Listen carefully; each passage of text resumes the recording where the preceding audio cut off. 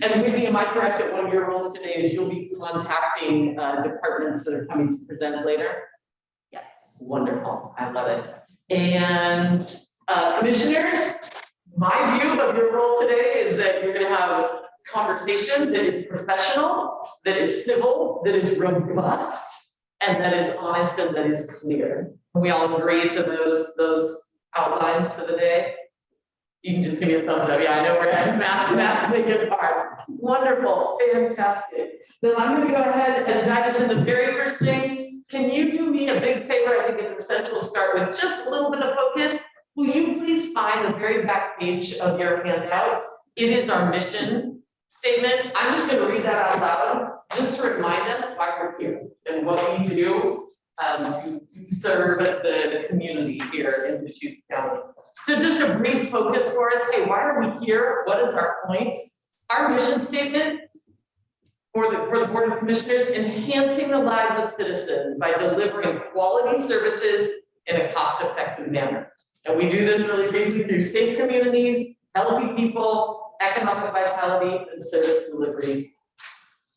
Commissioners team, that's all 6 of you, and anyone that's listening in that's on the team, I just want to invite us today to bring our brains and our hearts. We're here to serve people. We're here to make decisions that are going to really impact everyone in this county. So let's do that with our hearts and our souls. Thumbs up if you're into that. I hope so, because let's dive into our day. So we are going to begin. Commissioner priorities is what we're going to start with. Man, we are on time. Good job, us. Commissioner priorities is what we're going to start with. Just a little bit of a brief ground rules, expectations.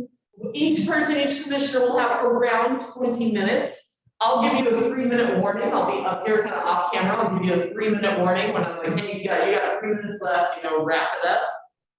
We're going to do our best to stay on time, but of course we can be flexible if we need to. I'm not a drill sergeant up here on timing. I recognize that we may need some room and some space to be flexible, and I'm going to do my best to honor us and our timing and all of that.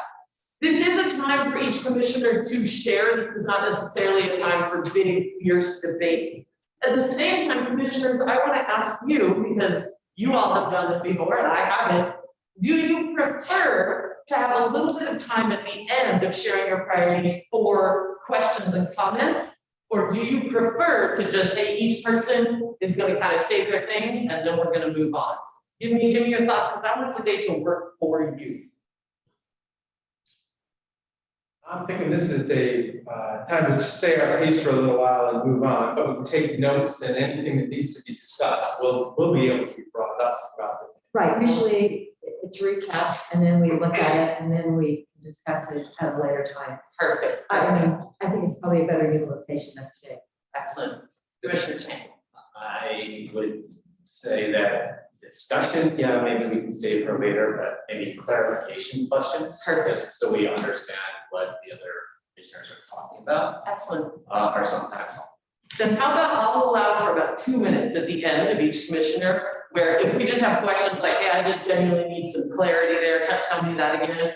This is not time for discussion or debate. This is really time, commissioners, as I gotta tell you, I'm a resident in Deschutes County. I'm excited to be here with you today. I want to hear your hearts. I want to hear your passions. So like this is your time. I know there's members of the public that are going to be listening in. Like share your priorities. That's why we're here. Let's be in touch with that.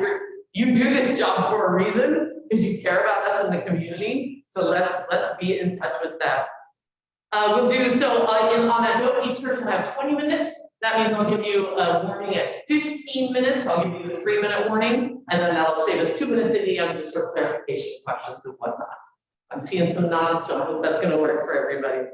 The format: Commissioner Dare is going to have 9:15 to 9:35. Commissioner Chang will have 9:35 to 9:55. Commissioner DeBone, you'll have 9:55 to 10:15. Hopefully after that, we'll give a nice break to take care of our needs. Questions, comments from anybody? Well, just a request from staff that's on the screen. I think you introduced yourself prior to us coming on and recording starting, so maybe just for folks that might be watching this later date. Good morning. If you're there on the screen, my name is Holly Buxema, And I am a leadership and professional development coach here in Central Oregon, and I'm facilitating the day. Most of the time, I'm gonna stay off camera, because I want you to see all of these great people. But when you're hearing the voice that's off camera, that's me. Good morning. Commissioner Darrell, give you the floor. Good morning. Yesterday, it was rather a strange meeting, and now I kind of believe why we had it. We had a technical issue starting our meeting. And I don't think it really ever happened that extensively. And so today doesn't feel really that strange. It kind of flows with yesterday. So anyway, thank you to the team. Thanks, Whitney. Thanks for everyone being here. Honestly, the last almost 2 years have been amazing. And the team in Deschutes County somehow has been able to be self-responsive, to rock, to roll with COVID, to everything we need to deal with, and with our community too. The vaccination levels, the responsiveness, the clinic at the fairgrounds. I mean, the last 2 years have been probably something that you could never have imagined. And I do want to thank everyone for their thoughtfulness, their responsiveness, and know that we really truly couldn't have done it without you. Not one day did we not have a challenge that we really didn't foresee. And I do want to thank the office for now getting us the KN95 masks that I was talking about forever. The fact that, I had a friend originally make masks, and remember the hospital didn't have any masks. We were short. So people invented patterns, and I have a friend who must have sewn at least over 500 masks. But then, of course, now when I saw her recently, we all admit they don't work. Cloth masks are really not the best. So thank you for the upgrade to the KN mask. Do appreciate it. As far as goals for 2022, this is my 4th year of serving as county commissioner, and seeing our homeless situation in the county, I first wanted to address what I think is a temporary, important direction that we in Central Oregon could take if we could get the governor behind our letter to open up Deer Ridge. The portion of Deer Ridge, it's half empty. It's been empty since it was built in 2007. And it's actually a lovely facility. I've toured it. The grounds are beautiful. It's on the east side of Madras, half empty. Of the minimum security prison next to it, approximately 60–70% of those 785 residents, the prisoners there, are mentally ill. And so if we could do a psychiatric hospital in that unused spot until we could build something in Central Oregon, I think that is an important goal for us to take. The response in the community has been tremendous. I just met with Don Senecal the other day. He's a person behind Jericho Road, and he said, "Oh my gosh, Patty, let our groups all write letters for you." Have you ever walked on the street and had someone yell profanities at you? And we've kind of gotten immune to it in a way. I haven't been to New York or anything lately, but when you have those kind of things happening, you realize there are people out in the community that truly need more help.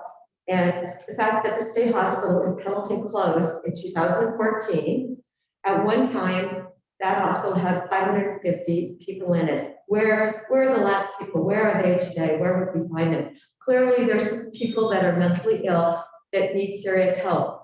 By setting it up so that we had 12 pods of 16 residents in each one would help us qualify for federal funding. Now, I don't know how the whole details, but all I know is the federal funding only comes in when you're working with groups of 16. But it is an enormous facility. They have a medical building with treatment rooms in it already that's empty and in great shape, hasn't been used, and we truly could put that to use. So that's one of the things that I'm hoping we as a region can get behind and make a difference. We don't have any serious mental health facilities on the side of the mountains. They just added 48 in Junction City. And when I realized that, that's a couple of groups of 16. I mean, that's that's what they do. And, you know, we have the state hospital, but it's always full. And then they're just adding Wilsonville, but there's nothing over here. We truly need something on this side of the mountain. And the next project that I really hope that as county commissioners, we can follow through is the analysis currently being done by Road Retreat for that 8-acre property, where actually it's 10 acres, Oasis Village is going to take up 2 acres. But we really need to make sure that that project goes forward as quickly as possible. It's almost like Senate Bill 391, where we need to have housing. I do believe the 10-acre property, following through on that, doing as much as we can with all of our staff, I do believe that it's incredibly important. And one of the reasons why is that I believe we need to redirect and hopefully reduce the population in China Hat. I've been working on China Hat for 3 years. First, John Allen from the Forest Service retired. I believe that was in June of my first year. And then Holly Jukes came on, and we've written letters, and we've had meetings, and we've had more meetings. In the meantime, the 911 calls there have just gone up. You know, they're just going up, and they're going up. And that community is so worried. In fact, there was just an RV fire the other day. Heard from lots of residents there. They are truly worried, and they said, what if that was in the summer? What's going to happen? What if we have bad wind that day? A lot of fires happen, and we really need to protect our Forest Service and protect our residents. So anyway, I believe Road Retreat, China Hat, they kind of all flow together, and hopefully we can be successful this year. It takes a lot of patience, but it is incredibly impactful. People I know that used to ride their horses out there no longer are safe to do that. They said they can't do it anymore. It's just not safe. So, that's a big part of Deschutes County, and I just think that we have to go forward as best we can. And then one of our most lovely projects that we just opened last November was our Veterans Village in Bend. And I'm truly hoping that we could recreate that, not taking as much time, but one in Lapine. And then I know there's the possibility of something in Redmond for our veterans. We have, almost 15,000 veterans in the county, and the village itself in Bend seems to be running so well. It's so important to actually transition. It's a transitional home for people that have been homeless. And they are veterans, and they have served our country. So I'm hoping that we can do something there. Now, the Turbon sewer system, I started working on that in 19, and that's actually unbelievably, lots of good things are happening with that, with the Redmond wastewater plant being moved closer to Turbon. That timeline looks really good. But I think we also need to put more energy into Tumalo. Tumalo system is right by the river, and that truly, I know we just allocated money, but I'd like to give that system a little more attention and priority as we get through this year. So I believe you've all heard me talk about another priority is the fact that we have over 5,000 surgeries that have been postponed in our hospital. St. Charles serves this entire region. It's truly a 5-star hospital, but it has gotten so far behind. Okay, so we're talking about an employee shortage, but we're also talking about people that live in our county and our region that need surgeries. And when you postpone things, normally it just makes that thing get worse. And I just, what is it we as Deschutes County, I think the hospital is an important team member, and what can we do to help them? So, more heads are thinking about this. Hopefully we can come up with some good things. We definitely need more beds in Central Oregon. Our population has gone up tremendously. They really need to figure out a way to add more beds. I know they need more help to go with the beds, but really we need more beds. And it was even before COVID that we needed more beds. And so now we can't keep ignoring that. We've got to, hopefully something will happen. COVID-19. okay, we're having like, what is it, 4,500 now cases in the week? I mean, when we had 55, we thought it was horrible, and now look at our numbers. Clearly, Mother Nature is in charge. I am still asking and hoping that we can get a billboard out that has therapeutics on it. I think a lot of people still seem to not quite know what they should do, and I don't want people just sitting home.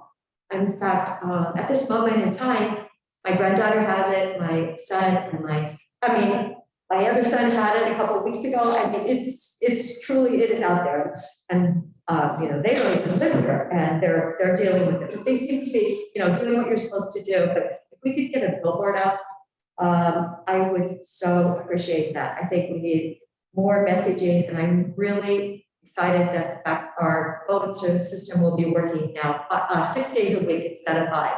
The numbers are such that was a really good addition that we learned yesterday at our meeting. I also want to thank the NCAA for what they did yesterday or this week. They actually recognized natural immunity. If we have over 33,000 people in the county that have had COVID, you build up your natural immunity is going to be a bit better. So it was finally recognized by the CDC, and I think it's about time. Anyway, hopefully we can do better messaging, and please let people know. Maybe the Bulletin can write another article about what they should do. It's like I got the monoclonal article in the Bulletin for got the monoclonals. It was on the front page of the paper, and I thought that was really a great way to let people know, okay, there are treatments out there, and they are really, they make a difference. We don't want more people in the hospital. Now, 3 years ago, we were 3 minutes left. We were trying to add a psychiatrist to the hospital, to our county system 3 years ago. We need to do that again. So we really, I know it's a hard time to add employees, but truly it would be important. We haven't done enough, I think, on opioid overdose, fentanyl overdoses, and I would love to see that expanded on. I know the health department is working as hard as they can. The other thing I'm really worried about, I believe there's going to be some good legislation about the fact that the Mexican cartel has been acting in our county, in Klamath County, and in 7 other counties in the state. The legislature surely has to come up with some significant legislation to put some teeth into what's going on. Hopefully, we have water issues. I think we're going to do a South County study soon, and I hope being that if we don't get a lot more snow this year, we really work on getting more water to North Unit. North Unit are the serious farmers of Central Oregon. I want to thank Lee Randall for working with our building advisory committee.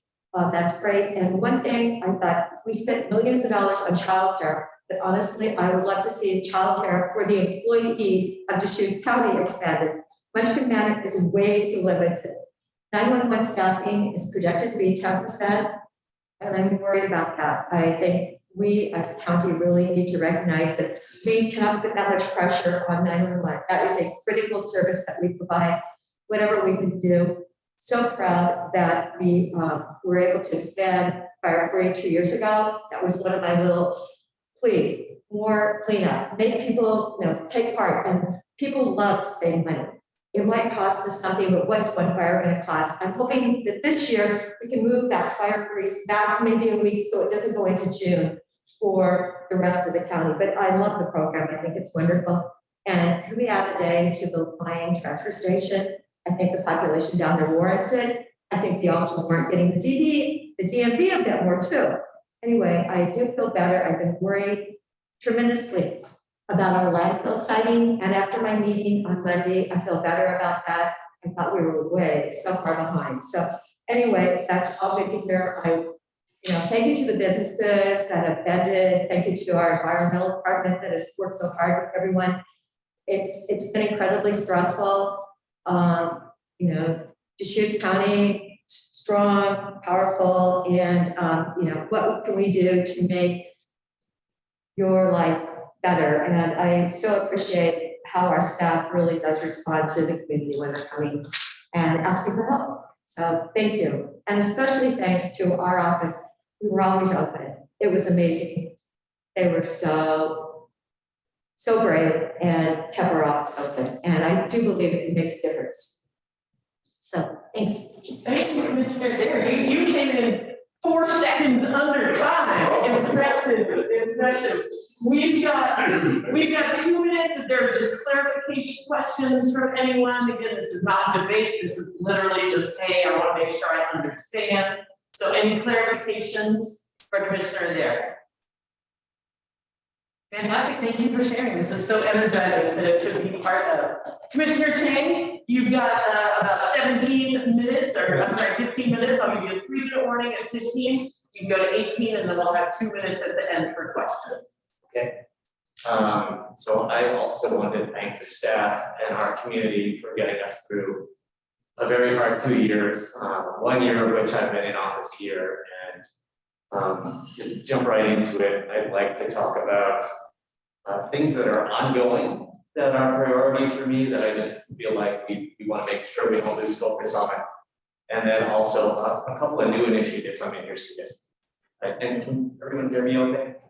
As well. Be as loud as you As can. well as you can. I'm not a very loud person, so. I'd like to start with COVID response.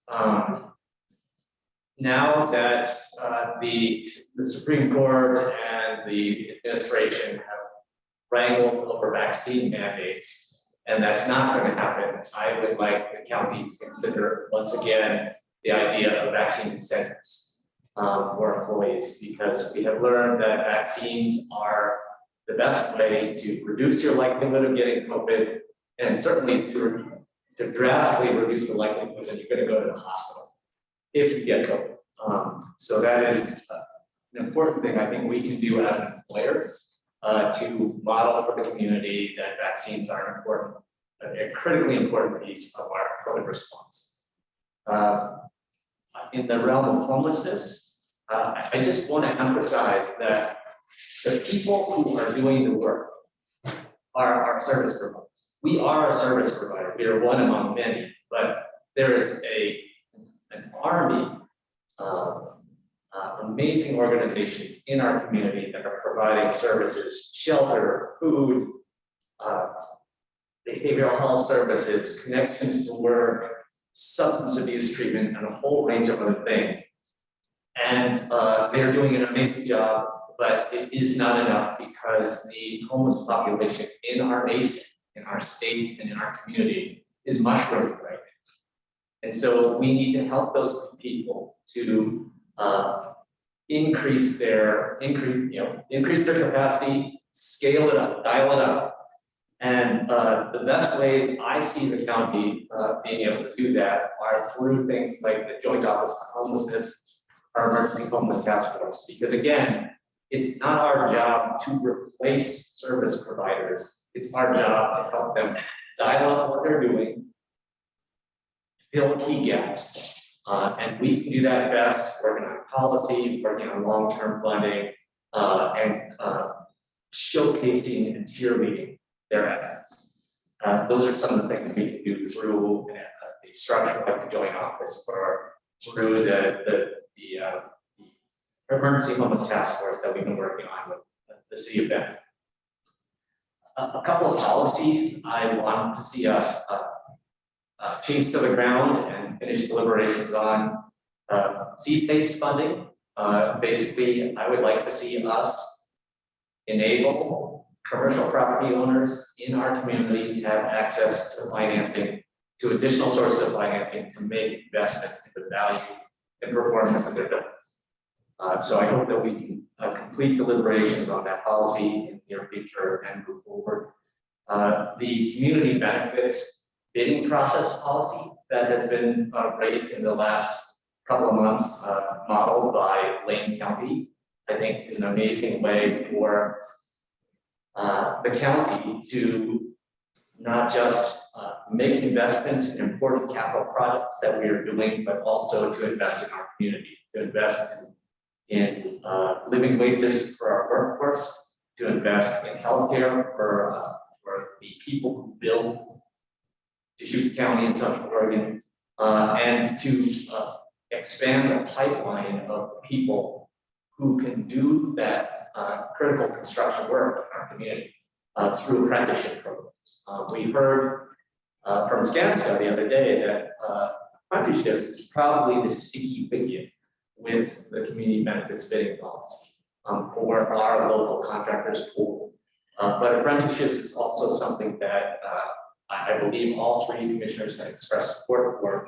So I want us to work through whatever challenges or issues we need to work through on that policy decision and make the apprenticeship programs happen. I'd like to talk about the Stabilization Center. So the Stabilization Center has done miracles, really. Has performed in an incredible way over the last year and a half or 2 years almost now. And over a year of 24/7 operation. And we need to ensure that the Stabilization Center can continue to operate 24/7 into the future. That means that we need to think about grant funding, which we rely too heavily on. We need to cultivate partners, and we need to make foundational investments from the county general fund in the Stabilization Center to ensure that it operates 24/7. It can operate 24/7. So the things, the things that the Board of Commissioners can do about that are, number one, we can focus on what a meaningful foundational general fund investment on an annual basis is for the Stabilization Center.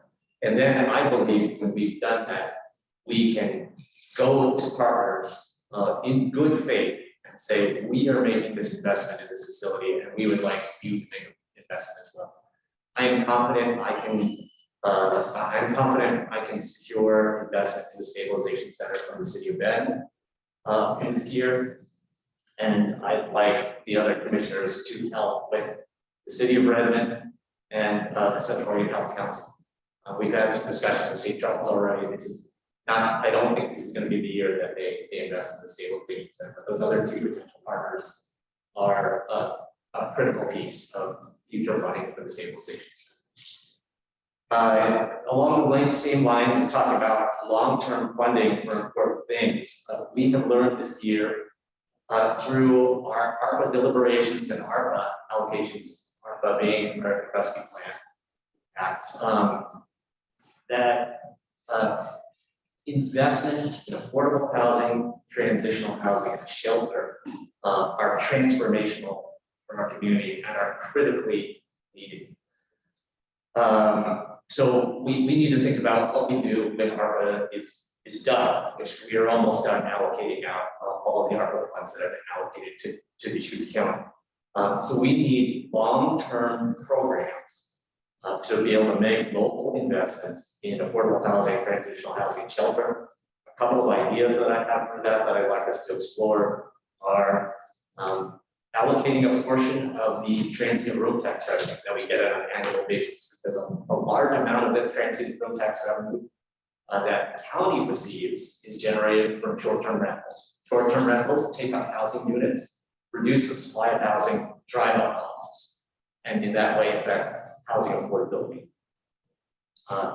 Along the same lines of thinking a little bit more about the role that short-term rentals play in our housing stock, we do not, up until very recently, we haven't really had a registry for short-term rentals in Deschutes County, so we're not tracking them, or we haven't been tracking them, and we have no idea how many of how many of them there are out there, how many are not paying this transient room tax revenue or transient room taxes, for example. So in addition to kind of shoring up that program, which will help in the implementation of SB 391 for accessory dwelling units, I would suggest that we consider actually applying a small fee to short-term rentals in Deschutes County, again, because of the impact that they have on housing stock and housing availability and pricing. A third possible source of funding or long-term funding for affordable housing, transitional housing, or shelter is the revenue that is generated from the sale of tax foreclosed properties in Deschutes County. And I've had a chance to speak to a number of the taxing districts who receive a little slice, their little slice of the tax foreclosed property sale revenue each year. And every single one that I've spoken to has been really excited about the idea of, instead of getting their $16,000 or whatever, putting that into a pool, and having that have a much greater impact on this pressing issue for our community. So those are things I'm interested in. Yeah. You have so much time left, if you want to keep it up, get free. Those are the to be continued projects. So to get into new projects, I have 4 things I want to discuss. Number 1, as we have learned in the last year of trying to understand RV parks, campgrounds, mobile home parks, we have not had a new campground built in Deschutes County in something in the range of 40 years. And we all know that recreational demand for trails, campgrounds, for boat launches, and for every other kind of recreational infrastructure you can imagine has mushroomed in that time period. The county has an opportunity to address this need and to create opportunities for entities like the Forest Service to do targeted closures of dispersed camping in key areas by opening the campground of our own. Numerous counties around the state run county parks and have county campgrounds. What I think the basic rule of thumb that I learned is a day use county campground is a revenue sink. You need to spend money to run it. A county campground, a county park or campground can actually be revenue neutral or revenue positive. I would love to see some analysis that can help us understand how revenue neutral or revenue positive a county campground could be. The location I'm thinking about is the 550 acres we own that is just a mile north of the city of Bend, or in growth boundary, straddling Highway 97. The bulk of that parcel is on the west side of Highway 97. There's a tiny little slice on the east side that spills into the Juniper Ridge property at the city of Bend. And my proposal would be that we do a feasibility study or some kind of analysis of that location as a campground and park, so that we can get a sense of what the numbers might be. I, with a little bit of indication that that's something that we are interested in, and I can go ahead and start talking to people about what you put into a study or analysis like that, and who needs to be involved, and start convening people around that. I've had some preliminary discussions with state parks and Park and Rec, Forest Service, and a number of trails groups that are really excited about the idea of not just a campground, but also putting trails into that 500 acres. It's actually a very cool spot where there are a number of places you get really nice views of the Three Sisters, and there's some big old junipers in there, as well as post-European settlement, juniper encroachment. There's some cool short rock ridges that really break up the landscape. It's actually a really interesting place. And one of the trail advocates I talked to was so excited about it. He looked for comparable places where they put trail systems into something like a 500-acre property, and he came back and showed me this map of this area down in the southwest where there's 12 miles of trails, 500-acre area. So definitely enough to really provide an outlet for people who are looking for places to walk, ride their horse, ride their bike, run, and do other things on the north side of town. Okay, second on my list of new ideas. 3 minutes left. Sorry, okay. A carbon sequestration analysis. We are seeing the state move forward with its climate protection plan under executive order. The DEQ recently in explaining to people what would be essentially what you could get paid for to reduce carbon in the atmosphere, left out carbon sequestration. They made a deliberate decision to exclude carbon sequestration projects. I believe we have incredible opportunities in Deschutes County to do carbon sequestration. Forest, we can optimize for storing carbon that will not be vulnerable to be burned up in wildfire. We can do regenerative agriculture. There's a lot to be learned about what an acre of rangeland that's covered with cheatgrass versus covered in healthy sage stem and bunch grasses versus covered in juniper, like what the carbon balance on each of those different kinds of landscapes is. But I cannot go and advocate to the state to pay people to sequester carbon. I have no data about what our opportunities are in Deschutes County. I'd like to talk about defensible space around homes, which is going to be mandated through SB 762. I believe fire free is a great resource for our community, but it is not nearly enough for the degree of defensible space hazardous fuels reduction that we need to see happen in our community. We need to figure out how to make it easier for people in the community to dispose of debris. Because we have also learned that in this last year that people doing pile burning in their yard is a real fire hazard. One of our most dangerous, most surprising fires last year was a couple of them were from people debris pile burning. And it's not that people, no one should be allowed to do that. There's places where it's appropriate, but there are whole subdivisions in our community where people don't have a yard debris bin, they don't have some kind of neighborhood program where they can clear their property and just take something to a very localized disposal site on an annual basis, and we need to help make that happen. The last thing I'd like to mention is I'm working with people in the city of Levine, Oregon Department of Fish and Wildlife, and hunting advocates on a wildlife migration corridor and wildlife crossing concept for the Newberry neighborhood area in Levine.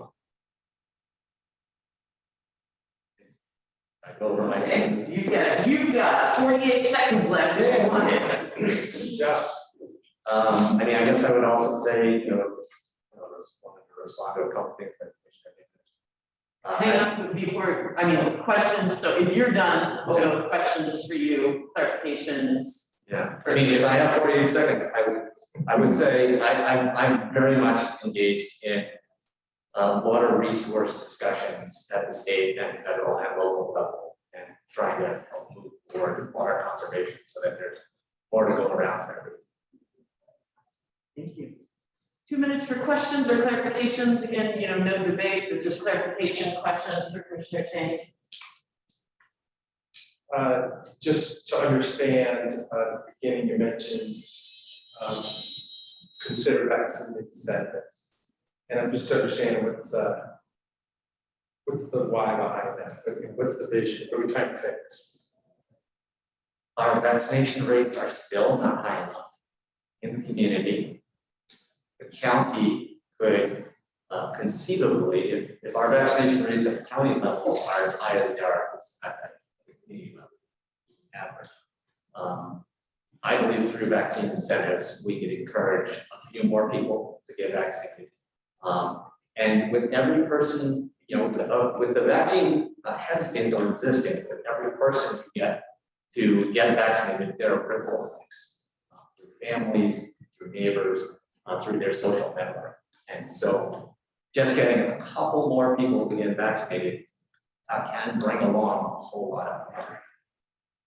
And again, we now understand very clearly that vaccination is, it's not a bulletproof vest, but it reduces the probability that you're going to get infected, and it dramatically reduces the severity of a case of COVID.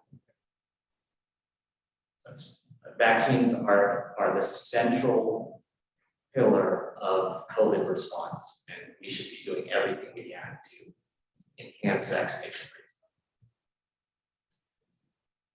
For the clarification for Commissioner Chang, any other clarifying questions?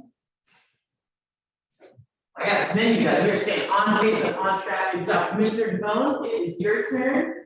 I'll give you a warning when you're 3 minutes out, and then we'll move you a few minutes at the end for questions. Max for an hour instead. Well, this is kind of the cleanup thing, because a lot of these topics have been touched base. It's interesting, the more technology we have, the less I end up using it sometimes. So I'm back to Post-it notes in the last year or so, but this is the way my world works these days.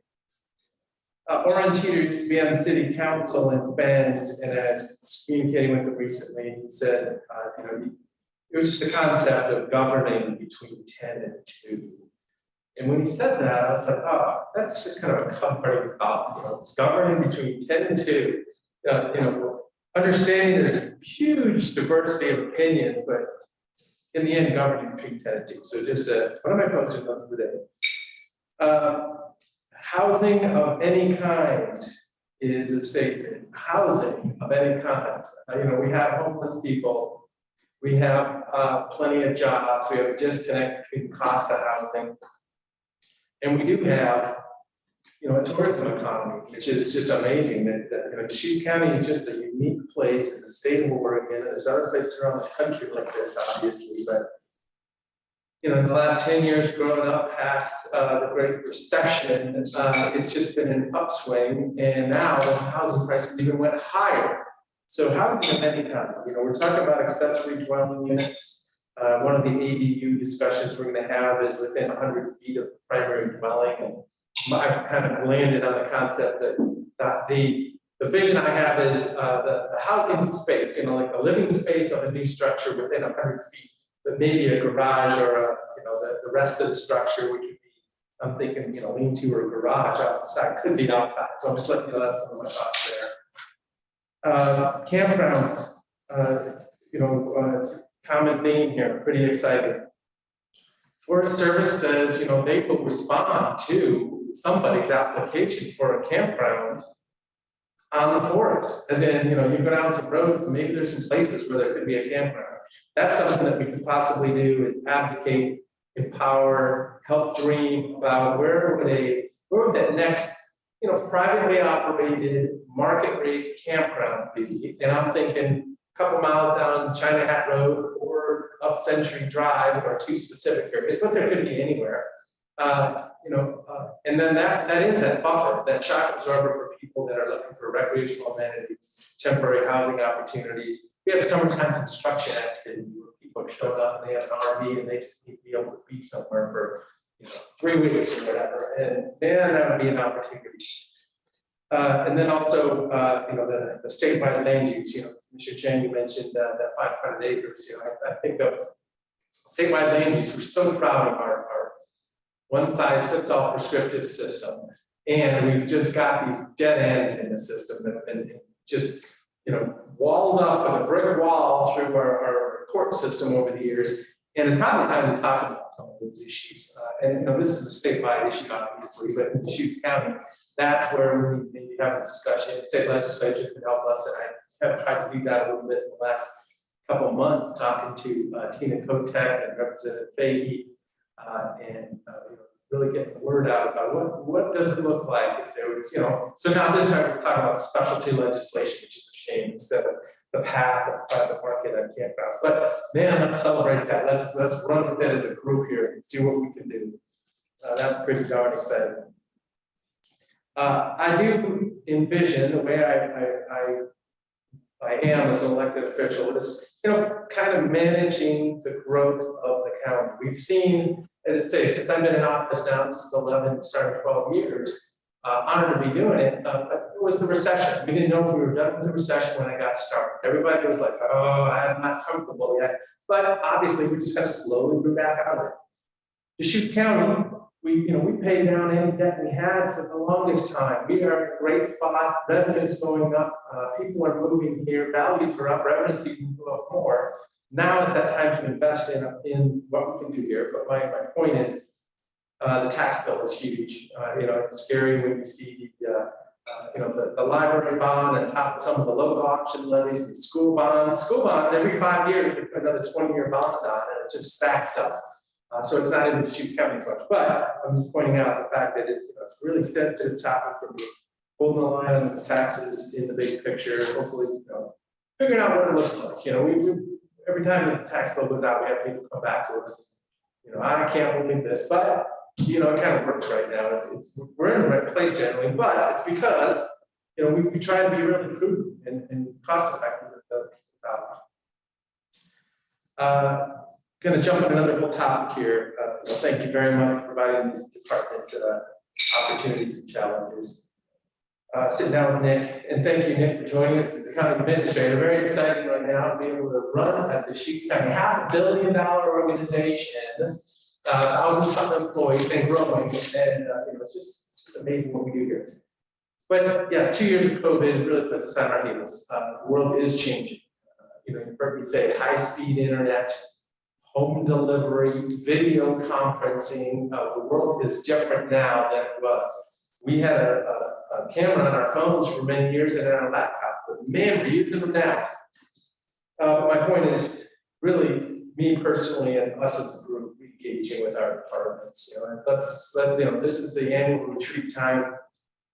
Let's look at an objective, a goal, an objective of just listening to understand to each department. Letting everybody know that we're in this together. Providing services for everybody. But I feel disconnected from some of the offices, and not any person specifically, but just the vision about what we've been through, where we're going to be. So that's kind of a high-level statement there. Recruiting, so it fits right into recruiting. Community development planners, I just worry because if we have a market, we have land use opportunities and a willing customer, if we can't get the throughput of community development, it's hard on everybody. 911, just like you mentioned, call takers, just having the staff, because it's a well-run operation and it's smooth, but if it's understaffed, it just gets hard for everybody. Just a few people missing really makes it hard on everybody. As I say, I'm jumping around again, so right back to campgrounds on the east side of Redmond specifically. I'm on the Redmond Economic Development Board. We've got Crazy Mike's Pizza coming in at 9th and Antler. They already own the property and they want to be in there. We've got Medline Renewal. We've got Wild Harvest and Gas Tank Company or whatever. And there's people just kind of walking all around there, parking their RV, walking in and out of the woods. And I know for a fact, it was the trail riding, horse riding, recreational bike area just a few years ago. We put in some fencing, we put new locks on, we put some rocks at the edges of the fences, and they were just bowled over a couple years ago. So it just came on, it was just a moment in time. Homeless or not, it's not illegal to be homeless. Let's help people where they need. So, I'm very much an advocate for that insider effort. But that is a Deschutes County responsibility. When you think about, okay, the homeless picture in the community, but hey, this is county property and county issues, and we're really trying to help create. So that homeless camp, the Oasis Village, I'm thinking maybe there's a campground there too. We already have a campground at the fairgrounds, which is fully utilized for fairground events. But man, maybe there's a great opportunity for just that next, that could be a campground, possibly, whatever it puts on there. When it gets to the joint office, I'm in a spot where I kind of need to know more. I worry that there's an industry and so the nonprofit world can be a self-fulfilling prophecy. And as I say, I'm not judging or saying anybody's doing anything bad, but we got to watch out and really fight for that clear Archimedean point. What's the goal here? It's probably to stabilize people, get them housed, independent, tax-paying members of the community. All the efforts we do need to go towards that. So as I say, when we talk about joint office, I still don't know exactly what that means. We're going to add more people, empowering more people to help more people. So it just needs to have a clear reference point of what we're doing and why. It's the why of that joint office that I struggle with. And I'll be engaged, I've been asked directly, do you support this? I said, well, we signed the letter, we're a partner here, but I don't know what that means still, I just don't. Another whole jump at a different topic, fireworks ban was asked by the Lehigh Fire District just yesterday, got some notification and sent it to Dave that they probably have their own authority to do that. So it's just for us to bring that to the board meeting, so that's just an errant note to myself here. We're doing video meetings, back to the concept of video meetings and technology. I love it. We've been able to keep our doors open. We've had a few people in the last few months just thank us for them. There's people sit in the room and see 3 elected officials talk. So I want to thank the city council, Ben, for joining us in person when we had that last one. That was wonderful because they're not doing that. We just saw it in the newspaper today, Clackamas County. If you didn't see it, Tuesday Smith and who's the other? Tuesday Smith, I think, is the chair, and Martha Schrader. So some were in person, some were online. There was a rowdy crowd at their meeting that in person, and they decided to back up and say, we're finally just gonna have a remote meeting, which is even gonna make the people more upset. They showed up to the meeting to say, and they didn't want to wear masks. So I think we're going real well by doing what we've done, making ourselves open and accessible. I've never felt threatened, and I'm very sensitive. I mean, it's a different world for some people, but let's work together to make sure that everything is just open and accessible to everyone. And we do. I'm not saying we don't. So it's just exciting that we've done that. On COVID, I think we are on the downside. If we see this Omicron variant, big spike up, big spike down, we're going to be in a spot where it's going to be a lot harder to even, for me personally, to follow what's coming out of Salem and say, oh, by the way, we just want you to keep wearing masks. The why is going to be missing soon, I think. And say I'm not there yet, but I'm just letting you know that's going to be a moment in time as we get to that. I think that's all my notes for today. Thank you very much for sharing with us and to my fellow commissioners. This is a great opportunity just to throw out whatever. We don't do this a lot. We have a board meeting, we have an agenda that the staff prepares for the items that get to a mature point. They just pop onto the agenda. Sharon, we've done a great job. In fact, we've changed the agenda system about 3 times in the last few years. We've got to get that stabilized and moving forward, but amongst us as commissioners, we don't just throw out big ideas as much sometimes. I think that's what I got to start with. Wonderful. Clarification questions for Commissioner Devon. When you said quarantiners going between 10 and 2, is that a common ground, is that right? Well, he was referring to, it was a concept of, when somebody's running and they're really proud to be, I'm referring to partisan, left or right, when they're like, yeah, this is the way it's going to go. But then when you're there, you're like, okay, kind of need to represent everybody, even if the people that didn't go for it, kind of thing. So that's what the conversation was. But it was just that terminology, governing intended to. I was like, oh wow, just kind of an empowering statement. All right, thank you. I don't want to get into debate about things, but Commissioner Devon said that he still needs to know more about the Joint Office on Homeless Concept.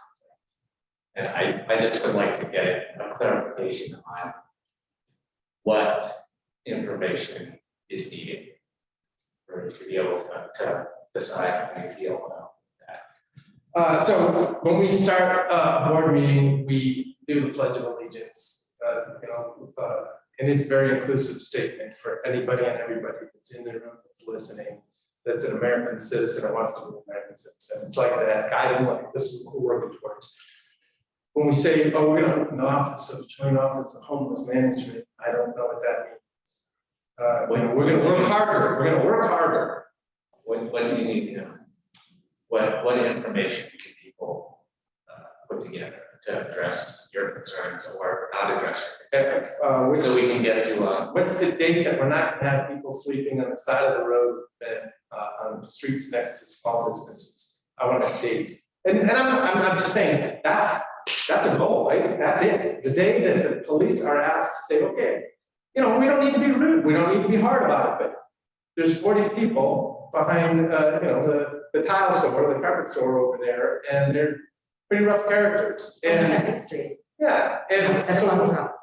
we're just letting them be there, And, the city council let them be there, the police are letting them be there, they don't have anywhere else to go, but where we when? So I guess that's gonna. Yeah, okay, so I'm not interested in debating the issue, I just want to know what information you need prepared for you to be able to evaluate these policies. Well, and then, okay, so they prepared for me.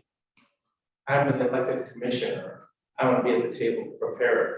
That's, so think about that, I mean, maybe, and this is valuable, isn't it? So you're offering for somebody somewhere to prepare something, I don't know what that means either. I am an elected official, I am experienced, I'm a community member. I probably need to be preparing that thing.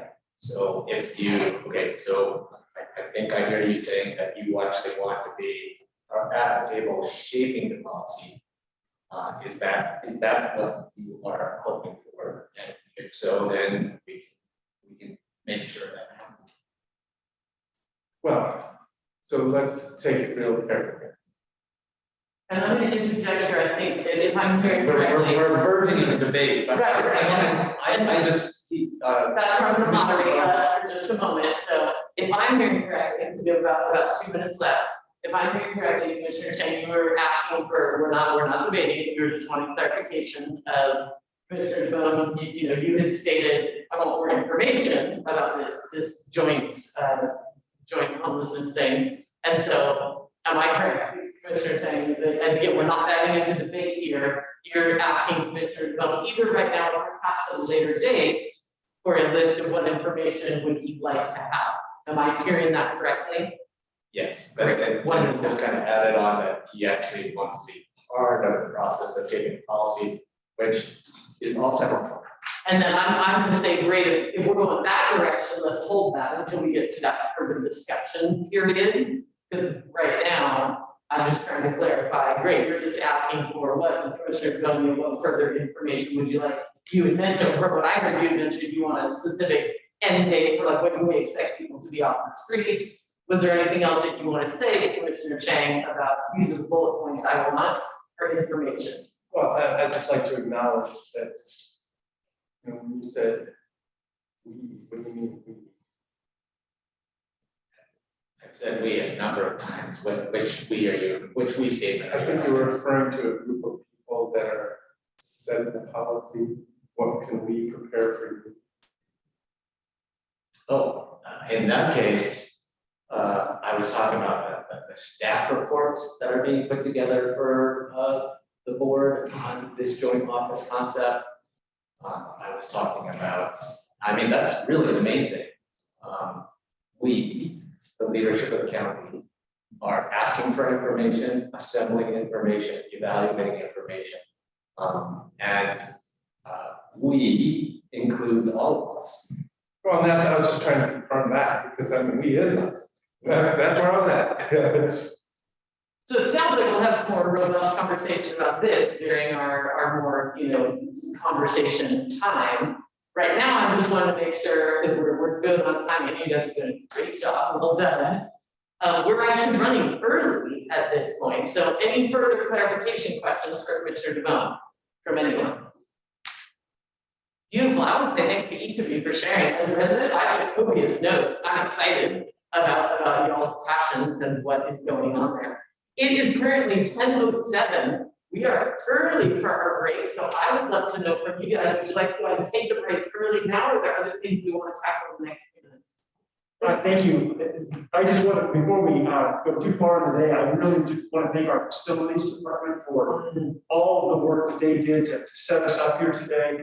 And to thank Laura Skundra, who helped with all of the logistics, and Whitney, who helps orchestrate all of it all the time as well. But I just really want to help. I really want to thank the people that helped make today what it is. So, Yes, absolutely. Our logistics staff that have been working, I got here at 8:30 and everybody was already here working hard, so thank you.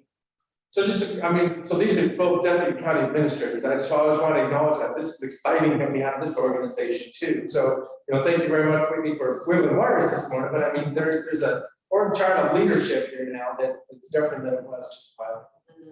Wonderful, I love it. And then, I have a question. to share here anything we said in the last 45 minutes. yes. Commissioner Darrow. Is this room getting cold or is it just me? I was a little bit colder, but I would. Okay, I just wondered, because I mean, I have my mask on, and I'm like, feels like it's getting colder. Yeah, and we take that. So I'm wanting to hear from everyone, a group decision right now. Do we want to go ahead and take our 15-minute break now? That would be about 5 minutes early. That's where I lean in terms of sticking to a schedule. We can just keep things running on that. Is there anything else that anyone needs to say specific to what we just covered? I don't think we have the time to launch anything new right now, but anything else we need to say before we take our break? Not based on what we just covered, but the process seems to be working very well. Whitney shared with me that Jay Gibbons is able to hear clearly. We have to speak one at a time and as loudly as we can. Is that?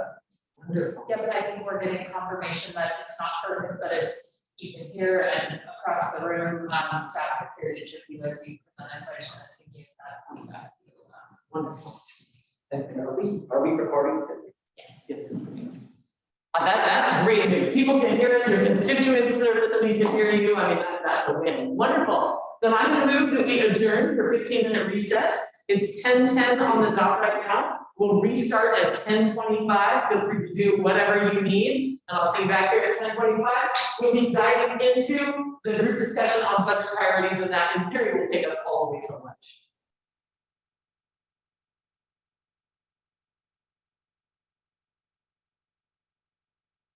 To what? Want to get the good comments from the commission. So we have the mortgage type payments we're making, but as I say, we've just still got a lot of opportunity. We have a lot of headroom to take on debt, not that it's an opportunity, but so we could take on debt. And we have growing revenues. The transient room tax, I felt like, we made this decision recently, the fact that, oh yeah, it's time, let's just trigger this thing and find the right number between the three of us, that ask for specific amounts. And we didn't go overboard with the commitment for the trails, but there's an implied, we'll do that again in a future situation, obviously.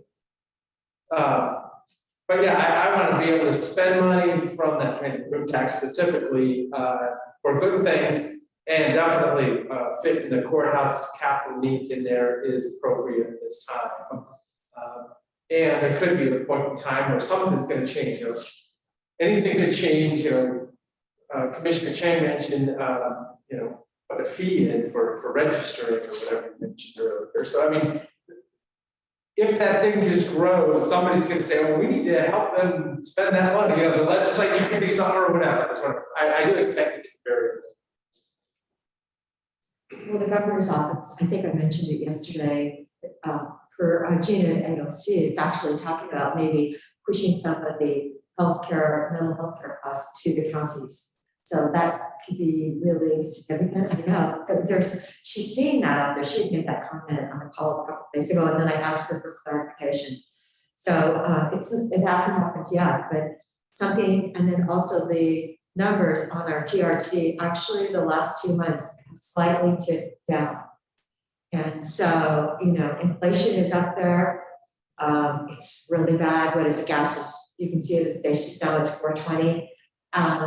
People that used to drive here, it's going to cost them more to get here if they're coming any kind of distance. Inflation is definitely out there, and maybe it's not impacting the people that are going to come and stay in bed, but something has ticked our numbers down a slight bit compared to prior year. It actually came back in December. So November this year was lower than November last year, but December this year was higher than December last year. I think it's actually just the snow. Last year in November, we had a lot of snow, we came to play. This year we didn't. By comparison, we actually had snow in December this year, and people showed up in droves. So, we can definitely speculate about what's going to happen with TRT in the future. I think it is a good idea for us to estimate conservative the growth that we've seen.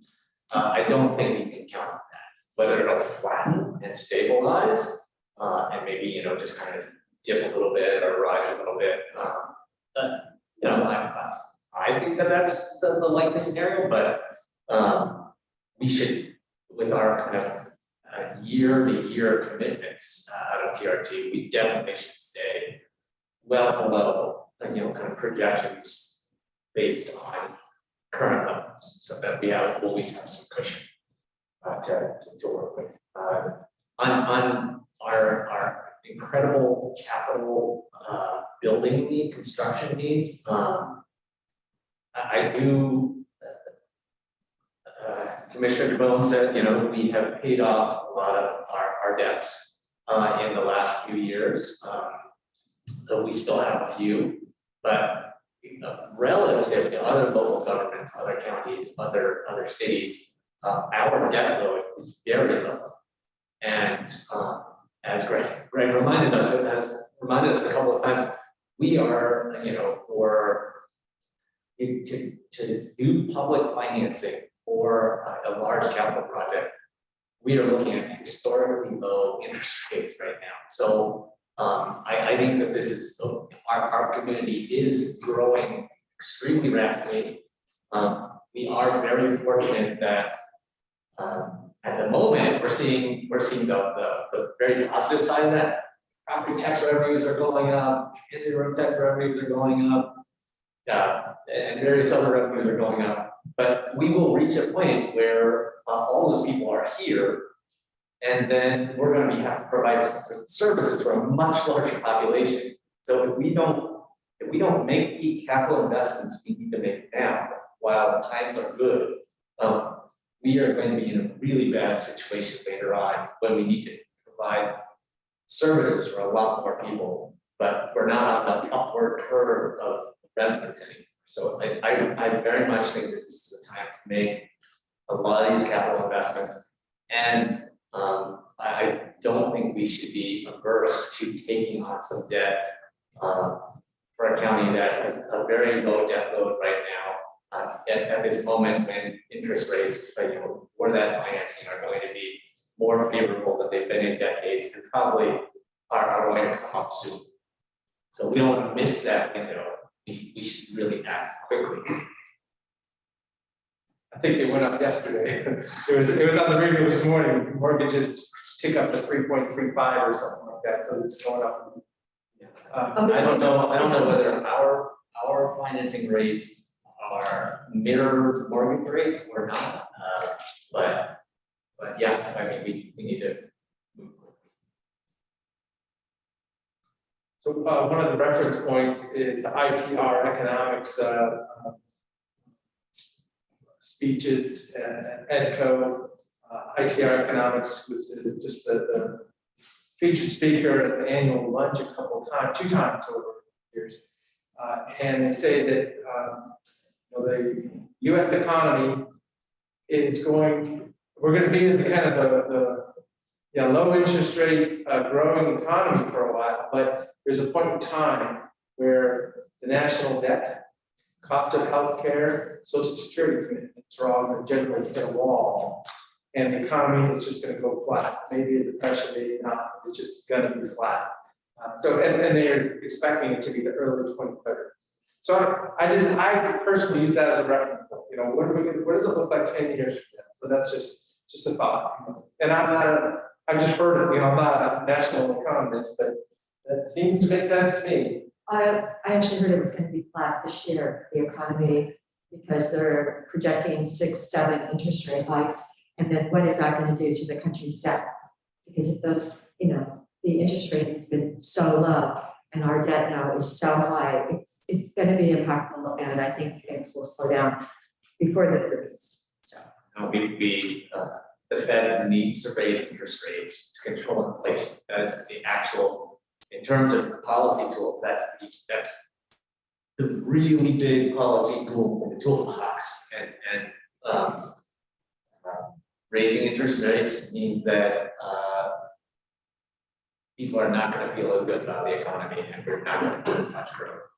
And that's a bitter pill to swallow after more than a decade probably of kind of artificially low interest rates from the Fed, but it's time to take our medicine. And let's stay focused on our county. Yes. We can't go back, but what are our budget priorities here? But that does, I mean, if it raises that, For sure. that ties to the bonding and the finance piece that we're talking about, so to go back to the capital. Yeah, this is the time, this is the time to go get that capital financing. That we need to build things that we need to build that we, frankly, we haven't been keeping up on. Well, a year or two from now, we'll probably be in a bond package scenario. I don't know, so then that'll be for us to figure out, I mean, when is the courthouse gonna be ready for, the gotta write the check time? And what other projects are we gonna do? Tenant improvements in our projects, we're paying for a lot of things as we go right now. But you can see it was kind of bump up to, okay, well, is there a 10 or 20 or $40 million bonding package that we need to do for ourselves? And maybe we don't though, I mean, we truly have escalating taxes, value, construction, maybe there's different ways to do it. But don't they total about 52 million? And 52 million for all the different, the BNP, the courthouse, the North medical centers, the 2 buildings up there. So there's a lot of projects that we are doing that I feel are truly appropriate for the county at this moment in time to keep up with our growth. So I just, and we are still, I believe, paying for the building we are in now, the 1300 Northwest, because with the state rent, it washes out, does it not? And I think it's still being paid on until maybe 2032 or something. It seems like it was a longer finance than I could have. Another 10 years. Yeah, that's what I thought, another 10 years, so we're paying for that, but it didn't make sense to kick the county out, because I was thinking like, well, we've got all that space, and we can ask them to move somewhere else, and a lot of them are working remotely. So that's always something out there, we do need more workspace. As long as, keeping everything maintained, I mean, we definitely have really extremely busy with all of his projects. So how to stay on top of everything. And, the good news is we'll have our new judges short. So that should help with the judicial and parole and probation truly needs their building. But it sounded like how they worked it out. They're going to be able to stay working there. It seems like we have an excellent relationship with that project. I wanted to circle back to the space needs discussion and look at it specifically, look specifically at this remote work question. We talked about a number of capital projects that are under, in the works or under construction that are desperately needed. But beyond those projects, there's needs across departments, across the whole county. And if we made a clear decision about whether we think remote work is a potential part for certain county workers' long-term lives, and kind of how much, how long, and those kinds of things, I think it could really help with anxiety or panic around space and planning for how you're going to have adequate space for your workforce. So I guess what I ask you is whether you think that is that would be a helpful thing in terms of space planning needs, and if so, like what kind of a time frame do you need us to actually think about a policy and deliver a policy? So 2 pieces. One, we're bringing the remote work policy to the board next week to begin to have that exact discussion. And there are a couple of pieces to this, and property management and facilities are looking comprehensively at our space needs, but that is a central question to it. So for example, the community development department, if they're going to be allowed to continue to dispatch building inspectors primarily from home, they still meet weekly. they can meet their growing needs with up to 5 code highest specialists, more building inspectors, more plans reviewers, more permit tech staff. They can continue to operate in their building as is with that flexibility. Because not everybody needs an office internally, they have some remote space stations. So that's one example. A different example, though, is, for example, the district attorney's office.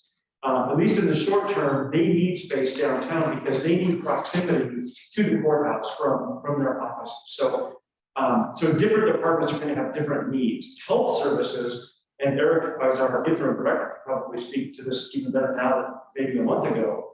It's so interesting because they have a combination of all. They need to be able to meet with their clients or their customers, in some cases internally, so they need a space there. In some cases, they meet with them in the field. They have some supervisory and other staff that can work hybrid offices.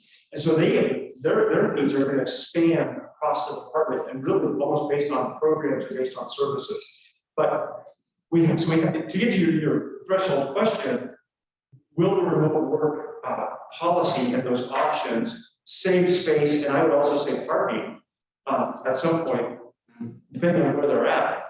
The answer is yes. It will have a direct impact on our space needs. It's really going to depend on the department, the program, and the service. And Derek, I don't know if you want to share anything more about that, or Whitney, because Whitney's working closely with Lee on these issues as well. Yeah, I would just add that what I've seen in health is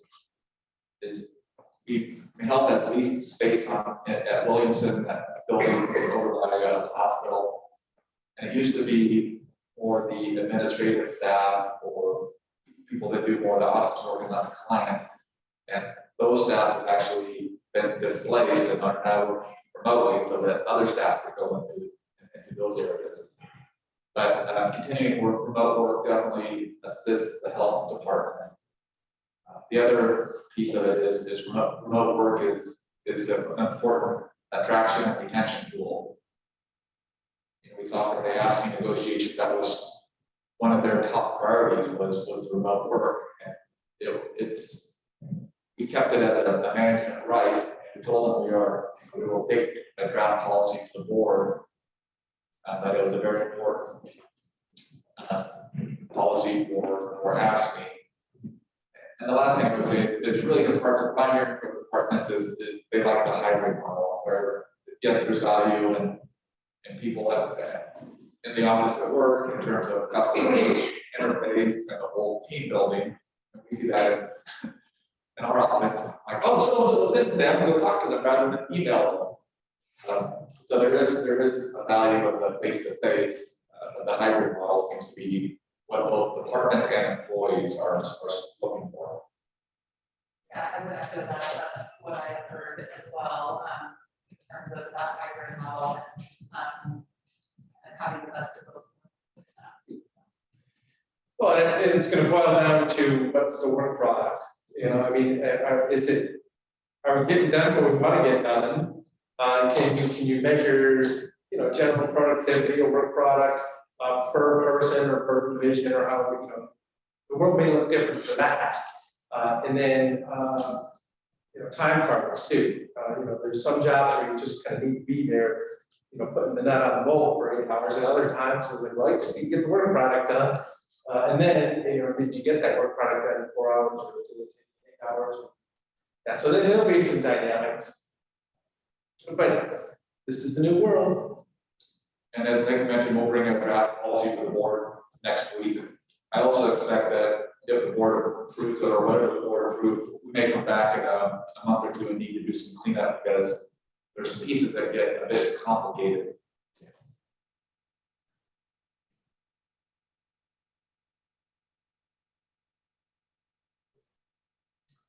Just thinking back, you know, I used to be an observatory operator. You needed to open the dome and turn the electronics on, and did it, you know.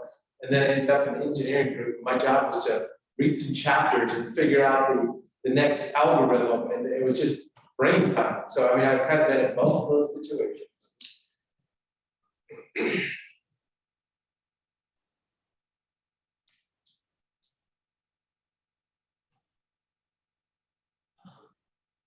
if we're talking about budget priorities, would there be value in trying to unpack a little bit more on the stabilization center right now, or as part of the comprised after these sessions? I think we can certainly start the conversation now. And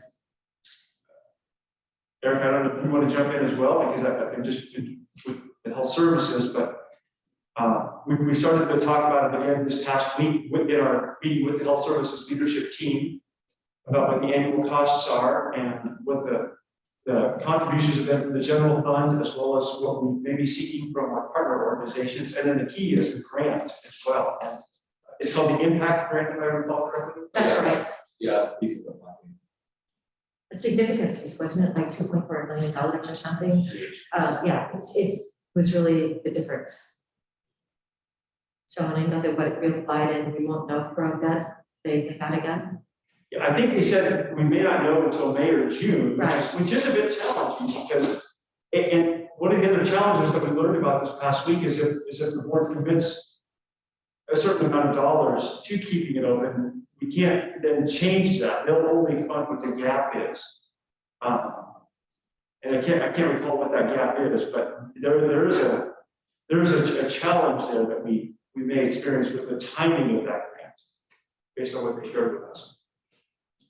Yeah, I think what we, one way to work with that is to make a foundational investment from the general fund and then make the partner contributions kind of contingent on how much grant money we get. So either way, I doubt, between what we're going to be willing to put into the general fund and what partners are going to be willing to put in, I doubt we get to the point where we're like, oh, don't need the impact. So We could certainly have Janice and or Holly or both join us this afternoon. yeah, let's do that. Okay, And maybe Cheryl, just yeah, I'll email all three. And when did they submit this text? Where's that not submitted yet? I don't know. Probably would have seen that, right? Yeah. So it's just probably not even. I mean, the legislature just decided to, or no, but it's state money. It is state funding. it is a plan. But I mean, Holly just told us that the impact grant was going to be renewed. Yeah. Just a few months ago. It wasn't months and months ago. So I'd be surprised if they have it. I don't know. Yeah. So for the Stabilization Center, there's information that I'd be interested in. So we think of it as a building that's open 24 hours a day. Just like the emergency room, just like the jail. So that's what we're not putting people in those two facilities. We need X amount of people there to keep the doors open. And we have the mobile community action team, which helps respond to incidents. Instead of having public safety representation, we have the MCAT type people. So my point is education would be valuable. Can we think of it as blocks, cost this much to keep the lights on, keep the doors open. It keeps this, costs this much to have staffing in this building, and I don't know if I'm even saying it right, so that's what they can help us with. Staffing in this building, which means we need minimum staffing to keep these doors open, means we need 2 or 3 people or whatever. Because I know there's a lot more people associated with it, because then you say, okay, the rest of this is our 24-hour MCAT, which is a home form. So we can kind of think of it in a little bit of chunks at least. And in the end, it's going to X amount, but it'd just be helpful to understand that. Because an ask to, like the sheriff's office, is public safety. Okay, we're your partners, we diverted, we're not incarcerating, this is great, we're going to help pay for that. I think that's the same message to a city. Your police department's going to be taxed less because we're doing this. Because Deschutes County has the responsibility of behavioral and mental health at the local level for anybody and everybody, different than a city does. So I think the message to another jurisdiction is, this is going to be a great investment for you because you're not going to have to hire the next officer or something. So I just want to learn about that. I have clarification on this. This is from Paul. The bad news is we can't apply until mid-May, and we won't know until the end of June at the earliest. So that would start until December 20th. So we need to plan for funding the stabilization center without the tax grant. And then figure out ways to reduce commitments if the tax grant comes through. The interesting thing on the numbers though, of people served, individual clients is 1,502.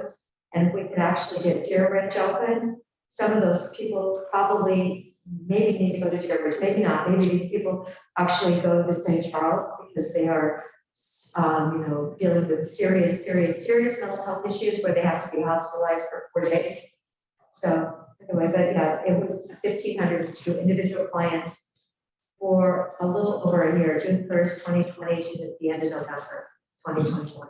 Yeah, there's definitely, we're talking about behavioral health, and maybe we have a broader discussion with Janice about this, but when we're talking about behavioral health challenges, I mean, someone who's having a moderately acute mental health crisis one time coming to the stabilization center is like there might be a little bit of overlap, incidentally, but I mean, is different than someone who should be in the state hospital.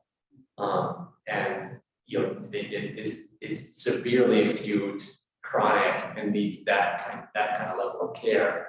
And like maybe one of those people comes through the crisis stabilization center at one point, but I mean, it's a stabilization center, it's a momentary crisis response. It's not a long-term treatment and rehabilitation type facility. And there's actually quite a continuum of things in between the stabilization center and the state hospital too. And so, Janice can help us understand that and kind of unpack a little bit more this idea of like what you can and can't, what you could and couldn't accomplish at Deer Ridge. Because the idea of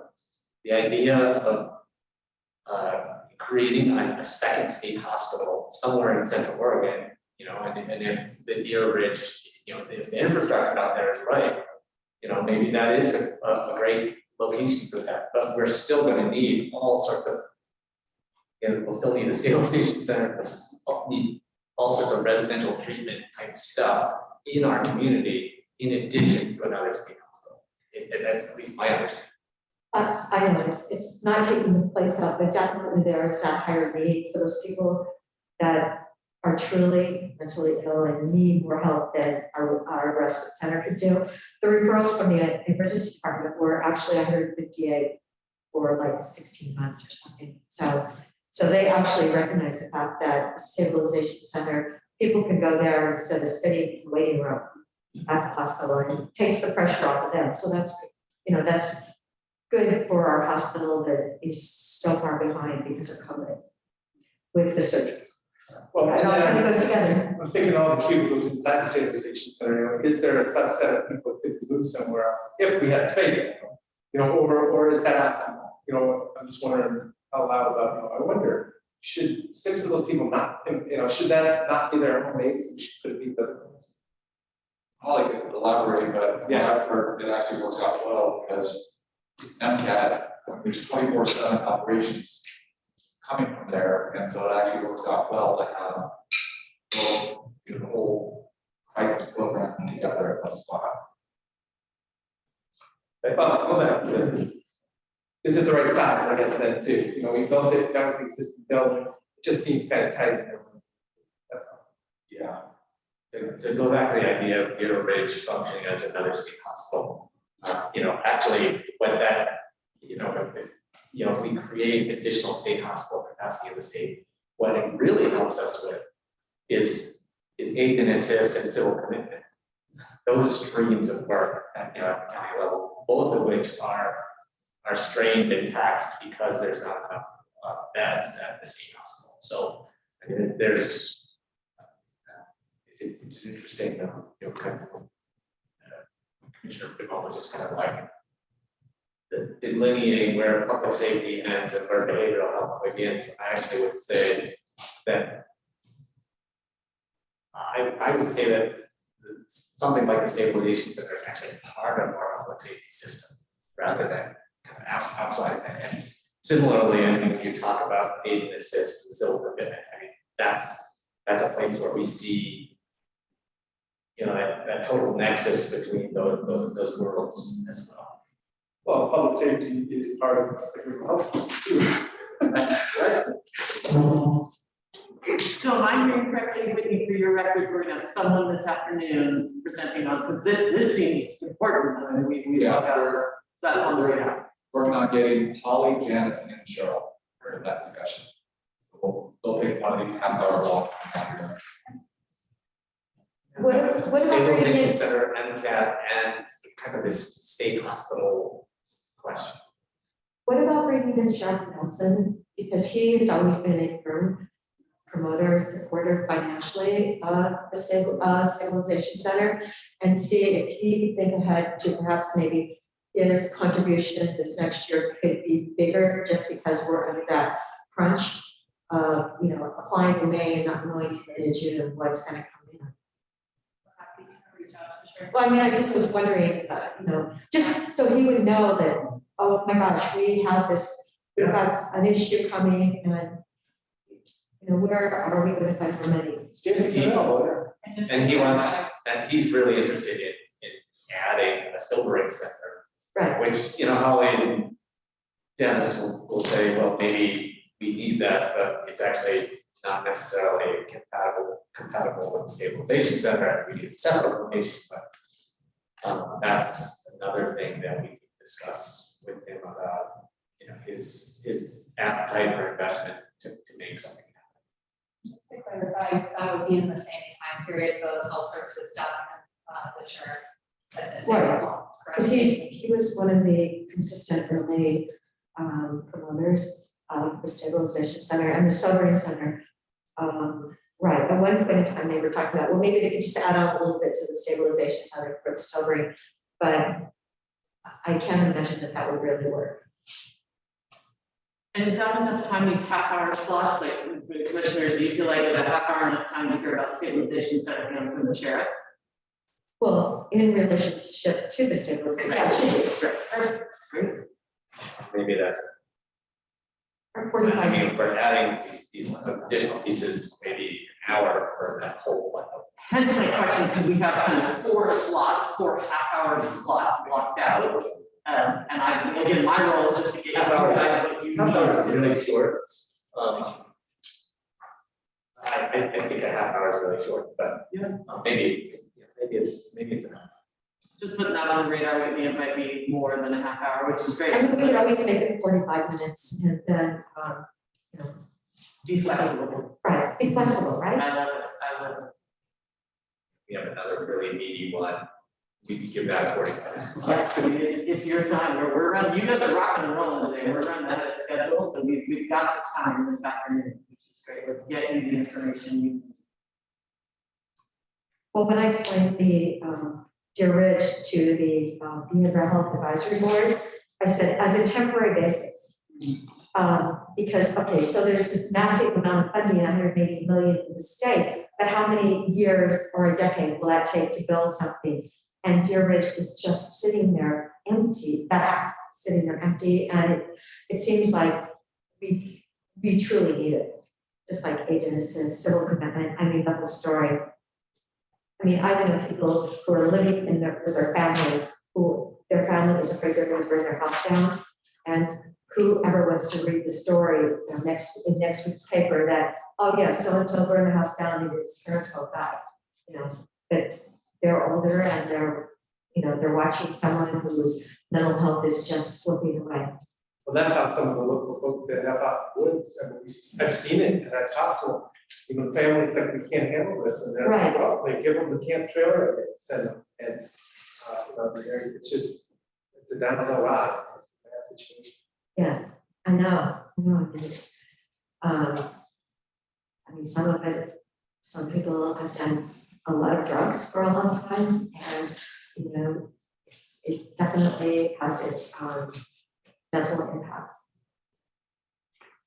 And then Does that bring us to the end of the Stabilization Center? Do we want to move on to a different topic? One other piece that I think might be, worthy of some interdepartmental discussion with us around is this defensible space wildfire risk reduction question. That's exactly what I really would love to get Ed and Chad in the room together and talk about how do we facilitate, how do we make it easier for people to comply with the new requirements that are coming down from SB 762 and get their properties cleared. And by making it much easier to get rid of yard stuff. There's that. I mean, there's also the question of kind of like, fire free, like when that runs and what the fiscal impacts are on the landfill. I mean, I could see when I had a meeting with Warren Peters, who weren't here, a few months ago, and he talked about how their neighborhood, gets themselves organized. And they get a dumpster, for a couple of weeks in the spring, a couple of weeks in the fall, and it's a very affluent neighborhood. So not every neighborhood can pay for it themselves, but they get a dumpster in their on their block. And people just, for those couple of weeks, they're just filling that thing up, and someone comes, the whatever collection organization comes every day or every couple of days, empties the dumpster, and then people fill it up. And just the volume of yard debris that's moving through that system is massive. And if we can, if there's more entities we can get on to have residential collection in a bin, that's great. Definitely like Crossroads, Tollgate, places like that. But not having access to like a collection bin, I think it's a real barrier to cleaning up your property. And then other neighborhoods where that kind of centralized dumpster for a few weeks, I think that could be a real strategy. But there's, and I know Ed has thought a lot about this stuff, so they can help us brainstorm, how to make collection easy, and then Chad can help us think about what we do with all this stuff. Because I mean, I would anticipate that the volume of this material going into the landfill is going to mushroom as well, if we're actually really seriously implementing SB 762. This is there's probably tie-ins here to CDD as well, because they're going to be responsible for a lot of the implementation of SB 762.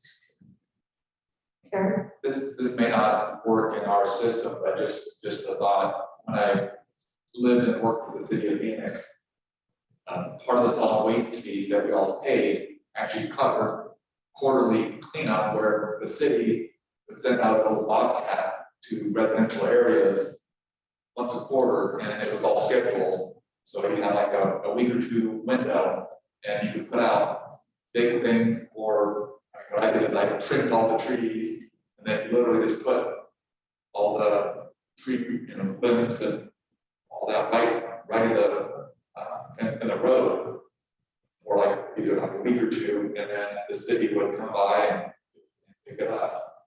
Of course, that was built into the fees. The bobcat would load it into something. Yeah. So I just once a quarter went out there and stripped everything and put it out there. Well, think how many times we had the first year when we actually, doubled the service with the 3 weekends and 2 full weeks. I mean, it was amazing. And then it was COVID. So people were actually going to the dump as an outing. I mean, they were putting it on their Facebook page. So the tonnage and everything was unbelievable. I just felt like for this next year, if it works with Chad, is to move it back to start in April. And so that we end like the end of May maybe, and not into June. I just felt like that was getting a bit late for fire season here. I know we've had some major fires in June, and I don't know, I definitely am one that really worries about defensible spaces, and it's really wonderful though how much good and ed is accomplished with the communities. What are we up in the 50s now? We have like, I don't know, 53 or something. I mean, it is unbelievable how everyone, and I love those little cards that I give out every year, all the 10 rules of how to be safe. Yeah, it does make a difference. You know, when you move here, you need to know that you have to have a lot of personal responsibility. So, and cleaning up the place is truly, it's an annual job. And those fire-wise communities could be the basis for some kind of coordinated efforts to make yard debris disposal more basically easier. As a thank you for being firewise. No. Like, I mean, they could be the ones who organize, okay, the dumpster is gonna be here these couple of weeks. Let the neighbors know. And, yeah, I mean, they be able to take, you know, to do stuff like that. Anything beyond just a residential bid and weekly, bi-weekly collection, it's gonna take some neighborhood organization to make. I personally had a 40 cubic yard dumpster at my house in Malibu.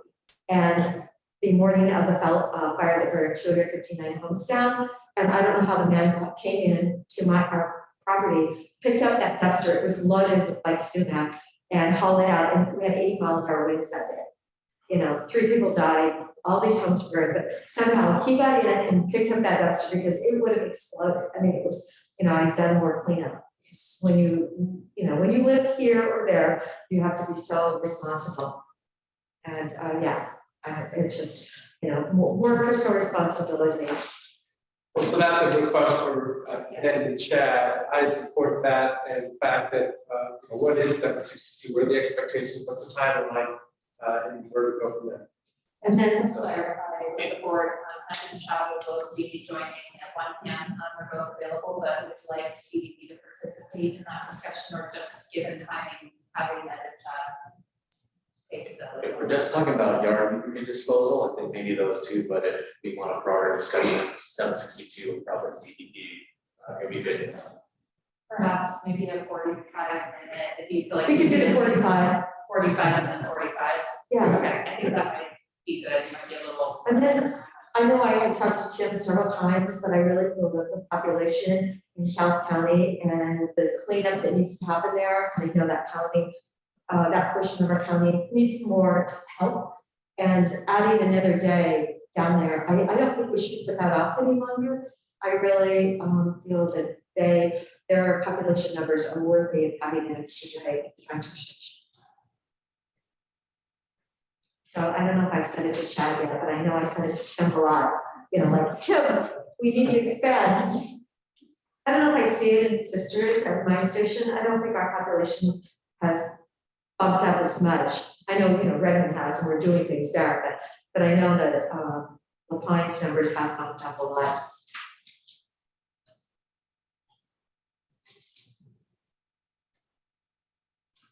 This is fantastic, people. We're getting our afternoon agenda done. I mean, what else is coming to the floor for you as priorities that need to be discussed, or that you'll want more information on this afternoon?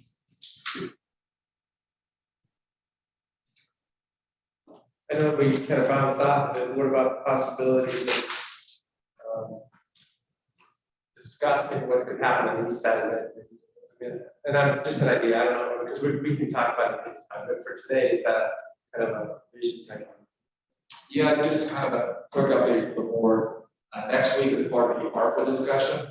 Oasis Village is coming in. They have a request on your sheet. It's been there for a couple of months for $367,000. It's more I think it's on operational funding. And then Christie has been working to try to get a cost estimate to help master plan the 10 acres. And then Road Retreat, which the board funded in December, that was the consulting work that Road Retreat is doing. They've actually started with Oasis Village, and we're putting together a calendar of events. Something that they've offered that will be mentioned next week to the commissioners is road retreat hosts tours. So interested parties and the commissioners will be invited to tour road retreat. But that's moving along. You mean to go down to Southern Oregon and Yes, for them? yeah, Okay, but I thought I heard from them somewhere that they were actually thinking our idea of having the 10 acres was actually excellent, and they thought maybe they should be consolidating some of their different services. Because, if you have 4 different locations, it's much handier to have it all at one. yeah, they mentioned in the board meeting that had they have a chance to do it over again, they would consolidate more because of the 24/7 and kind of the minimum staff needed for any kind of 24/7 operation. But the tour is will be offered to the commissioners. Well, I think That it doesn't needs mean to, that they're not offering all sorts of really important services that we could learn from actually seeing in action. I'm thinking east side of Redmond, there's 1,600 acres, whatever it is, the core 3, Wild Mike's Pizza, there's the COID property was just sold, so I mean, getting that big picture map set up. We can get focused on that, Oasis Village and possibilities, but there's a big picture there, as I say, 17 is beautiful. City goes in and paves with curbs and gutters, the beautiful back road behind the businesses. Sure enough, that's where people just kind of park. It looks like it's out of town, and the police aren't. So maybe you can have a conversation with Redmond somehow. I don't know if anybody will want to be part of this right now, but what's the vision? Where do we want to be in a couple of years from now? Because other sales are happening too, and that's important. The land south of the fairgrounds, the expansion of the fairgrounds, us swapping land with TSL, those can be very valuable as an asset of new construction and new jobs. Not us per se, but I mean, communities, growth activity out there can be very valuable.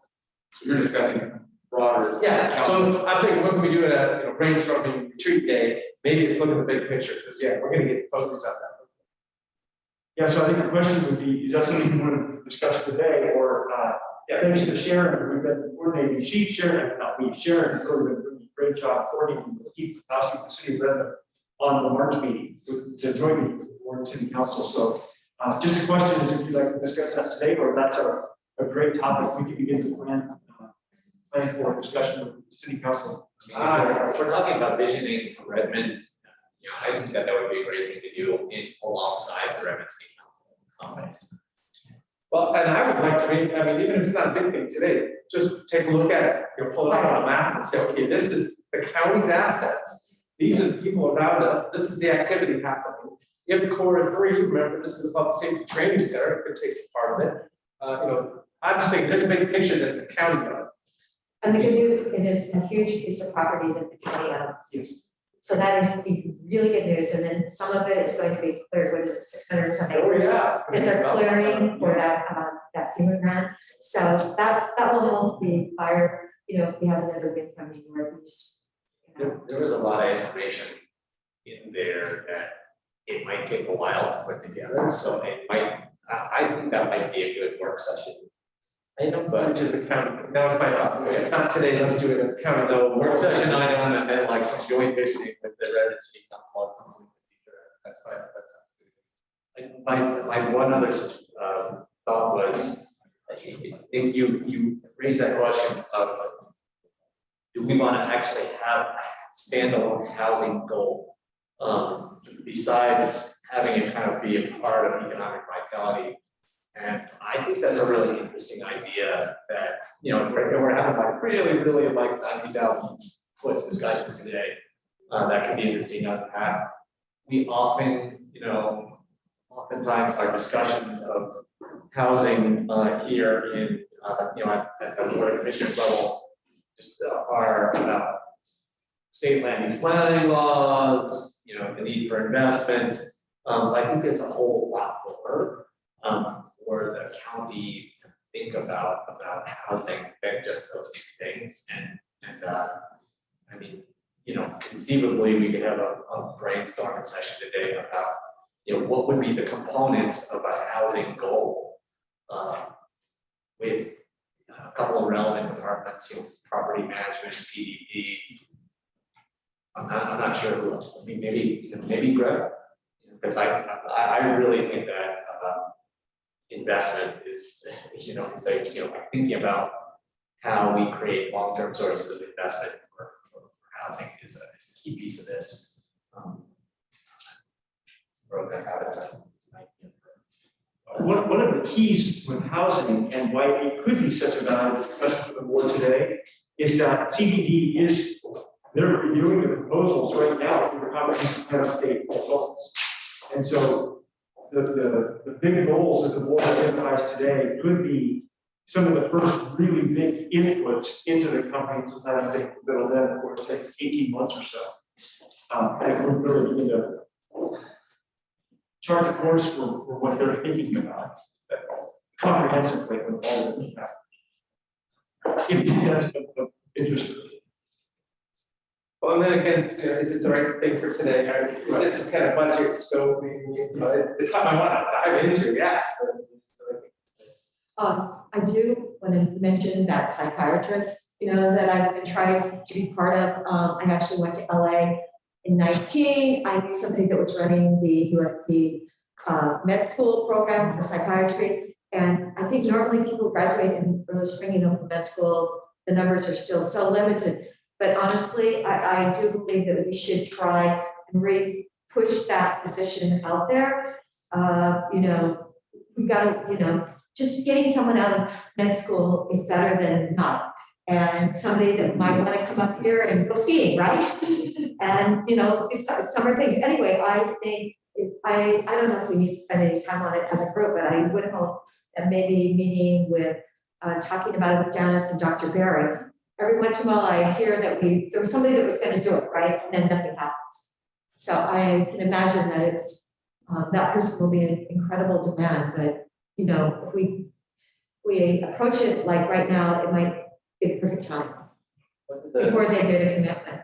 One of the things I learned at the Public Health Advisory Board is that St. Charles is working for an intern program, basically for people who are completing their final stage of their training as a doctor. And I'm not sure whether that was just for people who do surgery and stuff like that, or whether that would also include people who are psychiatric specialists, psychiatric doctors as well. That is, that's not filling up a psychiatrist's role within the county organization, but it is adding to that capacity, overall capacity in the community. Right, a community. Who knows, like maybe we could do some kind of some partnership, right? With that, okay, you bring someone coming out of med school or at their med school here, and they work half at the hospital or half for us or something like that. Well, I know that USC trained there as a county general, and I just feel like, oh my gosh, I need to get a hold of Roxy again and see if she's still out there, because we definitely could use more people here. With what we offer for pay, a new student out of med school may put that number and be happier. And I think it was fairly decent. But I mean, that salary probably should be looked at again. I don't know. I'm gonna miss something. We bounced from housing to psychiatry. Was there a decision on housing? Did you guys want to hear from any departments this afternoon about that, or are we bumping that to later? I may have missed it. I don't know, we make a decision. Whether that's the right kind of topic for this afternoon. I think that's an open question. I would also describe that we want ample time for your goals and objectives discussion, and so if needed, there's likely comments and not windows that have those participated in all of the. So although it's not noted directly on the agenda, I think there's a lot of time. I'm about the same. There's a nice big path for goals and objectives. And if we can, we have until 3 p.m. to hear from other departments, but boy, can we hear that longer if that's helpful for you guys. Well, so, I'd love to maybe talk at a real high level about housing, because you're grounding it right down to the comprehensive plan in the next 20 years. What's the big picture around that? Deschutes County, counties we don't parcelize outside of the city. So are we talking about helping UGB expansions, or do we like the next destination resort? I mean, what does housing look like? It's just interesting. So you're putting it into context maybe with the And that's what I was thinking about, from the big policy decisions all the way down to the 500 acres that, from the private campgrounds and RVs and just some of the, so what are some of the real to-dos this year? So it's, I was just thinking about it in context of both. And would this be just you guys have a discussion, or do we need to call some other departments in, forgive my ignorance? You know, like, are we asking, we need to call people in, or we just want time for you guys to have this discussion? Well, I just wanted to add on to kind of the scoping of this topic, that I think that I'm really interested in understanding the full breadth of the county's potential goals in housing. And so that was why I was originally saying, you know, maybe we talk with CDD, you know, property management, because we own a heck of a lot of land in Redmond and in Pine, and possibly, possibly even Greg, like, to help us think about where we, you know, what monies we can and can't use for various purposes. I go back to my ideas about, you know, short-term rental fee, using, you know, making an annual allocation transient room tax or things like that. And Greg would help us be able to help us understand whether those were eligible uses or not eligible uses, you know, what it would take to set up a fee, things like that. And those are just some of the roles that I can think of in the county in housing. I'm sure my colleague could think of others, but since this did come up in the context of are we changing our goals and objectives, adding a fifth one, I actually think that could be, you know, that actually makes sense. Invade the goals and objectives kind of time block with this housing topic. Okay, and maybe we could use the start of that section to have that discussion and then work schedule the 15 staff discussions. Is that, but Nick, does that give you enough time to, because I assume that last session on the goals and objectives, that if we do it like we did with Tom last year, that would be you kind of working through this document with us and helping us decide how it's going to change. Yeah, and I was just suggesting that, I don't mean to fundamentally change the board's goals and objectives, I was just thinking of what are the big targets we're aiming for this next year.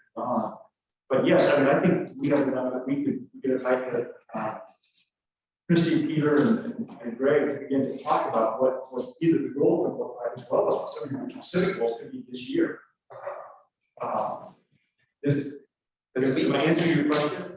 Well, yes, but like basically, if we did it like we did with Tom last year, we would spend a large chunk of time just going bullet by bullet, tweaking the language, which we didn't change that much last year. I don't think that was the best use of our time together, thinking at this high level.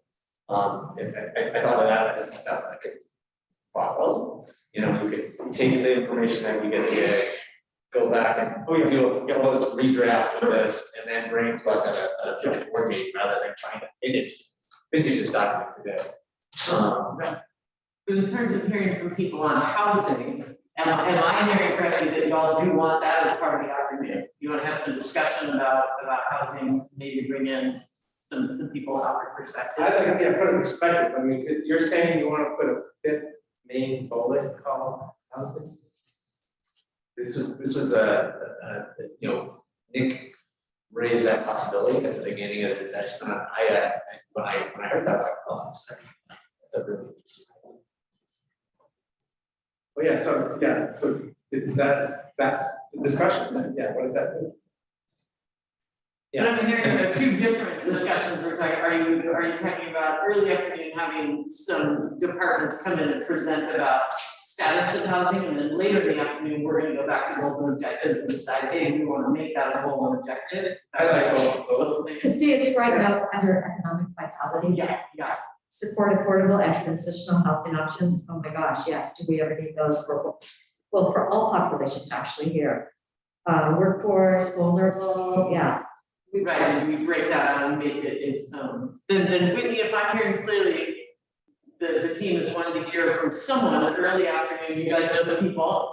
Early afternoon about housing in general. And then when we do goals and objectives, we're gonna have a discussion about do we want to break that out into its own goal. And it's more of a discussion, it's not hearing from, it's discussing with. Okay, and who do you guys want with you to contact to come in and offer some information just about how things are? I think I got it. Okay. I heard. Christy, Peter, and Greg. Yeah, we all know. I'm just saying, she gets, when she needs to, the right people here. Yeah, yeah. That's great. Thank you for making it explicit. Clarity, I'm all about clarity. I just want to pause and feedback what we have scheduled so far and how that's shaking up. So we have a 1 to 1:45 with Shara, Ed, and Peter related to Defensible Space and Senate Bill 762. And then from 1:45 to 2, a break because at 2 health services staff is available. So a tentative 2 to 2:45 on the Stabilization Center. And then we had slated a 2:45 to 3:15 window, which is likely where I would place the housing discussion. If that feels like the best use of the afternoon time blocks, does that feel, that would fill out kind of our spot space that we have for that department check-in section, but does that feel right? Yeah. Of course. Okay, that sounds great, and then probably a break at 3:15, and then we'll come back and do, an hour-ish on goals and objectives. I also just want to acknowledge, as I was looking through our agenda, that we have a working lunch today and have neglected to give the board a break or kind of a pause prior to that discussion over the lunch hour. So if we are ahead of schedule, depending on where you want to take this next block, we could potentially break before that 12 o'clock discussion is still allowed for a little transition. Oh, thank you.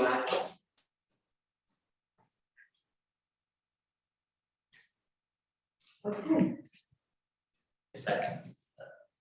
Is there more conversation we want to have just in general about budget priorities? Obviously, we've got our afternoon kind of department presentations are lined up, so we may not call in any more of those. But gosh, I mean, I'm gonna be the first person to say that as I read through this docket, I literally thought, you guys have all my respect trying to decide on budget priorities because every department has amazing opportunities and challenges. So I guess for our next several moments, is there just discussion that you guys want to have about what are we doing here with budget priorities this year, even if it's not inviting people into the afternoon? Well, and one of my thoughts is, I mean, this is a, end of a 2-year period of COVID. People have moved here, transit room tax is going up. We've got to recruit and retain employees. I mean, it's kind of laid out for us, because if we wanted to take on more than that, I think we'd be crazy, is my point. Yeah. Yeah, and I would say, to you with your constituent hat on, Yeah. the fact that we're not pulling from all these departments to have the discussion this afternoon doesn't mean that they're not a priority. Of course. It just means that, in terms of kind of the budgeting process and the work planning process for them, the ones that I don't want to talk to today are the ones that I feel like are on track. They're not on fire right now. We don't need to do anything new, it's not like it's broken, and Yeah. it's just, they're doing a great job for the most part, and just. Yeah, so it's sad, it's just kind of an overlay of the whole thing, I'm sure, it's not kind of. I mean, yeah, we have to deal with it all. I mean, the one other topic that is very burning right now is kind of how our COVID response is evolving over time, but we do have time to discuss that on a regular basis during our board meetings, every other week, so I like it that way. I wouldn't say I want to talk about that in this episode. Well, I think you raised a great point, Phil. Is there anything, I haven't been at your board meetings, is there anything that y'all don't always have time to discuss in terms of budget priorities? And this is to all 6 of you here in the room. Is there anything, as you're looking through this document, is there anything you're like, man, we've never had the time to talk about blank? Because we got 10, 15 minutes. If I just want to honor your time, the fact that you're all in the same room, all at the same time. Are there other budget priorities you want to talk to? Actually, the year before, we had more suicides in Deschutes County than we had COVID deaths. We had 33 suicides and 24 COVID deaths. They kept finding deaths like way out here that actually went back to the first year. Okay, so now we've had way more deaths the second year. But I really, because the federal overdose has gone up to over 100,000 for the country. I don't know if we really talked about it anywhere with health, have we, Eric? But I really don't want to ignore that. And, you know, I just want people to be really careful with what they're doing. Because a lot of young people have died. I mean, the discussion of the crisis stabilization center and the mobile crisis assessment team, I think is, those are two of our levers that we use with suicide. And I really believe that the investment that we made in this prevention partnership with the Mental Health School District is going to make a difference as well. But if there's other thoughts on what tools do we have to address suicide and are we making the best use of those tools? That's the discussion. We could make that a work session. Right, I think we should, somebody should get that for us a work session. And then I would love to have the water system, we've got Tumalo, Turbon seems to be going pretty well, but let's bring Tumalo up to that same, and it took 3 years for Turbon, but I mean, it has been a miracle. So now we can just put that same energy towards Tumalo and their location right by the river. I think that's important at some other time. I don't think we have time for today, but I just think it's important. So. If I could just go back to one topic that I raised at the start, if we brought every single department head in, we asked them the most important issue. And I don't know if we can talk about it today, I'll explain why, but it would be employee retention and recruitment to meet all of the needs, service demands, et cetera, of the county. And a couple of things to think about. One, Whitney's been orchestrating and coordinating on an employee survey we begin to initiate here in short order, Whitney, maybe in the next couple of weeks likely. And one of the questions we're asking is what is important to you in working for Deschutes County, and what can we do to continue to support you? So that's going to be really informative as we learn from our employees. We don't just assume what they want, but we want to listen to what they're sharing with us. I think that the remote work policy can be an important decision. Lee Randall had such a great comment at our department meeting a couple of weeks ago when we started to talk about this very issue. He started thinking about, well, what is it in our county facilities that are important to employees? And he often hears his showers, to exercise or to commute to work with a bicycle, or whatever the case may be. But just thinking about what is it that is important there. And as we know, we have a couple of contracts that we're working on now. One which was the sheriff's office, and the 911 is coming up soon. So I just want to recognize as we have, I expect department heads listening, that this is on our radar, or we might not talk about this afternoon. I think this is going to be. I think it's really important. Discussions that we continue to talk about. That's why I brought up the Munchkin Manor, and we definitely, we funded all those millions of dollars for the community, but we didn't do that for our employees. The state has priority with our local, and just like Laura, not being able to come in. So that was one. And then as a comment the other day, because people leave Deschutes County and our health insurance is so amazing to me, but I'm way older. But I'm saying, well, why don't we offer pet insurance? And then listening to Carol in the office saying she had pet insurance as a benefit at a couple jobs she applied for. So it's like, we've got to do something. We can cover horses? No. Yeah, well, wouldn't that be Certain nice? size pets. Yes. In our employee survey, we are asking employees if they feel comfortable sharing about if they're experiencing challenges accessing childcare, and if so, for what age range of children, and also in terms of accessing housing, whether that be rental housing or home ownership, if they're experiencing challenges on both of those fronts. So I really think the feedback from the survey will be just really important. So it's gonna go out to all employees then? That's excellent, and please let them give us ideas if they're saying that this is really important. Yeah. All employees except, I think the sheriff's office recently conducted their own survey, so they That's correct. The sheriff's office, I think, just completed a separate process, and so they were, I think this will go to all employees. Sheriff's office. And besides seeing their own self-interest in this, what are we doing to up the levels of participation in the survey? Taking the 20 minutes to do the survey. That's a good question, and I think as we think about, we're scheduled to begin communicating about this probably next week. We can put our heads together and see if there are ways we can incentivize participation. But I would say, in looking back at prior employee surveys that the county has conducted, it does seem like there's been a strong rate of participation by staff. So I think that's a positive indication that we might see the similar participation rates now. They get it. Okay, good. And when you take that data and you start picking it apart, it would also be, particularly for things like job care and housing, if we can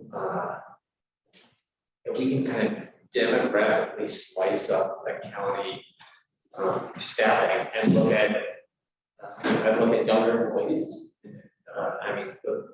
They're the ones who are going to care about childcare, clearly, and I think in a lot of cases they're going to be the ones that care about housing. And it's not that our very, very long-term employees aren't important, but if they've people who've stuck with us for 20 years already, hopefully whatever we're doing is working for them, and it's kind of the next wave of people that we really need to understand what's going to keep them here. And because as Nick said, when with the retirement of the baby boomers, I am really curious to see, and maybe this is something we can do with the existing information that we have, but we keep talking about like, oh, we got great longevity, averages, and that's true, and I'm really excited about it. But when you subtract out people who are going to be retiring in the next 5 years, I'm curious whether our longevity rates collapse. When those bedrock people who've been with us for decades retire out, which they will need to do at some point. Where is our longevity now? I know I've gotten that number a couple times. And for 19, it actually went up a bit. Yeah, it went up and improved, but I'm wondering today is where that number is. Follow up with Kathleen, and get back to the board this afternoon. And if there's a way that, again, she could slice it and say like, okay, take away the people who have been here a really long time or retiring very soon, and this is what our longevity looks like. That would actually be really interesting. I made a note of that. I don't know how complex that is on her end, but I'll ask it. Maybe since we get back to you on after today, that we can't get to Tuesday. I do think if people have kids, they also have pets. So anyway, and childcare. So those three things kind of go together. And of course, having a house. And are there still homes to buy in mine? Wasn't I? It's gonna be Right. 200 a year coming up. 200 a year in La Pine, okay. I mean, if Mr. Shaw moved to La Pine, I think he was a trendsetter, and that's good to Yeah, know. there's a whole neighborhood being built around his house now. Oh, yeah, I'm sure he likes it. And so in my hearing, this will be a conversation not for today, but that y'all, once this engagement, this employee survey is done, you guys are going to want to circle back on, hey, what are we doing? And that's not a today conversation. Right. Is there anything else? Whitney, I do appreciate your pointing out that we're gonna do a working lunch. And so if we want to get a 10-minute break before lunch, we could pause now, but at the same time, I don't want to rush us. Is there another budget priority you'd like to mention? There's mentioned at the end of our board meeting about a budget, for example, budget position, right? So, yeah. Sure, we can talk about that right now. Well, and I'll say later, check the timing. I don't think we're gonna need an entire hour of lunch to discuss committee assignments. I think that's gonna take the time. So we can still have a little break, even if we go all the way till 12 right now, we can take a break and then circle back. Okay, thank you. As I've shared with each of you, Mike Meyer has shared with me that he's going to be moving to Arizona this spring. And that he is, as we know, goodness knows we have a building named after, like, on our downtown campus. He has offered to resign soon if the board would like to initiate a recruitment to replace him on the budget committee. His term does expire at the end of this year. Or if the board would prefer that he attempt to participate virtually, he's happy to try that. But he doesn't know, as he's going to be in transition and moving, and he may be, as he shared with me, called away to sign documents or something of that nature, but certainly it would be a virtual participation of the budget committee as opposed to being here, because he will be relocated by that point. So I just share that with the board, and if you have direction for me or to share with Mike, I'm happy to take that now. So Mike Meyer was the first county administrator for Deschutes County, 1978 is I think is the date, and it was, I don't know if it was right before that, but it was a judge and 2 commissioners maybe right before that, and then they tried to change it. So I mean, this is history. He was the county administrator for almost 30 years, is my understanding. This year only the 4th, is it? I think so. The 4th county administrator of Deschutes County. We're 100 years old, 105 years old. So I'm just pointing out, this is history here. When I first got started, I learned about Deschutes County sitting next to my first budget meeting. Because I know the place and the people I knew and my experiences, but man, just sitting through one budget meeting and it's watching him explain some of the history and how we got here, and how things were small and now they're big, and we're going to go from big to bigger, obviously. I'm just acknowledging that it's just been an honor to have been associated with so many. It has been an honor, and it was truly an honor when I found out that Mike used to pheasant hunt at my family ranch on Little Butter Creek in Tucker. I mean, it's not like the smallest world ever. So, I love City Fine. He always asks very probing questions, always very aware of whose money we're spending, and I so appreciate that. So he will be big shoes to fill. So then the question is, we start a process and, So he thinks he'll be gone by May. Yes, in fact, they're looking to buy a house in the next couple of months. They may not sell their house here until May, but he expects to be transitioned. and he's offering that to us. What do we want to do? Yeah. He was so genuine, whatever is in the best interest of the county, as the three of you decide, he will honor. He said he could participate virtually, and I really appreciate that commitment. And I so appreciate Mike's participation in the budget committee for many, many years, and for this last year, that I've been part of the board.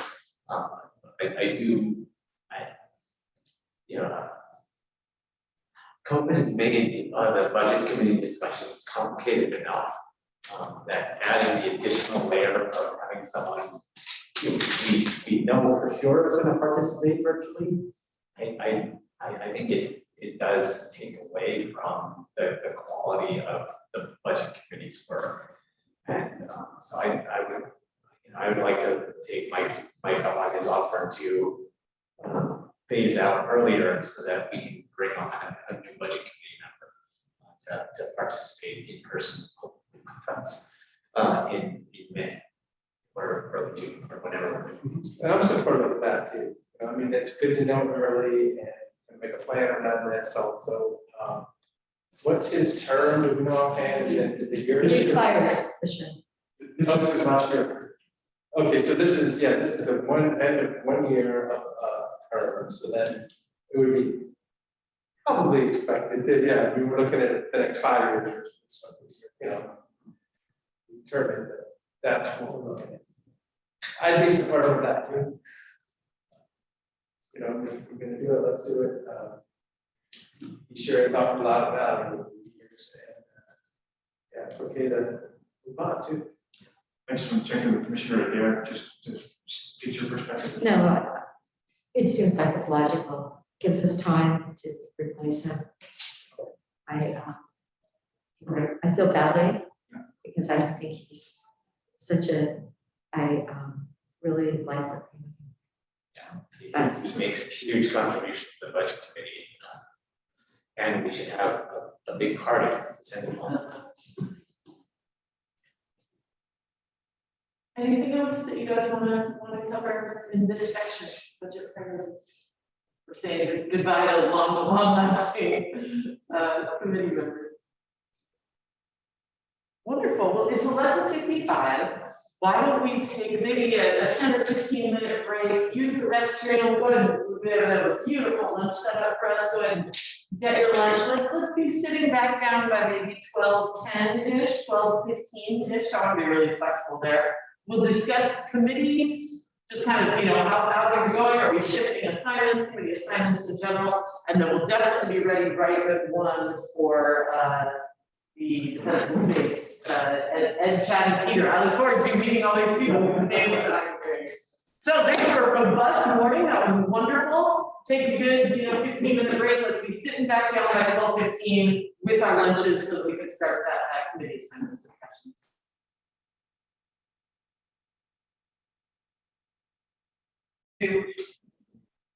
Well, perfect, wonderful. We're gonna dive into committee assignments. And again, this is my first time doing this kind of day with y'all, so my understanding was this is the time to maybe tell us how you're feeling about some of the committees you're on, if there's any brief updates that you want to offer about the committees, but also to really make sure we leave this time with, are you staying on the committees that you're assigned to? Are there any switches that want to happen, etc. So I'm not quite sure exactly, can you speak to the format of this? Are we going in order with each commissioner, or how have you seen this done before? I think, defer to the board on how you'd like to take this, just for your reference, this, in your packet, is the document with the blue bar across the top. And, essentially, I just took what was in this past year's budget and then very left to the website, it's right, there were a few adjustments as needed. That's kind of what you see in front of you, so I apologize if that's a shifts that don't get captured in either of those places. So in the event there's something that's either listed as an assignment, it's not accurate, or you have a condition, definitely know those things as well. But you can start chronologically as they're listed and just work through it that way, but whatever the board prefers. Just so you know, this is the horse trading section. Perfect. Horse trading. Yes. Well, you're at the top, Right. and we're talking about horses, so Yeah. maybe I know, start us off there. Okay, so I guess I can just go by line by line. The first one is AOC, and I think that was just like this year's appointment is what happened. Correct. And then the Health Council, I have been really working on that one, and I would love to stay on that one, and I am the chair of COAC for, I believe, through this year. Then we go, I just got on COBA last year, and I've been on the audit committee for a couple of years. I'm not sure if that's a term, if that's identified as a term, I believe it is. So I don't know, we might have to look it up and see if I need to stay on that one. I love going to the fair meetings. And the Sisters Economic, it is currently on hold because of because Roger and John and Kathy left. I am on the Hospital Board Authority, I believe through this May. It was like a 4-year appointment for that. This is my only year for, I've been on the Project Wildfire, fire, and that's been great. Visioning, they're kind of going on beyond. And then as a private citizen, I did the budgeting work on parks. If anybody wants to take that one, it's a fun one. And then I've been helping this, I've been on the Sun River Chamber for a couple of years. So there's like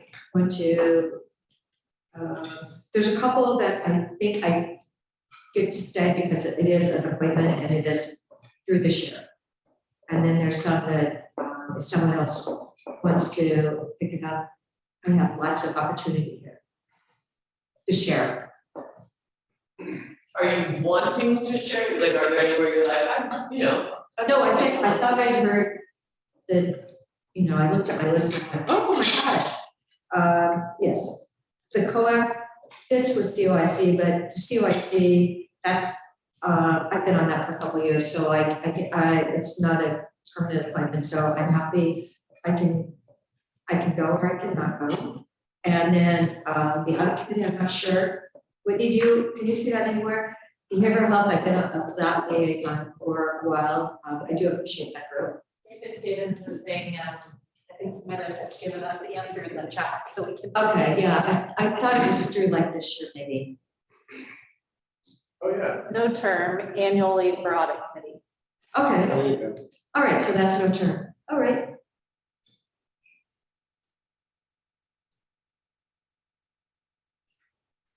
Can I ask about how we choose the AOC legislative committee District 2 delegate? Is that a district level decision? Is that a county level decision? Or is that an AOC level decision? It had to be AOC because I was on vacation at the meeting. They had the committee meeting for our group. I wasn't there that day. I think it's AOC. And what that is since none of us, I mean, I don't know if you are, I had been the AOC District 2 chair. So I was part of the legislative committee. Legislative, taking a position after the committees, and then, so none of us are in those committee leaderships would automatically put us on there. So I think this was that seat where Deschutes County, let's put somebody on there from Deschutes County. So I think it would have been the president asking her, I don't know who, because I didn't hear about it either, but I think it's AOC level. So the legislative committee doesn't have a seat for each county. No, but they tried to fill in the last one, so you don't have to be in any Right. committee leadership or leadership of the organization. So I think so it's implied that it'll probably have a seat, but yeah, if you have, it's AOC. So they want somebody who's playing a leadership role in some other committee. AOC to fill spots in the legislature. Well, if you're a I had chair, done it last year. if you're a chair or vice chair, or if you're an AOC leadership, there's reasons you're on there. And then there's just the district chairs, I guess that's where I was at.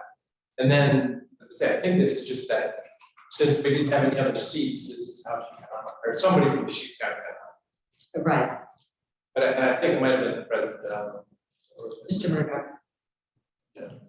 So next time Derek group wants to nominate me or something, I shouldn't turn it down. Well, we've gone to other meetings and stuff, yeah.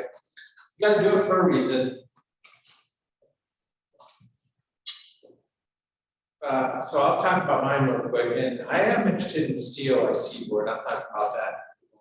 But I'm gonna kind of go down this one real fast, just to add a little about what I'm doing. So 911, I do represent us as a board, we're the governing body of 911. So, we reconvene as 911 sometimes during the budget campaign. So I make sure to attend those meetings. There's a bullet item, a third one of the agenda about governing body comments. And it's just whatever's going on. So it hasn't been real, nothing real substantive other than the status of the system. Remember the backup power went down a couple of months ago, and then we updated last month from them to everything. So yeah, nothing real big here right now. Basic Strategy Steering Committee. Remember, this is Joe Stutler and the Forest Service, and now we have a staff person, Jody Barham's there. And it's really that project wildfire on steroids for a couple counties, really trying to bridging what's going on at the federal level to the local.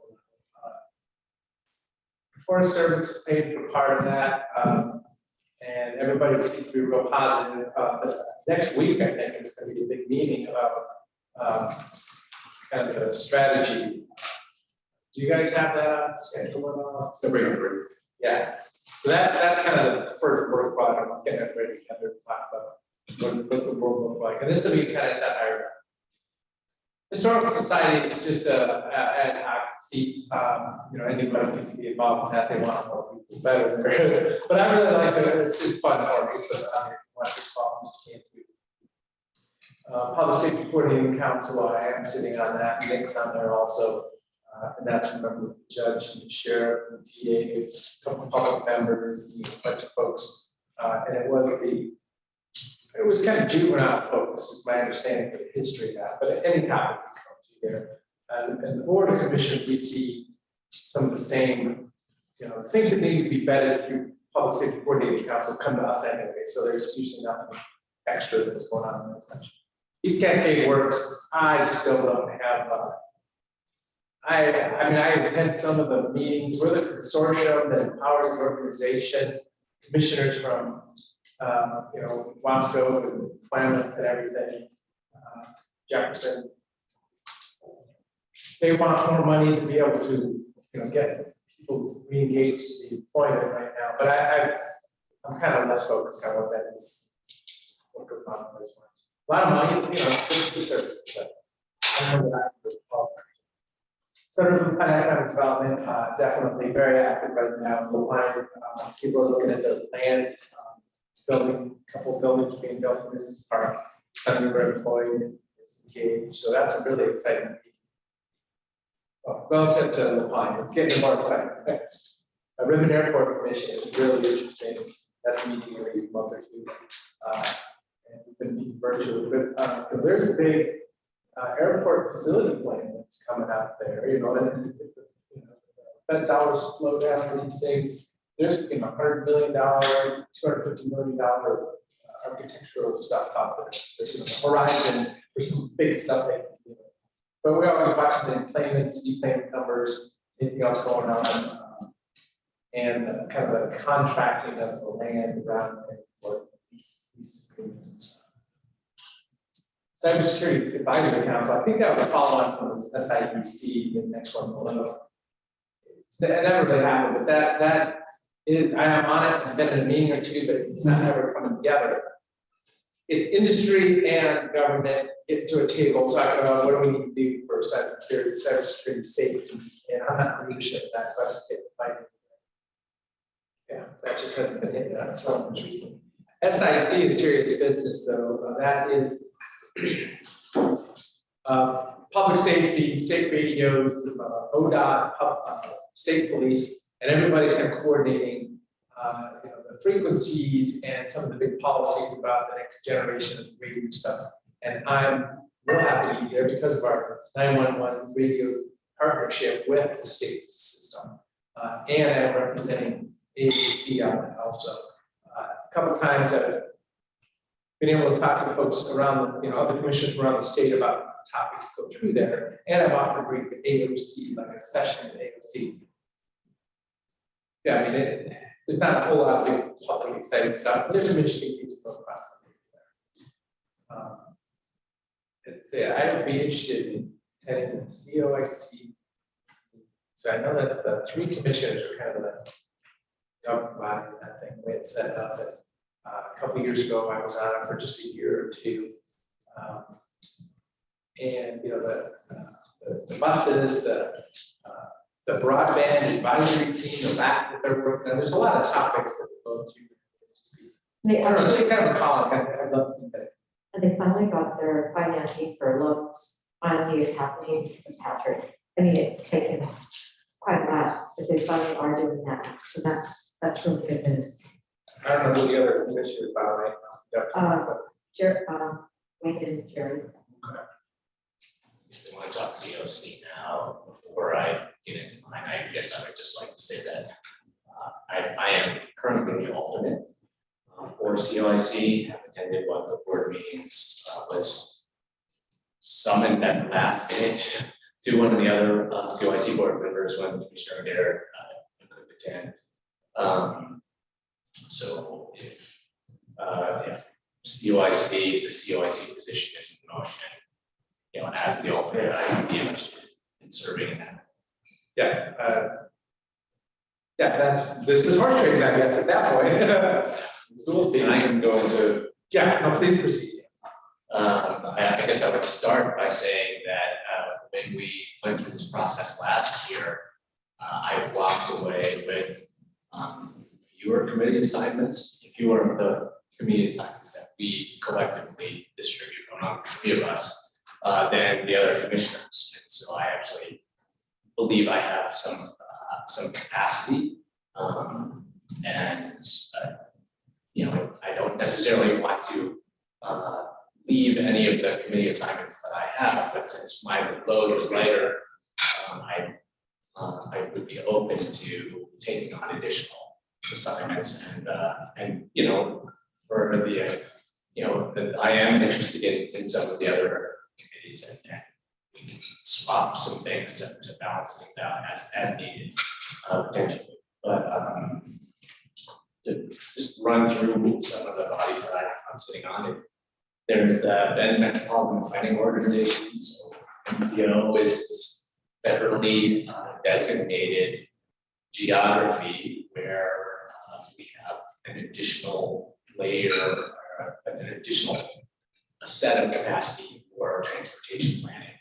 One commissioner, 3 city councilors, and ODOT sit on the I think it's called policy board for the MPO, and I'm happy to continue serving in that role. There's for the county, I would say one of the more interesting things that's happening outside of city limits through the MPO is the planning for the Baker Knott interchange with Highway 97. So that's something that I've been paying particular attention to on the MPO. The Deschutes Space Water Collaborative is the collective of irrigation districts and farmers, environmentalists, and you know, people who care about water in the river, and cities, and a number of other stakeholders who are trying to figure out how we can do more with less water in the basin. You know, essentially, who can be doing the things that they need to do more efficiently, and then what water does that free up to go to the places where it's needed.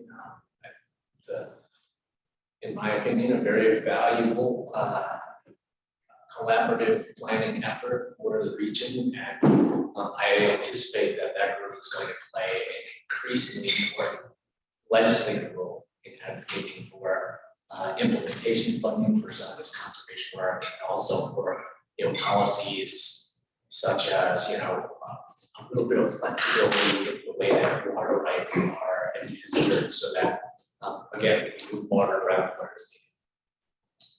The Deschutes County Investment Advisory Committee, this is a body that helps to advise our CFO and treasurer, Greg Munn, on where we're putting the money that we don't need to spend on a day-to-day basis to get the maximum returns possible, and to shore up the financial health of the county. Only meets it's pretty infrequently, so that's not a huge commitment. The Deschutes Collaborative Forest Project is similar to the water collaborative, getting all the key stakeholders together with a focus on the federal lands within the county, and to some degree focuses on the Deschutes National Forest as a whole, spills out into Clement County and Jefferson County as well. But that body has basically helped to clear the path for active fuels reduction and forest restoration work, active management in the national forest over the past 15 years. This group for 11 or 12 years, and then other collaborative efforts before it. And I'm currently serving as the co-chair for the Deschutes Collaborative, and the group is it's in a bit of a period of flux right now, because the original collaborative forest landscape restoration project that had a 10-year, $10 million award was actually finished very successfully. They're trying to figure out how to broaden their scope and what other projects they should work on. The Public Health Advisory Board, I was finally able to get them to change the meeting time to a time that does not overlap with one of our board meeting times. So that is actually, now there's an opportunity for a member of the Board of Commissioners to actually participate on a monthly basis with the Public Health Advisory Board, and I'm very much enjoying interfacing with that group and talking with them about how they can provide input to the Board of Commissioners on, you know, important public health issues of concern for our community. The steering committee of the Deschutes Trails Coalition, that's not an assignment that Or has did you come. say something about info? Oh, sorry. Yes, so I'm currently sitting on the board of EDCO. EDCO is in a period right now of, there's some significant transition. Roger Lee has just recently resigned to do other things. John Stark is acting as the interim.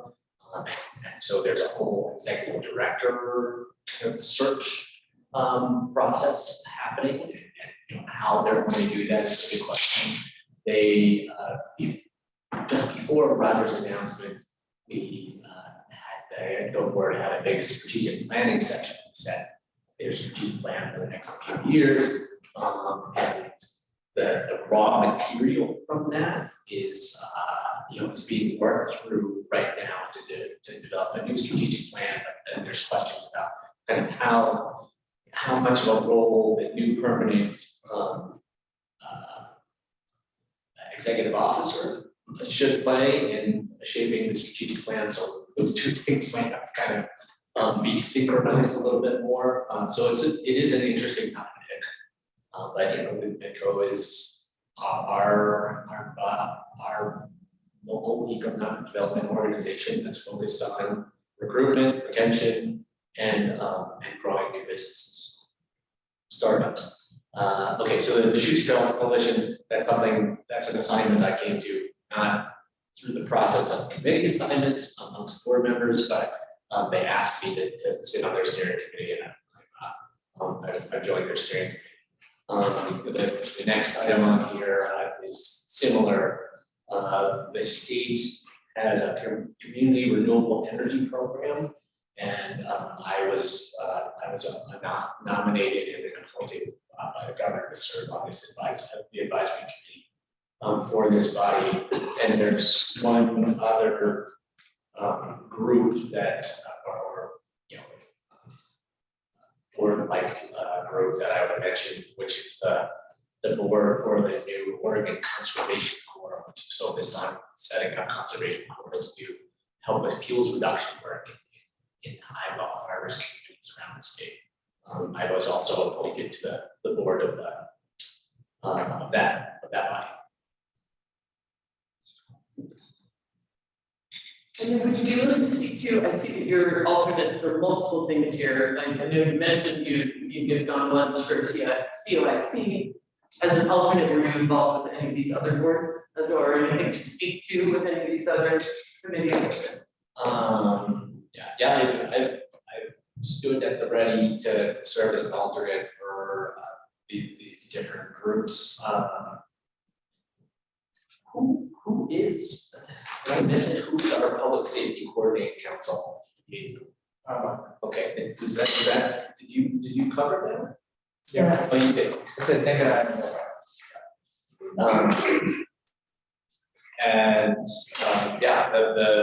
The COIC, that's the only one that in my alternate status I've actually been called. Attended my meeting, and then they tried to pull me in very last minute for a second meeting. But you know, this was 10 minutes before the meeting started. They were trying to figure out what they were gonna. We need a quorum. We need another alcohol. So, yeah, I mean, I was just a while ago, I kind of figured out, that'd be an interesting place to be. It's just kind of like, and I for some reason, I'm thinking that, that wouldn't be where you want to be. I mean, I guess I don't want to speak for you, but I wasn't thinking about, because you were an employee there, so I didn't know if that was, something you'd want to be in the governing body of now or whatever. So, I mean, I wasn't trying to cut it off. I was just thinking it through. So you would want to do that. I'd be open to that. I mean, among the bodies that I'm an alternate for, COIC would be one that a number of these, probably the Health Council, the Public Safety Coordinating Council, COIC, the Regional Solutions Advisory Committee, those four, any of those I'd be happy to take on. someone wants to unload something. That's regional solution that. I actually have a meeting today at 3, I think it's the chairs or something, yeah, I know, I told Annette I could do it today at 3. There's, yeah, she's had, and there was another meeting last week. I think it was Friday morning. Yeah, Well, no, this is regional solutions, well, see, what is the meeting Chairs. today? so, because yeah, that was calling me as a chair for coordination. Right, This is regional solutions, which is much taller than the, you know, the kind of the local cross-section leadership. there was a meeting last week with them. And the meeting today, I got to read it on my calendar because I.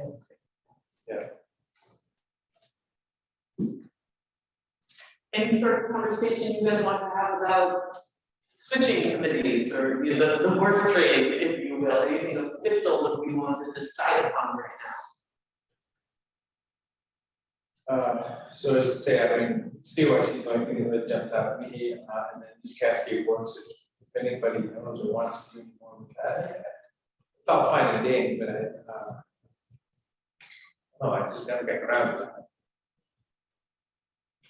And I can stay happy.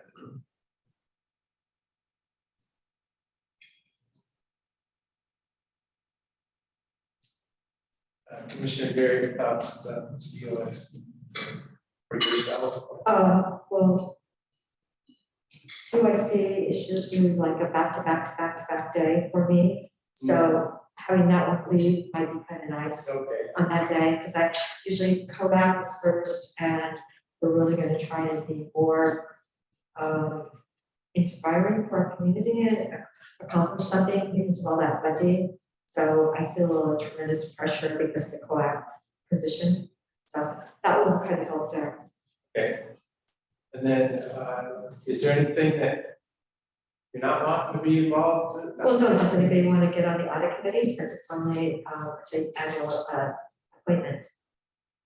They just said there was no term. I'm happy to stay on it because I appreciate it. Dave does a great job. I know my term goes through this year on the hospital facility. No one wants the Sisters Park and Recreation District Budget Committee?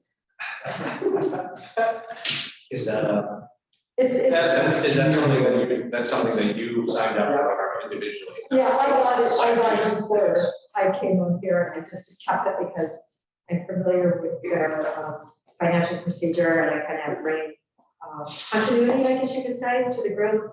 They've gotten a new manager, new directors. Yes, they've had a bit of trouble. I saw Liam used over at Pendleton last fall. Remember Liam, 7-foot Liam? Yeah. 7 foot, whoa. I did love being on Project Wildfire. I think that's. So, did you dial in yesterday, morning, Project Wildfire, or Tuesday morning?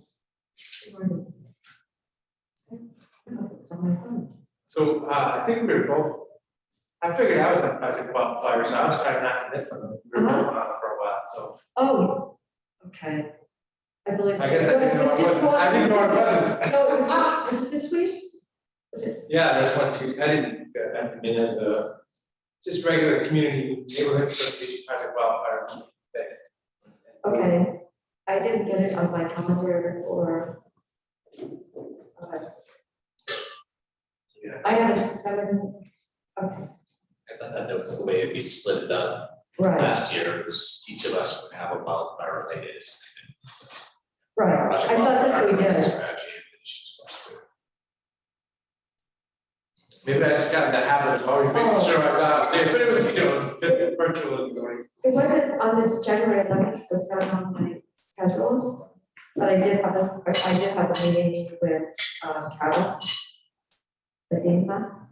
And then it ended up that he helped me out with the gas, the stations and the employees that aren't there to help. with the gas stations. Yeah. So I got to put all that together.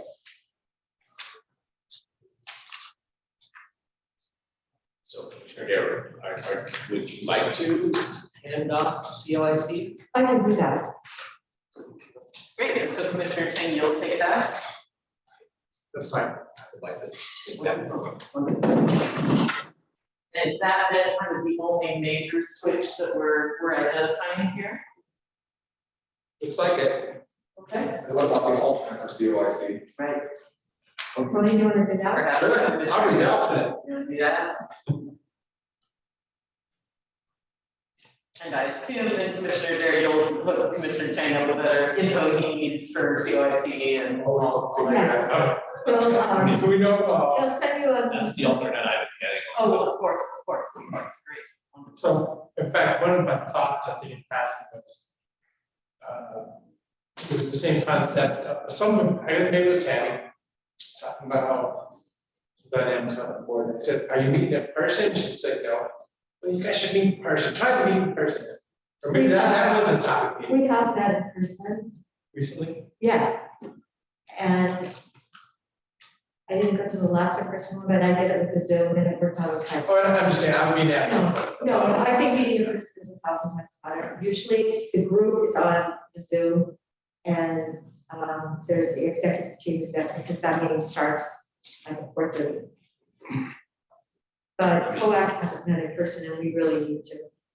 This little window of economic profit surge, I know that we have met, the board of commissioners has met throughout the pandemic in person, but if there was ever a point in time where it would be, I think it would be reasonable for us to consider going to virtual for a little while. I do actually think that this is the moment. But so that all just was to say, I don't think we should be pushing any other bodies to go in person right at this moment. It was just I wasn't, just my thought. So to finalize, committee assignments, everybody's pretty much staying where they are, except Commissioner Dare is taking COIC off of Commissioner Chang, and Commissioner Devon will become alternate for COIC. Correct. Perfect. Wonderful. Anything else to be discussed about committee assignments, any input, Eric, with you, Nick, you have voices here as well, is there anything you need to get on the table about committees? No. I'm just gonna, before we head into the 1 o'clock section, I'm gonna try to make a tiny adjustment here just to see if it improves things for folks as you try to have a conversation back and forth with departments. And Whitney, will all these be online, no one's coming in person? That's my understanding right now is that, the majority of our participation will be through Zoom. Great. Then I'm gonna give us a quick little 5-minute break. I recognize we just, took in water and food and all that, so if you need to run to the restroom before, because we'll probably be here for a bit with this sort of presentation. So take a little break if you need to, and let's be back here a couple minutes before 1 so that we're ready for them. That was quick and easy on committees. Thank you. That was not hard.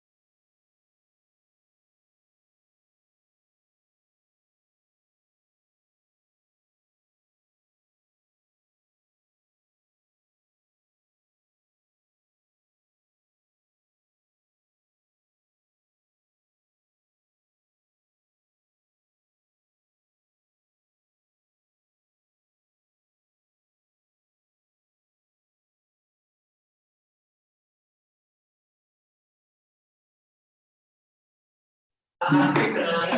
I want to be able to. I just want to do a quick, No, you say, I will to that depth. Okay. I just want to do a quick audio check because we did move the mics. If someone could chat and let us know, I mean, Commissioner Adair, could you do a sound check for us? Good afternoon, team. Chad, is that better? It's still not very good. You're very faint. Is it better without my mask on? It No. just, I think you're so far from the mic. If I turn up, there's a loud buzzing that starts drowning out your voice. It might be the settings that we have on to try to minimize the echo, might be minimizing audio in general. Will speak clearly and loudly. Okay. You know, Yes. I could barely understand any of that conversation you just had. Okay. We can hear you really well. I'll stop yelling. It's only a half-hour drive, I've seen a few.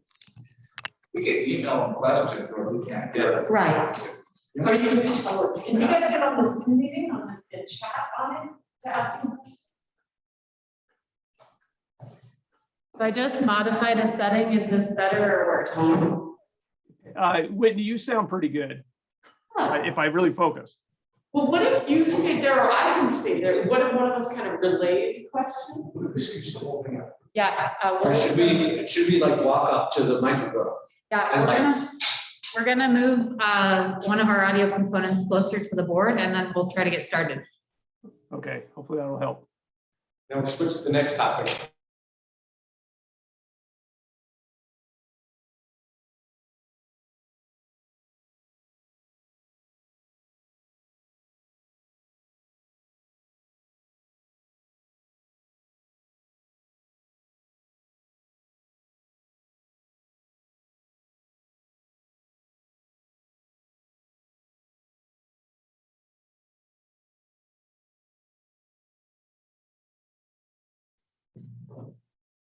Do a sound check, Commissioner Adair? Okay, Chad, how's this? Is it any better? It is a little better. If you enunciate and speak slow and clear, that may help. Okay, thank you.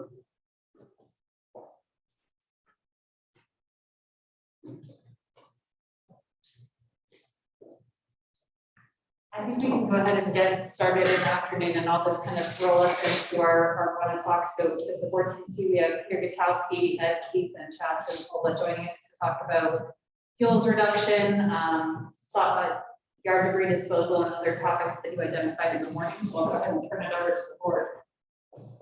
Okay. Good afternoon. Thank you for joining us. You heard what we came up with this morning, that we were very concerned with defensible space. What can we do? Chad, I asked to add an extra day down in La Pine because I feel their population warrants it. It's something for you to cost out for the county, and see if we can put that into our system. And Peter, what can we do for defensible space in relationship to Senate Bill 762? What kind of things should we be working on today? And Ed, I believe that we were wondering what more can we do to clean up beyond just our fire free with, what is it now? We have 53 different neighborhood organizations that are really stepping up. And how can we support them with more cleanup in the county? Maybe I can just add to that. I don't know if you can hear me at all, but I see SB 762 driving a whole lot of this defensible space treatment around homes in the coming years. And I had a real concern with how we enable that, how we help that, how we facilitate that by making disposal of yard debris easier for people and more convenient. So, we have fire free, that's great. It accomplishes a certain amount. I think there are people who would really appreciate yard debris bins in some of the, subdivisions where that kind of collection doesn't currently happen. We also have heard about creative ideas from neighborhoods that organize, an annual couple of weeks of dumpster service. That they just arrange to have a dumpster in there, at the end of their block. Everybody just keeps putting stuff in that for a couple of weeks, and they have regular collection and hauling away of that material out of that dumpster. And the net effect of that is that those people then don't each have to take an individual trip to the landfill during fire free. So if SB 762 is going to be pushing a whole lot more defensible space treatment and a whole lot more material, like how do we help make it easy for people to get rid of that material? And then Chad, on the far end, what do we do with all that material? I really do think that with SB 762, that the volume is going to be much greater. So, those were my questions, and I hope you could hear some of that. Peter, did you want to go first? It's Chad. Why don't you lead? I can follow. Okay. The kind of the buzzword within the department is we are overrun with yard debris at not landfill these days. I want to make sure you understand. I'm just going to give you information. I'm not saying that anything we're doing should be done away with or we should not expand things, but just the reality we are dealing with at the landfill is we're getting so much yard debris these days, fire free. That material is ground, and it takes us 6 to 8 months to consume what comes in at fire free. We try to use material for daily cover or erosion control on the landfill rather than just direct bury it. So it takes that period of time to get rid of it. Throughout the year, we get yard debris at Northwest, Southwest, and Negus transfer stations besides fire free. And right now we're hauling yard debris out of Negus, I think. And so every month or two, we get a big flood of ground yard debris coming to the landfill from the rural sites as well. It'd be wonderful to have some sort of biomass thing going on somewhere in the region here. Obviously, that's not happening. So not landfill ends up being, unfortunately, the only alternative for it. We're dealing with it. It's just there is so much more material coming in these days. On the convenience side of it, we do have an item on agenda with the board for this coming Monday to talk about expanding services in Waste Connection service area, which is Sun River and the unincorporated areas generally south and east of City of Bend. And part of that will be incorporating a curbside yard debris collection. I know before Tim retired, we had met with each of the commissioners to discuss that. It took us a while to go through the process with Sun River, and that'll be something we'll be discussing with you on Monday. So at least for the southern part of Waste Connection service area, Deschutes River Woods and the outlying areas around there, something will likely be coming up in the coming months. Waste Connections will have to ramp up based on whatever the board directs on what the service level needs to be. And we're still trying to get numbers and facts and figures together for Republic Services to deal with the balance of the county where Republic Services provides the collection. And the model we're definitely looking at is offering curbside yard debris collection within the unincorporated areas of the county as well. Like I said, Republic will be a little bit further down the road, but we're pretty close to going with what Waste Connections has for us. Chad, you probably don't want to hear this, but is it possible to start fire free in April so that it ends the end of May? Last year, I think we ended maybe the 5th of June, and I just feel that the community maybe would appreciate ending it a little bit earlier. June can be a fire month. We've had fires. Well, we've had probably fires in May too, but I don't know. I just think it feels better. We could certainly adjust the calendar and shift it earlier. Look back years ago, I think we used to actually start in April. And what the problem was in particular for Southwest Transfer Station, South County, we ran into issues where there was snow on the ground and the residents couldn't get those pine needles up off the ground till after fire freeze. So we migrated to later. Yeah, I mean, looking back, and this is the early 2000s. We were doing it in April, and we shifted to May just because of winter conditions. Sadly, we may not have that much snow on the ground, but that is a factor we need to consider for South County with snow on the ground. It does impede their ability to get cleaned up. Thank you for pointing that out to me. An unintended consequence if there's snow on the ground, which we really want to have. Thank you.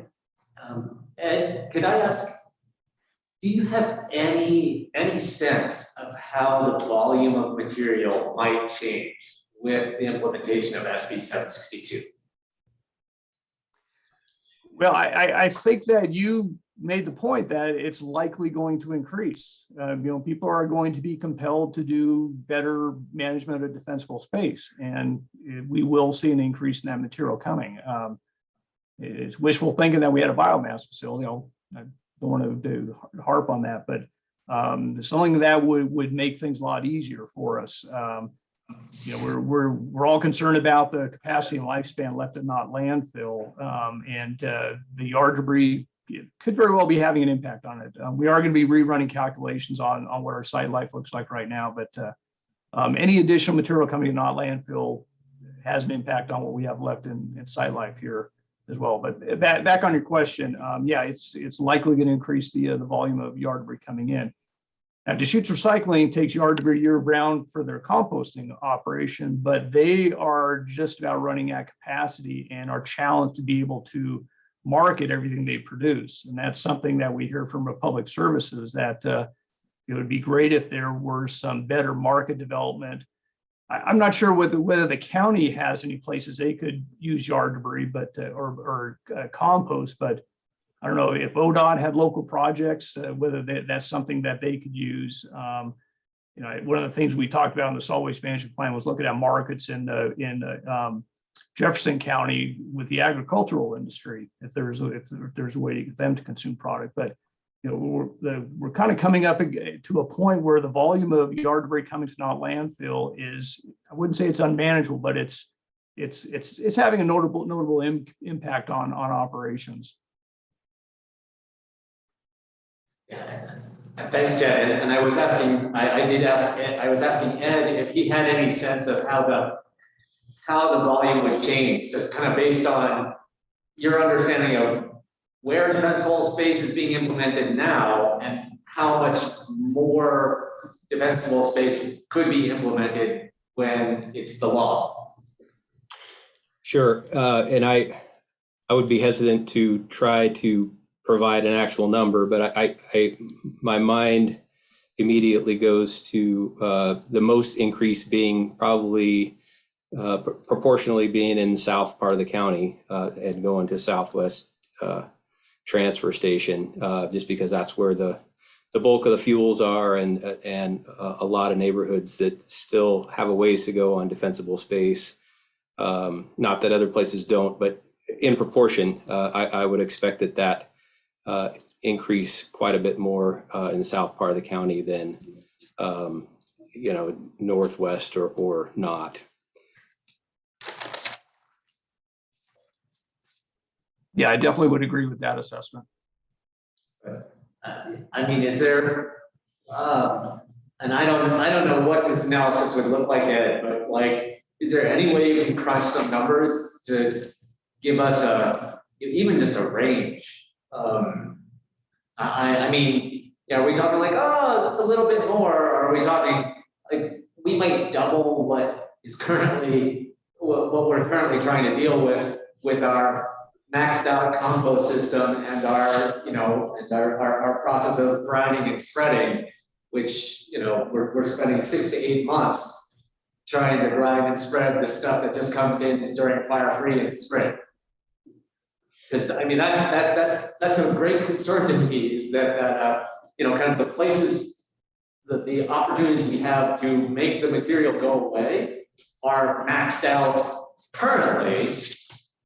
And, we're talking about adding, I don't know how much to that. I mean, I would think that SB 762 is going to mean a lot, but I just, you know, I don't have the tools to kind of get my head around that. I could probably come up with an estimate. It would be based on a lot of assumptions. One would be we don't currently have the map of where it's going to be required. So we don't know, you know, I could make some assumptions that it's going to be required throughout the unincorporated areas of the county. We could look at, you know, current compliance, except for we don't know what the Oregon State Fire Marshal is actually going to require yet. We won't until probably September, October is when they're going to have their draft rules out. So there's a few unknowns. One we'll know in the nearer term, and that's the map.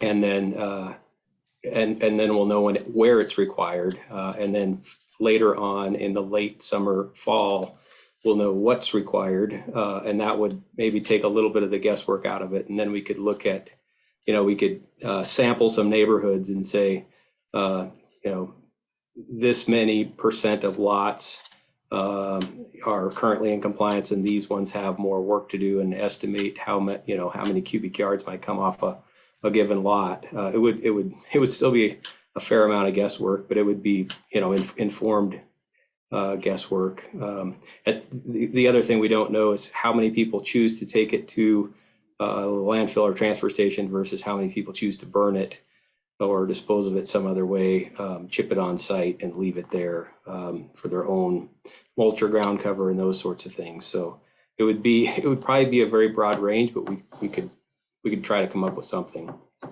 Yeah, I mean, even just building a model, having all those variables laid out and being able to just like play with it, you know, like, oh, you know, much smaller area, but you know, much higher levels of people sending it to the landfill instead of plow burning it at their house. I mean, you know, just having the kind of calculation and all the variables laid out for us, I think would be really helpful.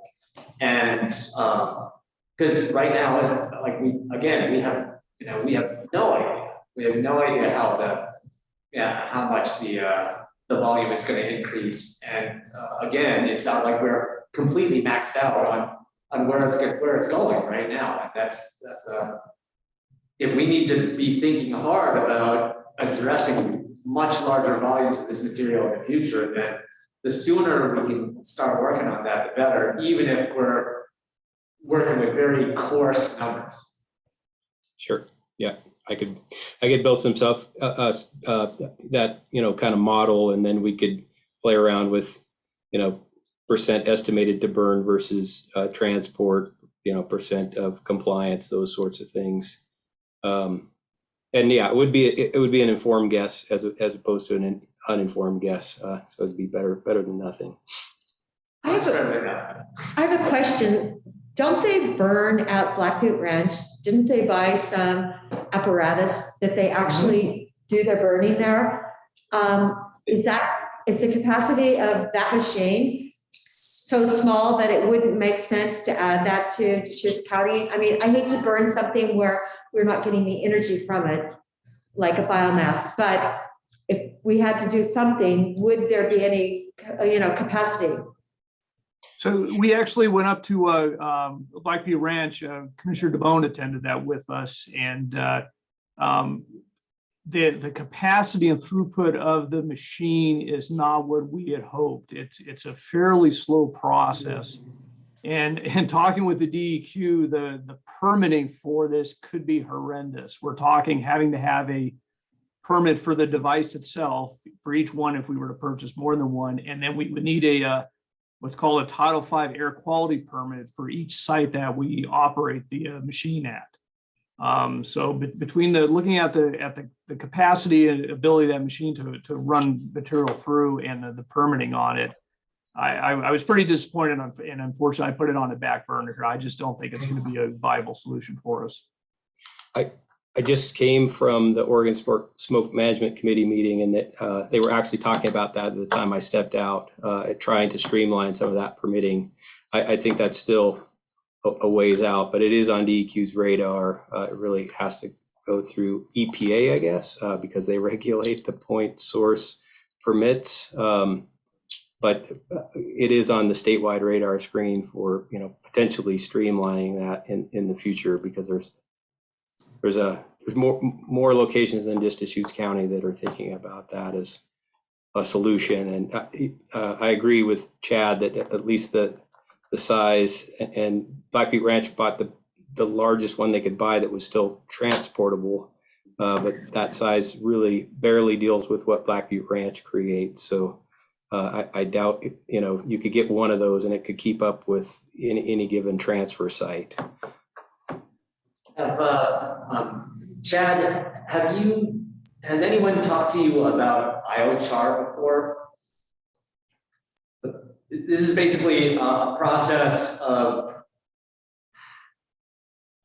I want to say basically you sort of you combust wood in a low oxygen environment.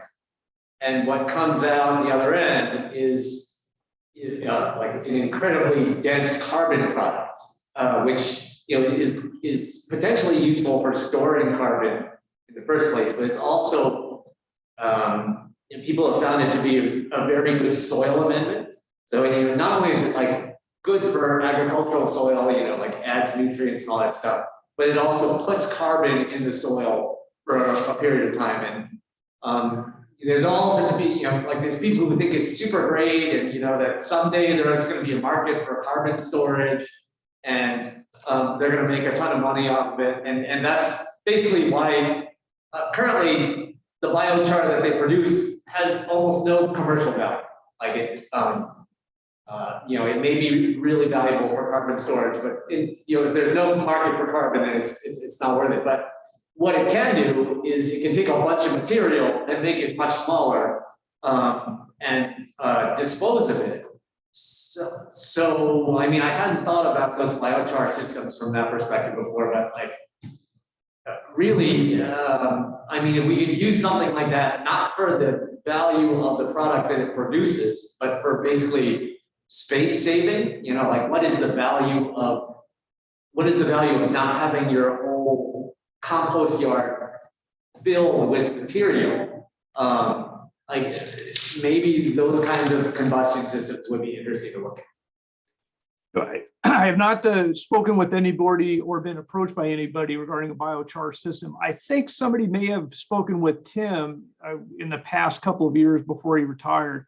He's actually going to be here for a meeting with Republic Services to talk about these expanded services I mentioned earlier, and I'll ask him about that. I don't see a lot in the solid waste trade journals or websites regarding that material, that process, but I do know it's out there. So I do recall Tim having a conversation with somebody about it, and I'll see if I can rattle Tim's memory and see if I can find somebody to have a conversation with. Thanks. Commissioner Chang, did you want timelines for Ed or Chad to get back to you on numbers, reports, et cetera? I'm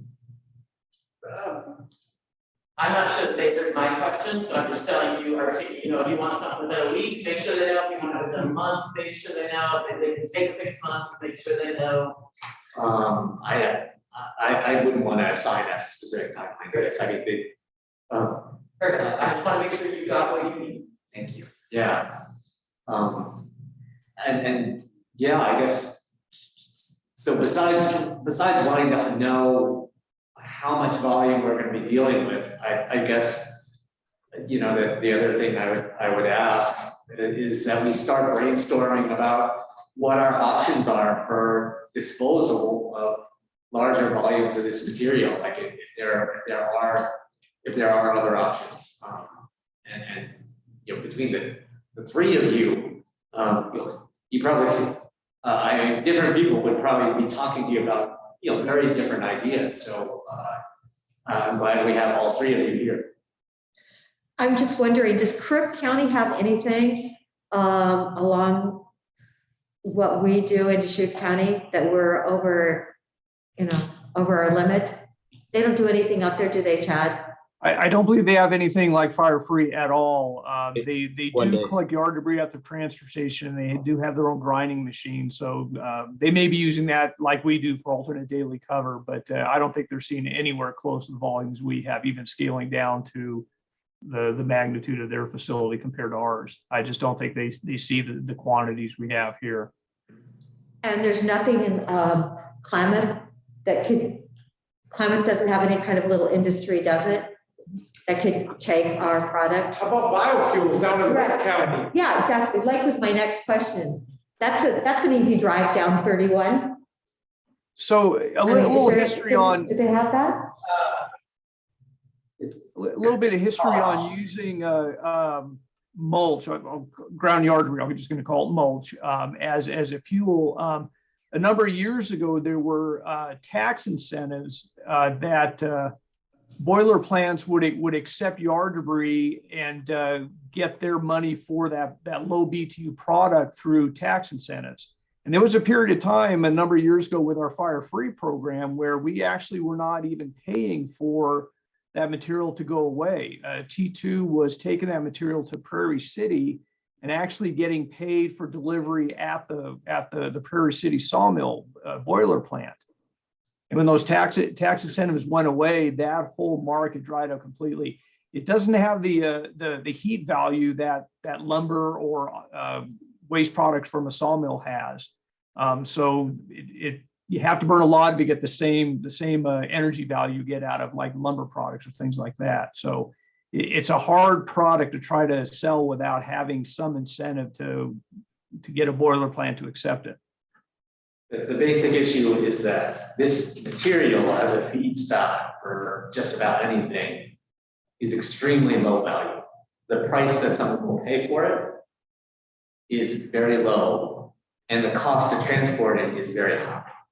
Yeah, and it could be to the point where it's not that even the cost I think that there's a cost to get rid of it as well, besides transportation. If we were to find a place to take it, we would probably have to pay them. I don't think it's a material that somebody is willing to pay us for at this point. So for southern Deschutes County, burning in place is a very viable option for a lot of properties. There's 1 acre properties all up and down Day Road and larger. It's a very short window in the spring and the fall. In fact, Chad already mentioned it. The day that you can rake up a needle that's just thawed from the ground, and 2 weeks later, it gets to be so dry, it's dangerous to burn. I mean, it is that short of a window. Chipping in place is the next best thing by far, and Project Wildfire is doing that. We had a contract in our neighborhood that was a Project Wildfire sponsored project. Our job as neighbors was to tell each other. So we had a community meeting. A date was set, have your green waste out on the edge of the road by this date, and it came through and they chipped it back to the property. So they just left it in place again. And those are good options. I think we should really focus this spring from this conversation, just do a little extra outreach. If we're talking about spending money or making an investment, probably, in the next few weeks even is the time to put out a press release and a little marketing about make sure you understand your short window to clean up your property, because then summer comes along. But see, and then 762 is going to be online after, next fall possibly. But see, I worry about those chips. I know they used to chip in place and leave them in neighborhoods, but usually that's what I know have burned down houses, because those chips catch on fire and then the wind will carry them and then they'll blow into the venting that isn't correct. And yeah, so that's why I think. I put them in the bottom of the stall and then we get them good and wet, and then we put them on the pile and then they become compost. Yes. And then, But I know what you're saying. Yeah, if it's a bigger pile, it could self-combust. yeah, well, if there's a fire, then Yeah, chips I are mean, really kind of dangerous. both things. Yeah, if you make a big pile of wood chips, then they can, the processes that are going on inside that pile can make it self-combust. And if you landscape with the material, there's a risk That's a true risk.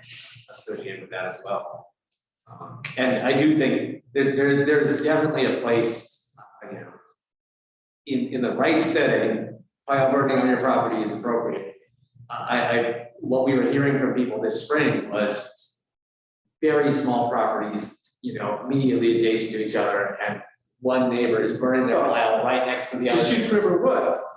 I mean, it's just like that. It's kind of like a bowl and people need to burn and all of a sudden it just sits there and it's really bad. So I know there's geographic areas where it's a lot different. Yeah, so I mean, those are, when I was saying like, that we need to, you know, facilitate getting rid of that material in some other way.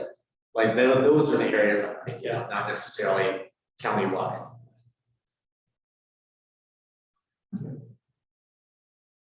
Peter, did you have anything you wanted to add to Senate Bill 762? Well, thank you, Madam Chair and members of the commission. Can you guys hear me okay? Perfectly. Thank you. You know, I guess I would just be echoing one of the themes that was acknowledged by everyone, that Senate Bill 762, with the forthcoming release of the state wildfire hazard maps and of identifying the wildland urban interface. I think Ed could correct me if I'm wrong, but what I'm hearing is that Deschutes County can expect to be identified as either being in an extreme or high hazard rating. And that is going to elevate everyone's awareness of our vulnerability, of course, to wildfire. It's going to obligate new development, and certainly I think phased in for additions or accessory structures, the requirement to implement defensible space and fire harden. And those obligations, and I can go through the timelines or refresh you on the timelines per Senate Bill 762, are going to, I think if the community responds accordingly, you're going to see a commitment to defensible space. I think there's going to be an obligation to ensure defensible space standards are being met, and then certainly as it pertains to new development or additions or expansions with the fire hardening, that's just going to increase the necessity of ensuring that our landscape is as resilient as possible. So that elevates the comments that you've been making to Chad and to Ed, and that's going to be a responsibility that I think we as a community are going to have to bear and acknowledge going forward. So very quickly on the dates just so you can write them down. I know you're familiar with several of them, but at the end of June is when we can expect the State Department of Forestry to release the wildfire hazard maps and the wildland urban interface designation and those risk classifications. There is a process to challenge those if property owners feel that those are misplaced. But that's a critical declaration. In October, on October 1st of this year, there's two things that are happening. The Department of Consumer and Business Services will be amending R327 which currently addresses new development, but as I understand it, it will also apply to additions and or expansions or accessory structures to comply with the Oregon Residential Specialty Code. Those provisions could be in place as early as April 1st of 2023, and then any revisions or amendments or modifications have to be updated by October 1st of 2024. So there's still some uncertainty about what is actually going to be in place in April of 2023, but I gather that any vetting or further discussions about building code requirements will have to be resolved in October of 2024. The one point to make as well is in October, just like the Department of Consumer and Business Services, as they amend the fire hardening rules this October, the Department of Land Conservation and Development is responsible for identifying, and the language in the rule says completing updates to the statewide land use program for comprehensive planning and zoning codes that are required to incorporate statewide wildfire risk maps and any regulations to minimize overall wildfire risk. So that's just another, this fall we'll have a sense of how the state agency is what they're going to be expecting local governments to do to acknowledge and address in their comprehensive plan and implementing ordinances to address wildfire vulnerability. All of this, I think, for the board's consideration is, I don't think we can get in front of this. We're going to have to wait for these benchmarks or deadlines to occur, but it's going to provide opportunities, I think, proactively to acknowledge, that what Deschutes County is doing to prepare for these responsibilities, both in terms of land use planning, but also looking at my colleagues, Ed and Chad, about how we're prepared to address woody debris or resources that can be made available to address defensible space in our WUI from a sweat equity standpoint. So there's a lot to unpack in terms of Senate Bill 762, but it is going to be a very prominent topic and series of conversations that I think will occur starting this June when the wildfire hazard maps are released.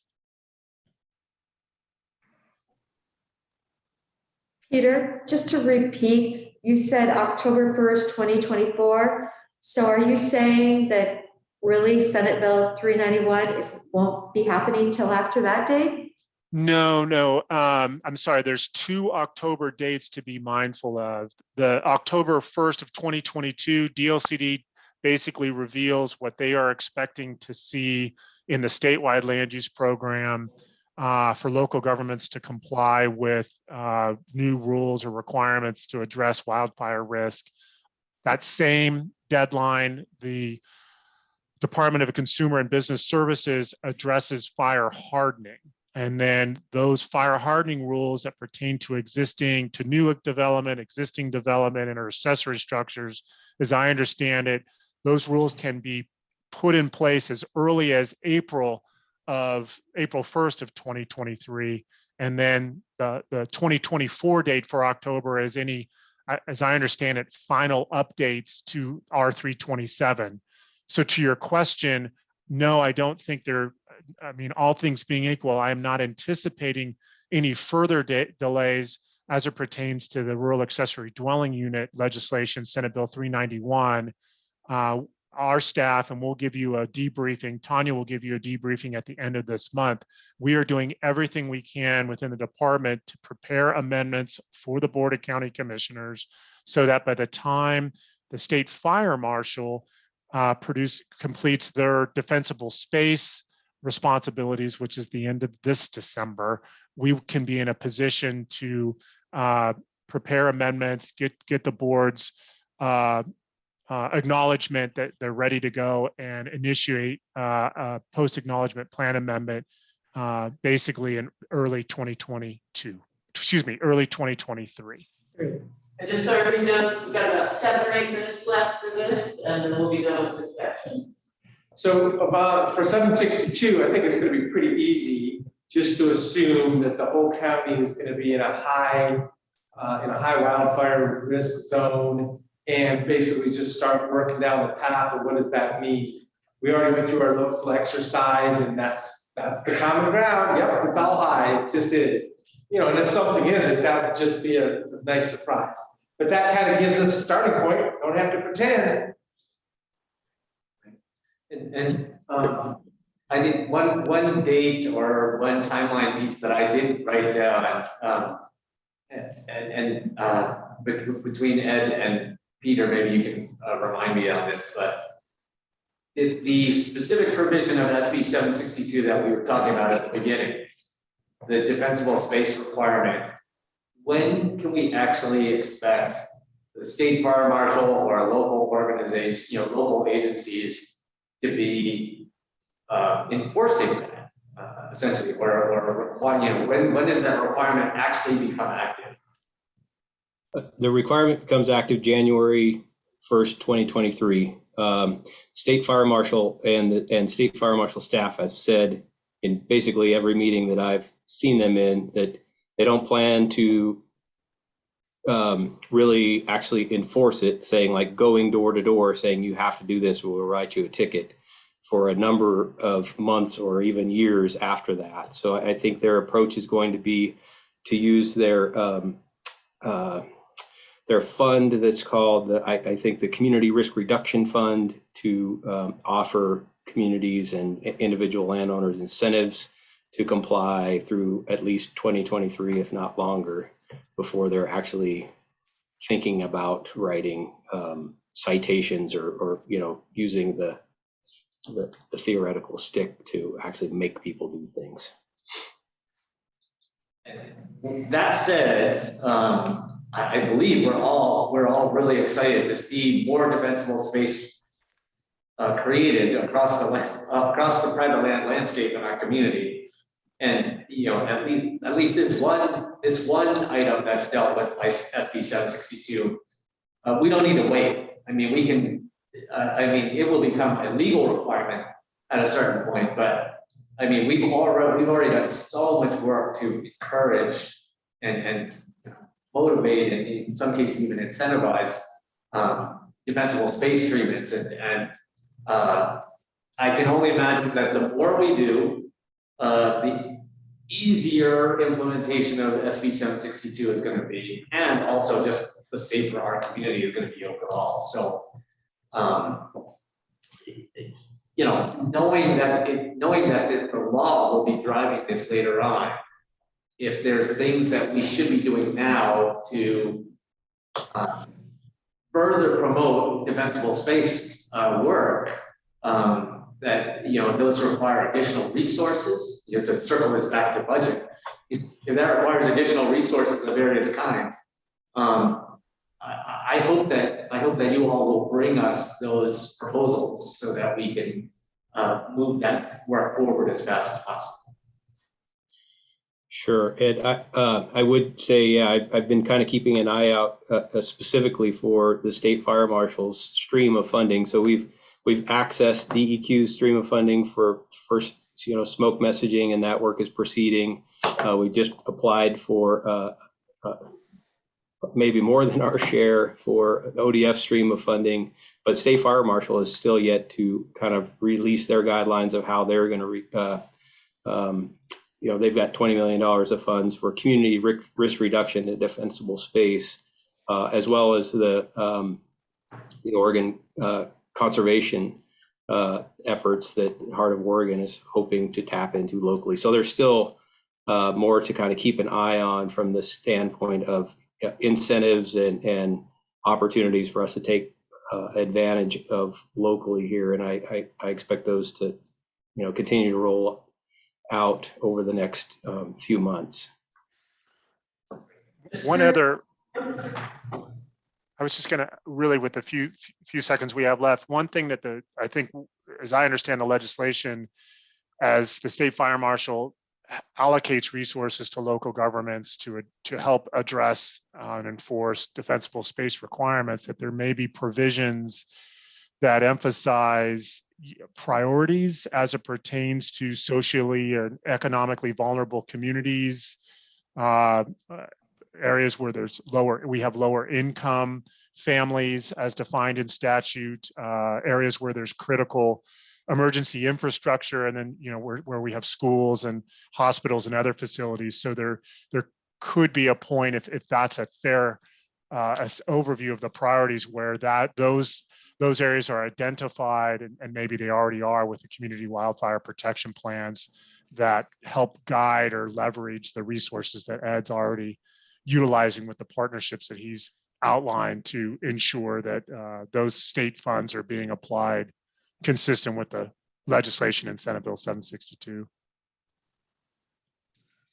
So Ed mentioned enforcement's probably not going to be in the queue to start with. One of the things that may happen though, there are the insurance agencies, insurance available for homes may be the trigger.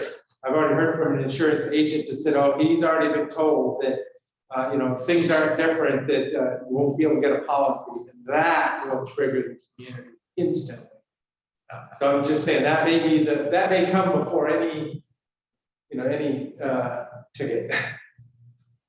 That's what's really frightening, Yeah, very frightening. truly, and. But it makes sense too. I mean, if the Oh. national insurance pool is going to be the liabilities are greater than the income because of big fire disasters, that's exactly what will happen. I mean, the insurance industry is driving hurricane response in Florida, for example. So I mean, I'll just say, I think it's about time that the insurance industry is weighed in on wildfire and making sure that people are doing everything they can to avoid losses. Just one or two final comments or questions, and then I'm gonna wrap this up. Well, it sounds like we haven't solved the problems, but at least we're now all aware of the landfill and brush and the cleanup and everything. And then, of course, thank you for bringing in the dilemma with insurance. So, we're catching it on all sides. And Project Wildfire, hopefully there's an insurance agent involved, or there's going to be another one or two, because that's the table to be having that discussion at. Having them, our community members, neighborhood association leadership, have a relationship with somebody that's speaking for the industry to explain this. It's a good. Truly. January meeting, we just did have, just a real quick note, we did have a new insurance agent that we've been talking to that attended our January Project Wildfire meeting, and will hopefully continue to attend and be able to provide some insight from that industry. Ed, can you say which company he was from? I believe it was Country Financial. Okay. Thank you for that. And I'll just say, thank you, Ed, for doing that modeling and analysis, and thank you, Chad, for thinking about brainstorming on what our options are to do with all this material, so that we can proactively stay ahead of the curve on this. I'll really look forward to seeing that information from you guys. And thank you, Peter. And we will be looking forward to seeing Tanya at the end of this month then with her update. So appreciate you all being here, and please let us know if you have any feedback on employee retention, if you hear some special idea from some of your employees. I think there's somebody named Chad who's thinking about retiring. Maybe we can give pet insurance, since his daughter, the veterinarian, doesn't live here, and he would stay for another year. So anyway, thank you guys. And Chad and Peter, thank you for your input and for your time today. It's much appreciated. We're going to take a quick, just 7 or 8 minute break. We'll be back to right at 2 o'clock to talk Stabilization Center for about 45 minutes. So come ready for that.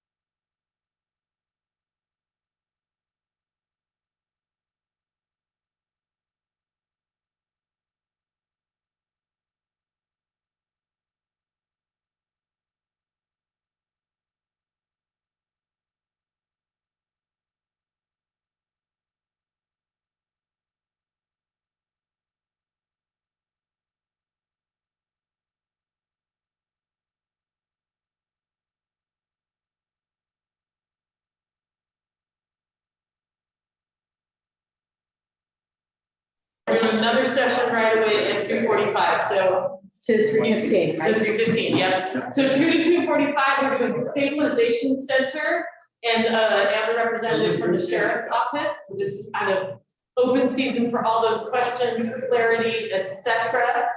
And then right from there, we'll go right at 2:45, from 2:45 to 3:15, we're gonna do housing, and then we'll take another break. So this right now, Stabilization Center, sheriff, and then 2:45 to 3:15, just housing free for all, you know, all the different things related to housing. So, I think we need to have our health services and our sheriff's office representative transitioned over to panelist status so that. Yes, Great.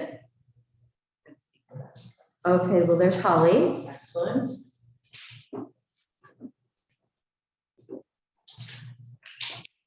Good, Janice, Holly, Sure. Captain Schultz. All right, we're making progress. Good afternoon. Good afternoon. Hello. Yeah, I see Joe's there too.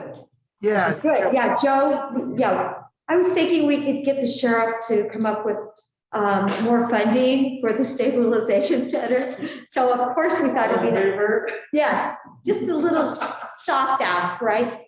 Holly, do you want to talk about the stabilization funding as it looks at this moment in time? Well, little introduction, I mean, so Right.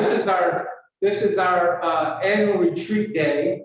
From discussions this morning, this is one of the topics that we kind of defined as a discussion.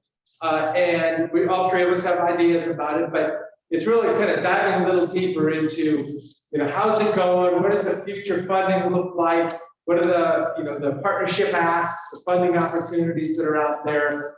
Is there different ways to view this as in, so this is one of my questions, you know, if we're keeping the doors open and keeping it staffed 24 hours, other services, you know, is there a way to think of it more modularly or not? But that's just for me, you know, the way I want to try to think about it. But yeah, that's an introduction to where we were at.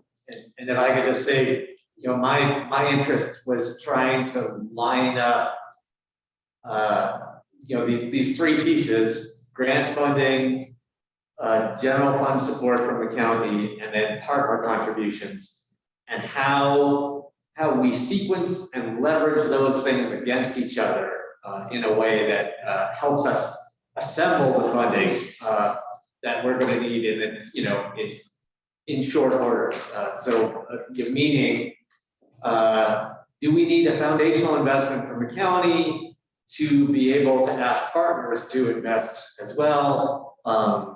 We spent some time this morning trying to figure out, like, well, when would the impacts grant come, if it comes, and how dependent are we on that? And it seemed like I mean, my conclusion was, if you can't even apply for the impacts grant until May, we need to plan for funding the stabilization center without the impacts grant, and then kind of make other partners' contribution contingent on the results of that grant request. So please pledge this much, you know, please commit this much money to the stabilization center. If we get this grant, then we can dial back your commitment to X instead, kind of formula. And Holly, do we have the amount that you can even apply for? Do we know that? Well, so the impacts grant, like last time, there's 10 million for the state. And they do not give you an amount that there's like no cap on your application. So that's why we were able to be successful with the $2.4 million that we requested a year and a half ago, which got us to 24/7. So there's only another 10 million for the state again. They are encouraging current grantees to reapply, and they're even giving an amended shorter application in order to do that, which is wonderful. Our program has been one of the most successful of the group, and lots of data to support that. And we've been very active in conversations with the Oregon Criminal Justice Commission. So we were planning to reapply with board approval, of course. And so the problem with our application this year, as opposed to last year, is that last year we had another grant that was funding a good portion of the first year. So that $2.4 million for 2 years won't get us the same this year that it got us the last go around. So we're already looking at a bit of a deficit going into that. And as you all know, this grant ends June 30th of 2022. The application, to my understanding, and this is if they stay on their timeline, which lots of things could happen between now and May, that the application would come out in May, be due mid-June, so right up against the fiscal year. And I don't have any sense whatsoever of how quickly they'll review those applications, whether they're attempting to even get it done before the end of the fiscal year, or whether they're just going to review applications and award them on their own timeline. So that's about what I know right now in terms of that grant. Holly, what was the other big grant that was kind of providing some bedrock for the Stabilization Center last year? Well, it was actually two. It was the Central Oregon Health Council grant. I believe it was like 583,000, I think was the number. And that's what got us to 7 days a week. But it was one-time funding, as you remember, Commissioner Dare. It was just the one time that got us there. And so that grant has expired.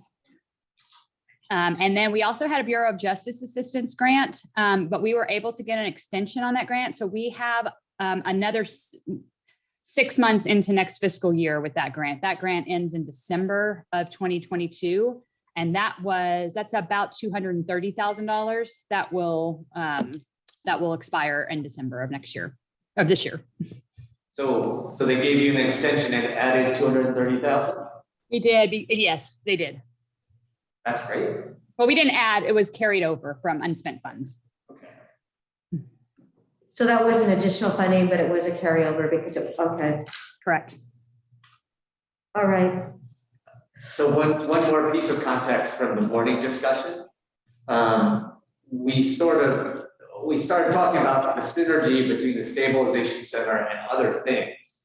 The mobile crisis assessment team being the closest, very closest synergy. And then it kind of expanded out to, Commissioner Adair has been, putting forward this idea about using Deer Ridge as a second state hospital, which invited the question of, all the residential treatment services in between the Crisis Stabilization Center and something like a state hospital, which we also need in our community. So Janice, it's really helpful to have you here to be able to, after we get off the core discussion of the Stabilization Center, to kind of be able to flesh out for us what some of the rest of that looks like.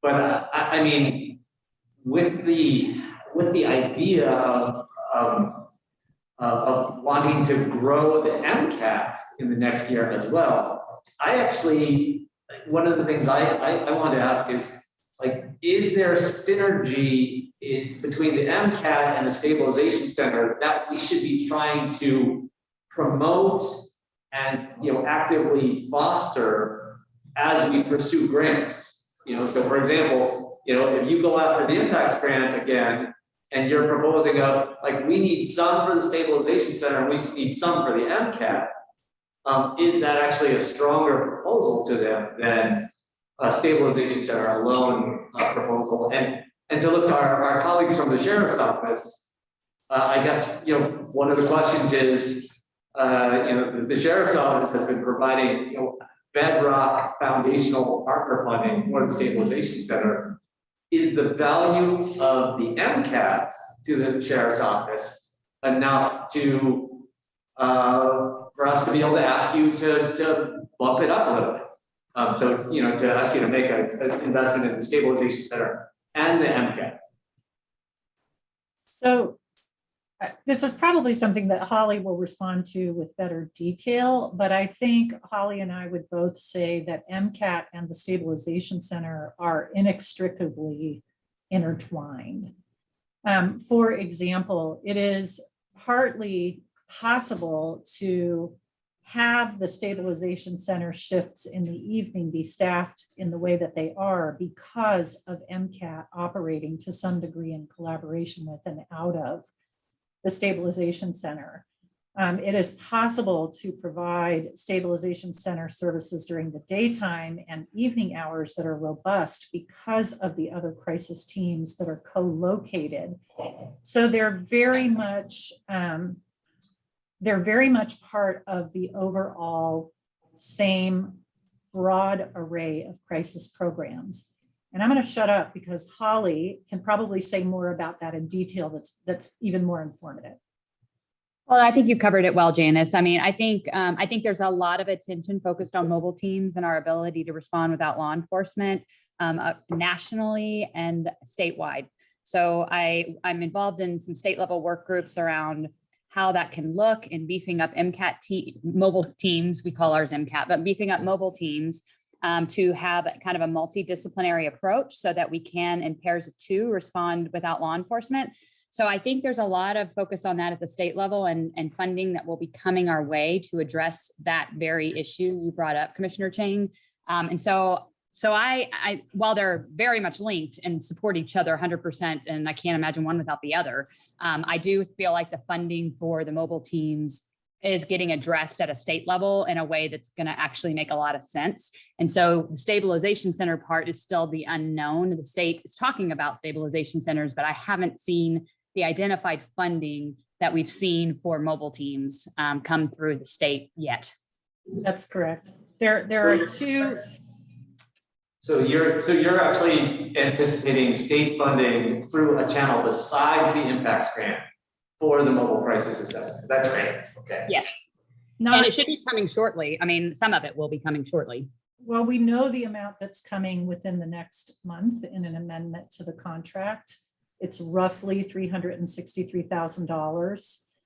It is explicitly identified. It's part of the $10 million that the legislature identified for mobile crisis last biennium. And it's explicitly identified because, and I'll try not to be too complicated because I'm just understanding it, but the federal bill to expand mobile crisis requires states that want to participate in the enhanced Medicaid reimbursement for mobile crisis to add capacity to respond to crisis without law enforcement. So the funds that are coming our way right now are earmarked to do very specific things, which is add additional mobile crisis staff so that a crisis team of 2 could be 2 clinicians versus a law enforcement officer and a crisis worker. That doesn't mean we won't still respond with law enforcement on occasion. We absolutely will, because at times that is the right thing to do. But this funding allows us to have the ability to respond without law enforcement and add the staff that are required to be eligible for the enhanced Medicaid program through the federal government that Oregon is participating in as a state. So I hope that wasn't all too confusing. That amount is coming to us momentarily. I mean, it's just a matter of the OHA contracts department getting the contract amendment out. We expect another tranche roughly similar in amount in the spring, but we don't have a clear date and we don't have a final amount identified for the same purpose. And that's really mobile crisis funding. That's really related. That's not, it will help in the sense that those teams are connected to our stabilization crisis program, but it is not going to staff our stabilization center or support it directly.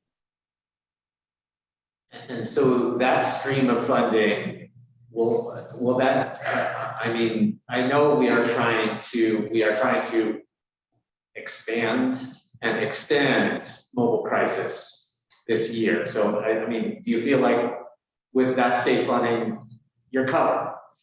No. Yeah. Well, kind of. well, I mean, I think we're covered in terms of the funding to hire the staff needed. The problem is hiring the staff needed. So the reason we haven't been able to embark on the pilot project yet this year is because our mobile team has been cut in half.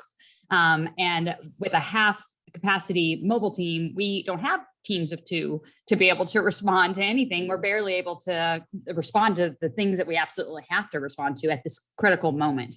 I think if we can improve the workforce issue, that to me is the greater issue of overall of this. Until we get the workforce issue resolved, we can have a lot of money thrown at mobile teams and things like that, but without the bodies to hire, you were still in a quandary.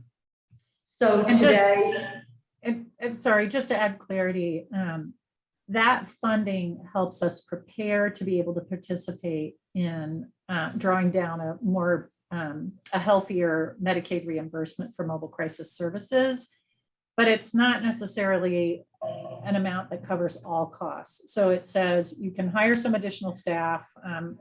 For example, the amount that was provided just in this first round only allows us to identify potentially hiring 2 case managers and helping offset the cost of a supervisor, which doesn't get us there, but it gets us closer. The next round will get us to probably, Holly, I think, being fully staffed, maybe adding a vehicle if needed. And then it allows us to draw down additional reimbursement to cover the cost of providing that kind of a mobile response. Sorry. so Captain Schultz, did you have your hand up? I do want to add this because Commissioner Chain, you talked about, is the sheriff's office willing to participate and support? I've had many talks with our sheriff. As everybody knows, especially our stabilization partners, the sheriff is fully committed to the success of the Stabilization Center. One, because we know it works. And we know that is one of the few places we can divert people instead of our most expensive operation, that's the jail. And 2, we know that it allows our law enforcement partners to be successful in their job of not dealing with people with medical illnesses and getting the right people to serve them. And as Holly stated and Janice stated, it is intertwined. You need to have both working together to be successful. And as you talked about, the state hospital, as you know, the state hospital is full. And hopefully the state addressed that issue, because that also is the key piece for Oregon to come out of it and Deschutes County to be able to manage our citizens appropriately and with passion, compassion, and kindness. All those things are intertwined. So with that being said, I've talked to the sheriff multiple times. We are committed to the success. As we're going through our budget, we will hear what Holly and Janice have to say, and we'll be at the table with them the whole step of the way to make sure whatever funding they're requiring and that we believe that we need to have will be part of those conversations. So you froze a couple of moments, and I'm just wondering, you didn't say a number before, but what has the sheriff given in the past? Just to get it on the record. Well, this year we're at 565. It was 562 and we crept up a little, but that's where we are. And Okay. we're anticipating something like that next year as the base level or whatever. Thank you, Joe, for that number. And thank you for being consistently on the list of people supporting the Stabilization Center and the mobile team. So clearly that's what we need. If we could just get some more community engagement for this, so we don't have to worry at the last moment, for that 24/7 funding. Holly, where's your unemployment at? I was just wondering, you said you're still short. How many people are you short there? We've definitely, right as we start to improve, then we take another hit in another area. So our mobile team is at about 50% capacity right now.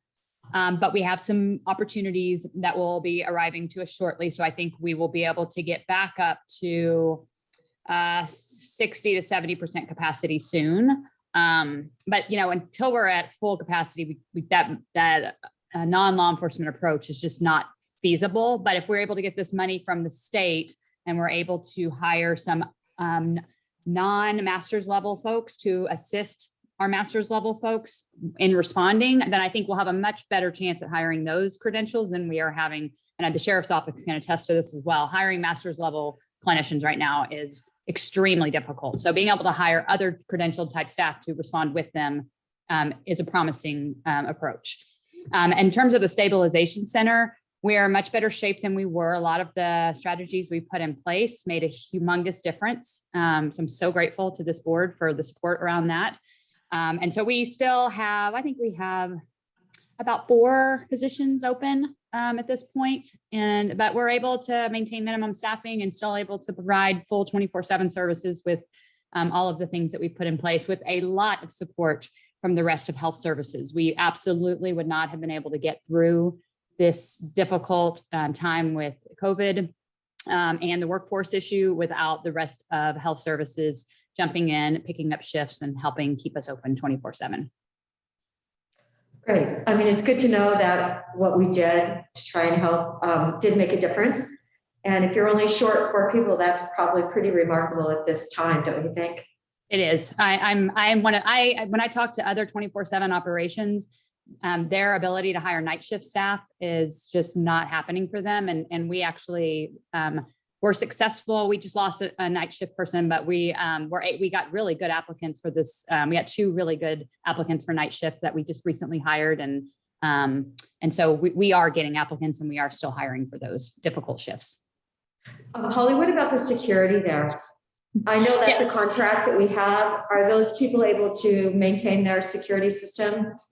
They are now. They went through a little rough patch, which, really hurt us because they were part of our minimum staffing at nighttime. So that when they were unable to, there were some kinks as things were rolling out, but they are now, we've put in some strategies in place for their own company with the support of us. And we amended our contract to help support those changes. And they are now operating very smoothly and are there 24/7.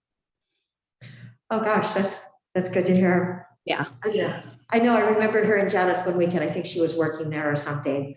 I mean, that's what it sounded. You've never had to work there, Janice? No, I have not. I actually offered to cover a shift and Holly was like, you will be more trouble than you're worth. Janice, not you. Oh, that's amazing. Yeah. So. Commissioner DeVoe had a question or something before. Sure. So in passing there, I was just thinking of numbers, and we were talking about the sheriff's office and 24-hour operations. Stabilization Center is our 24-hour operation. The jail operations is 24 hours. Emergency department's 24 hours. Is there anywhere that there's something being lowered in cost, or I'm just trying to understand the moving parts of this.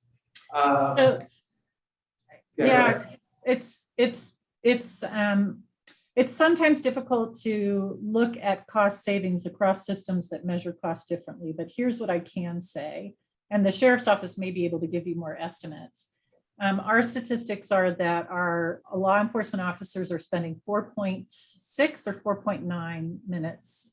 Holly, I can't remember the exact number. 4.6. 4.6 minutes on average for drop-offs. When they drop off in the ED, they often spend hours. So the cost of that is something that I think our sheriff's office probably could provide, what it costs in general for an officer's time for 2 to 4 hours in an ED waiting for a patient to be seen. Not to mention the cost to the community of taking a law enforcement officer off the streets doing their job. So that's a cost that's hard to calculate, but I think matters in terms of public safety. In terms of the ED, we are diverting roughly 30 individuals a month, Holly, from the ED. Yeah, about 30%. Yeah. And the cost of an ED visit, the cost is estimated across the board, but the general cost is somewhere between $1,300 and $2,400 per ED visit. So when you look at the offset of costs that you can project from that, what we're indicating is that we're saving the ED somewhere between $500,000 and $1 million a year with our operation. Rough, and these are really rough numbers because, again, we're extrapolating from who we divert, and we are not necessarily measuring our costs in the exact same way that the hospital might measure. And then the third thing to consider is that our community participates in quality and incentive metric withholds, which is how the community is incentivized to meet key health performance metrics. When we meet those metrics, the dollars flow back into the community through the Central Oregon Health Council. And the Stabilization Center the presence of the Stabilization Center really helps with meeting some of those metrics, like utilization of the ED, keeping it under a target number, for example, or following up after individuals who have been seen in the ED for a mental health emergency or are being discharged from Sageview. So those are just 3 different ways we're impacting costs in the system and resources to the community. So as I say, I mean, it's pretty straightforward about officer time there, and that would be, you know, the advocacy opportunity for a city police department also. So, and then it's, for emergency department, you know, that's kind of the bigger community picture. It's probably not the money as much as the capacity of the emergency department too. You know, just the fact that it's going to be available for something else, or as we're growing with more people, we're taking that, taking a subset of them out of there. Thank you very much. And then, so my only other question, and this is just, what's the intersection of homeless and stabilization center? As in, I know it's not, you know, a big part of it or whatever, but what are the facts as we know? The facts as we know it today is about 29% of the people that we serve at the Stabilization Center experience homelessness. So the vast majority of the people that are coming through our doors are considered housed, but the folks that fall into the category of houselessness really tend to be a higher acuity, tend to be the folks that we need to wrap around more intensely and support more, which we're happy to do and are glad that they're accessing our services when they are. And so we have a very close relationship with the homeless outreach team, and a plan. We actually just had a meeting the other day around how we're going to enhance that relationship as that team grows and develops. And so it's intertwined, but it's not all we do. And so I think that's the message, is that we serve everyone, individuals with houselessness issues and those that are housed as well, young, old, all in between. Well, so is there an example or a feel-good story about somebody who came in and said, okay, I'm done with this, what can I do? Ask for help, and switch, they were able to improve their situation. I could probably give you about 10 different stories actually, but I can't do it in this in this setting necessarily with identified information. But I will tell you, it is not uncommon. I get these stories and I submit them to the impacts grant as part of a narrative that I'm allowed to tell client stories, de-identified.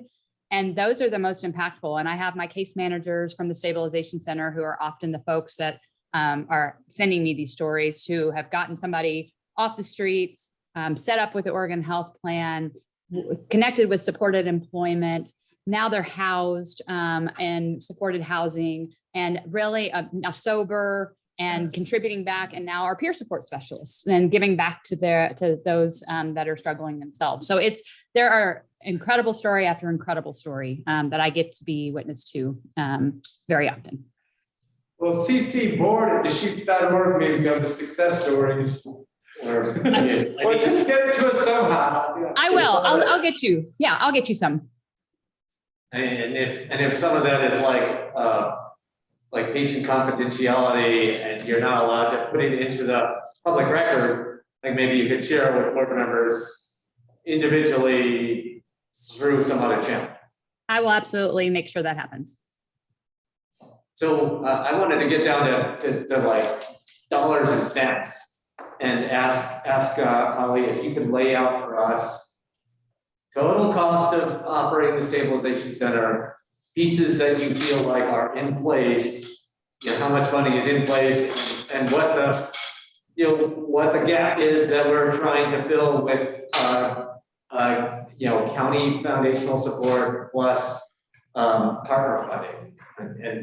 And after hearing from Joe and Captain Schultz that they're in for 565 as a floor, like it, you know, yeah, if you can just kind of give us the total number and tick off for us what you think is in place already, so we have a sense of what we're trying to pull together in the next 4 or 5 months. And I'm going to let Janice actually take this one, because she's got some spreadsheets up, and I'm happy to chime in, Janice, if you'd like me to, but I know you have those documents up in front of you, and also have the context of the contract negotiations. Yeah. So the total cost, and again, it's sometimes difficult to separate the cost of all of our crisis services and stabilization services, but the way we think about separating it out to the best of our ability is thinking about what it costs to run stabilization 24/7, so in the evening and on the weekends. The total cost this year was roughly $3 million. I'm giving you really rough numbers. Next year, it's projected to be about 3.4. We have a current gap of at a minimum 1.4 million. That is if we take into account that the contract negotiation, which is coming down the home stretch, will in fact result in a final agreement for a per member per month additional fee that would generate about $500,000 for the Stabilization Center. This is something that our hospital partner has been a strong supporter of in the contract negotiations. So this is the way they've really helped to contribute to making sure there's adequate funding available, because that comes out of our shared budget. We have the sheriff's office dollars. We have the grant funding that Holly described. We have the OHP revenue that has always been part of our crisis programs. And we have identified the existing county general fund that has been supporting crisis programs for a number of years. So the gap we're trying to fill is significant. We hope that the impacts grant will help offset that gap. And we still are looking at other opportunities with other community members that may be interested in helping support the project. Anything you want to add, Holly? I think, the impacts grant is the tricky one because I know that there are other counties that did not receive those awards last year that are interested in applying for it this year. And if they just refund every grantee at the current level, then there's no money left for any other county to get any. So I'm aware of that context. And so if there's the ability to have other funds identified to help offset some of the grants that were a part of our original application, so that we're not, because we would have to actually ask for more than what we asked for on our previous application. And I don't think that's realistic. And I don't think that would make us a strong applicant, to be honest.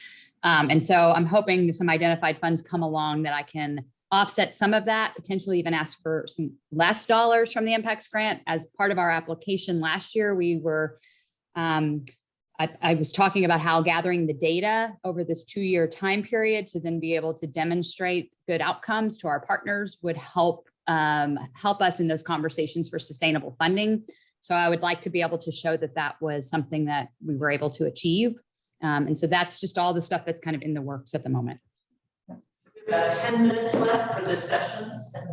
So backtrack a little bit. So 3.4 million total cost per year. Is that the number you mentioned, Janice?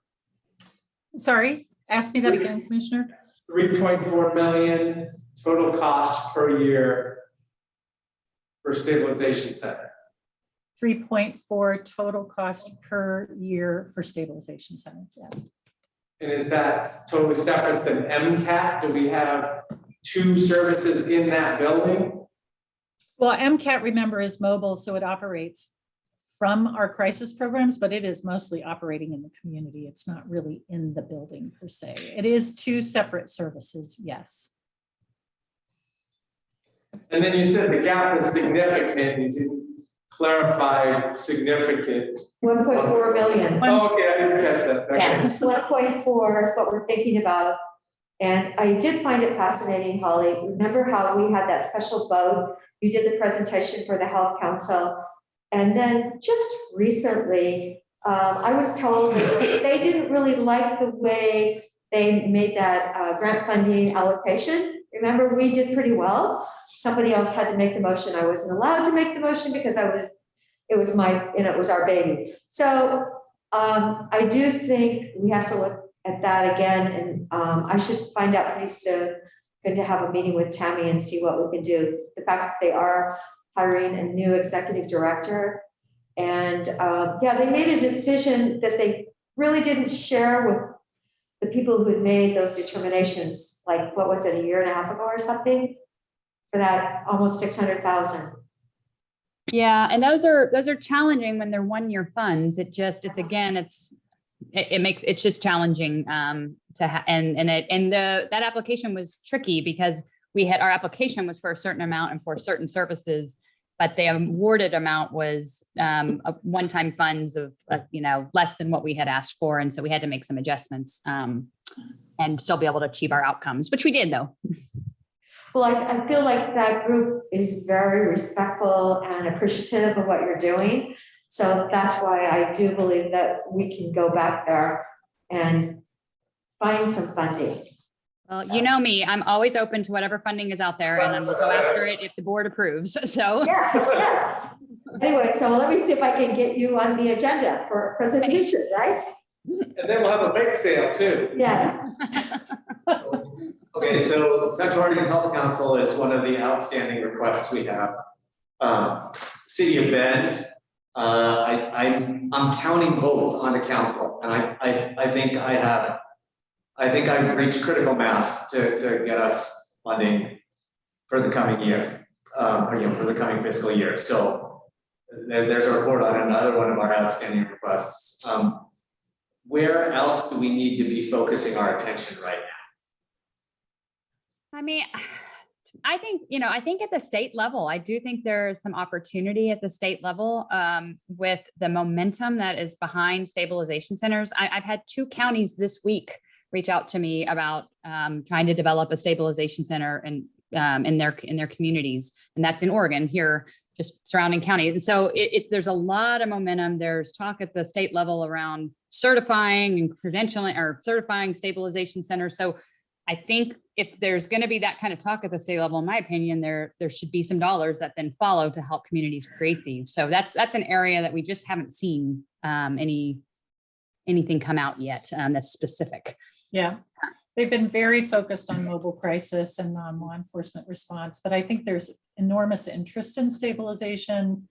I do think that if we don't get more investment in the secure residential treatment housing, stabilization center operates best when there are places for people to go, because they can't live at the stabilization center and they can't live in our emergency department. That's really a burden for our emergency department, and they can't go to the state hospital. So we really need that array of housing options for the individuals we serve, for this all to come together in an array of services that help stabilize folks in our community who are going to continue to struggle. And I think that's really exciting. Watching the way the state and the legislature work. I mean, we're coming into a short session, but I don't think anyone's talking about stabilization centers in the short session. So it's quite possible that what you're talking about is something for us to work towards in the next long session, which doesn't start till January. But we had discussed also making requests to the city of Redmond, City of Bend, Health Council, reconfirming the support from the sheriff's office. Can you give us an update on discussions with the city of Redmond? I don't have much. Oh, sorry. I don't have much of an update other than we sent them the letter. They've received it.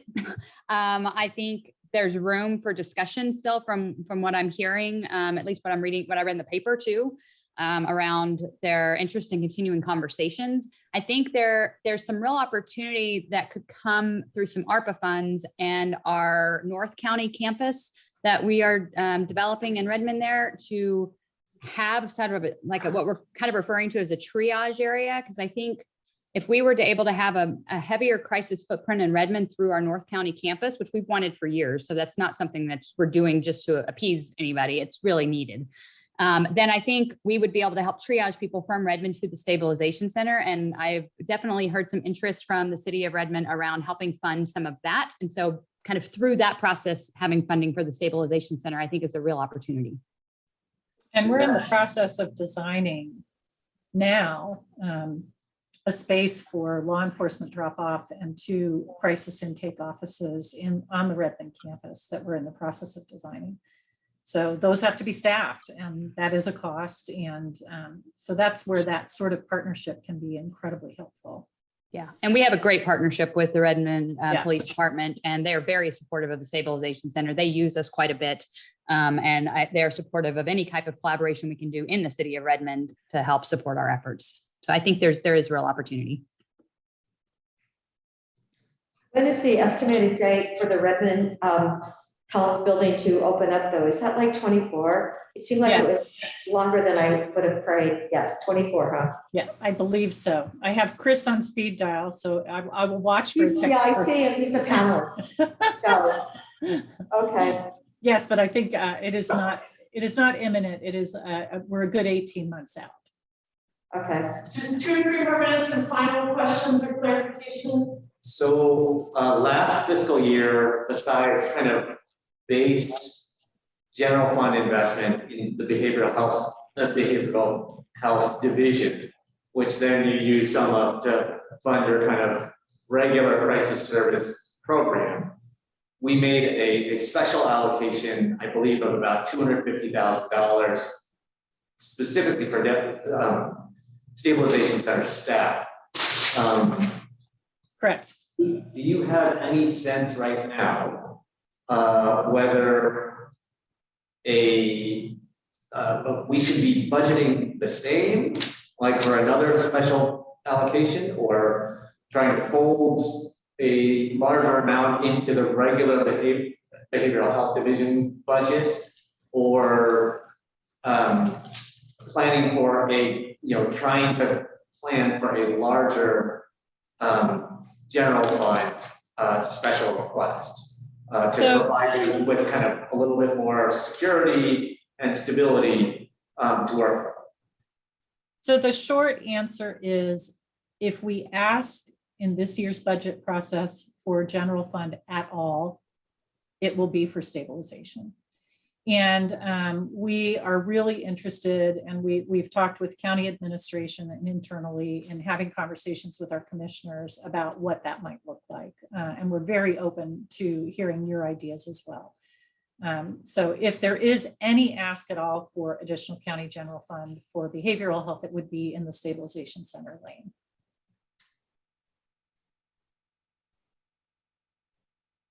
Anything else from anybody? We have 1 minute left if you want to trail somebody. Just one question. I'm over here. They can't see you. Is that Nick? Yeah. My only question is, with the impact grant, what is the time frame of it? I understand when we apply for it, but I assume it's not July 1 to June 30th, because all counties, everybody would be in the same boat. So if we're awarded that, when does that actually effective? My guess is it'll be effective July 1, but they won't give us the money until well after that. That's how it kind of worked last time. There was a massive lag time in terms of when the award came out, then they made it retroactive to July 1. So I'm guessing they'll try to align it with the fiscal year, because they have a fiscal year to align it with as well. It'll be another 2-year grant. But yeah, last year we lost about a month it was about a month later by the time we actually got the funds and were able to start hiring. And we couldn't really start the process until we knew what we were getting. And so it delayed things quite a bit. So I'm hopeful it won't take as long this time, but I mean, it's a complicated process. And And we never know. We never know what we've been awarded until after we have to submit our budget, which I know that you are all very familiar with. You've watched us go through these pains of uncertainty every fiscal year. It sounds particularly painful if you know that it's only 10 million still. They should have added more funding, truly, especially if that's what they gave out before. And now they've got more people participating. And I'm sure it's going to be competitive. But thank you, Holly, Janice.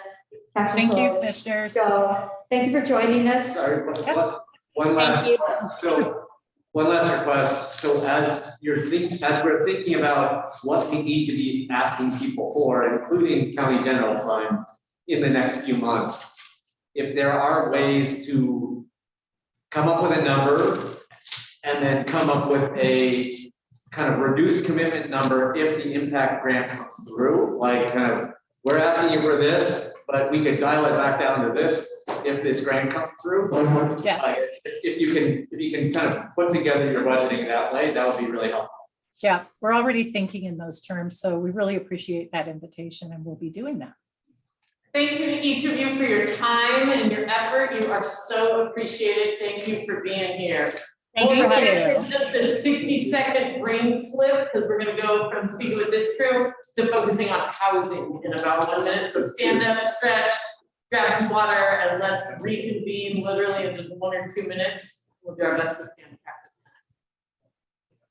And Sharon, just to let you know, it looks like Greg Munn is joining us by phone, last 4 digits 4090. So if Greg can come over into panelist status for the next conversation, that would be fantastic. Thank you. Whitney, can we close the chat box so we can have a full screen? Let's see. If not, that's fine.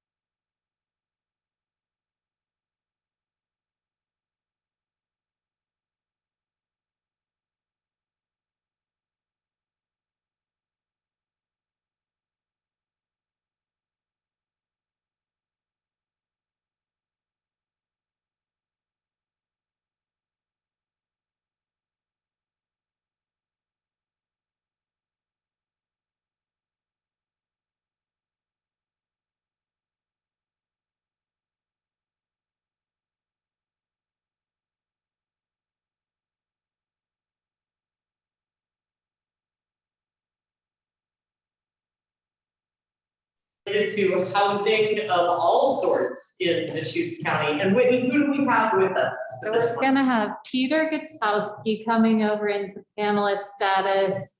We have Greg Munn, just lost his connection, but he's calling back in. So he's gonna come up again, sharing us 4090 last 4.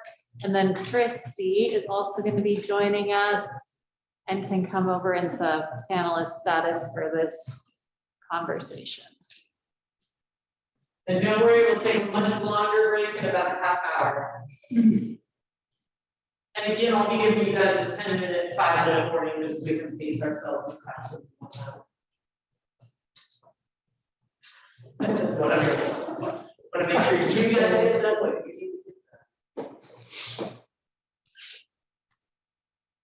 Looks like we have Peter and Christy, and I think as Greg tries to reconnect, I'll defer to the board. Okay, There's Christy.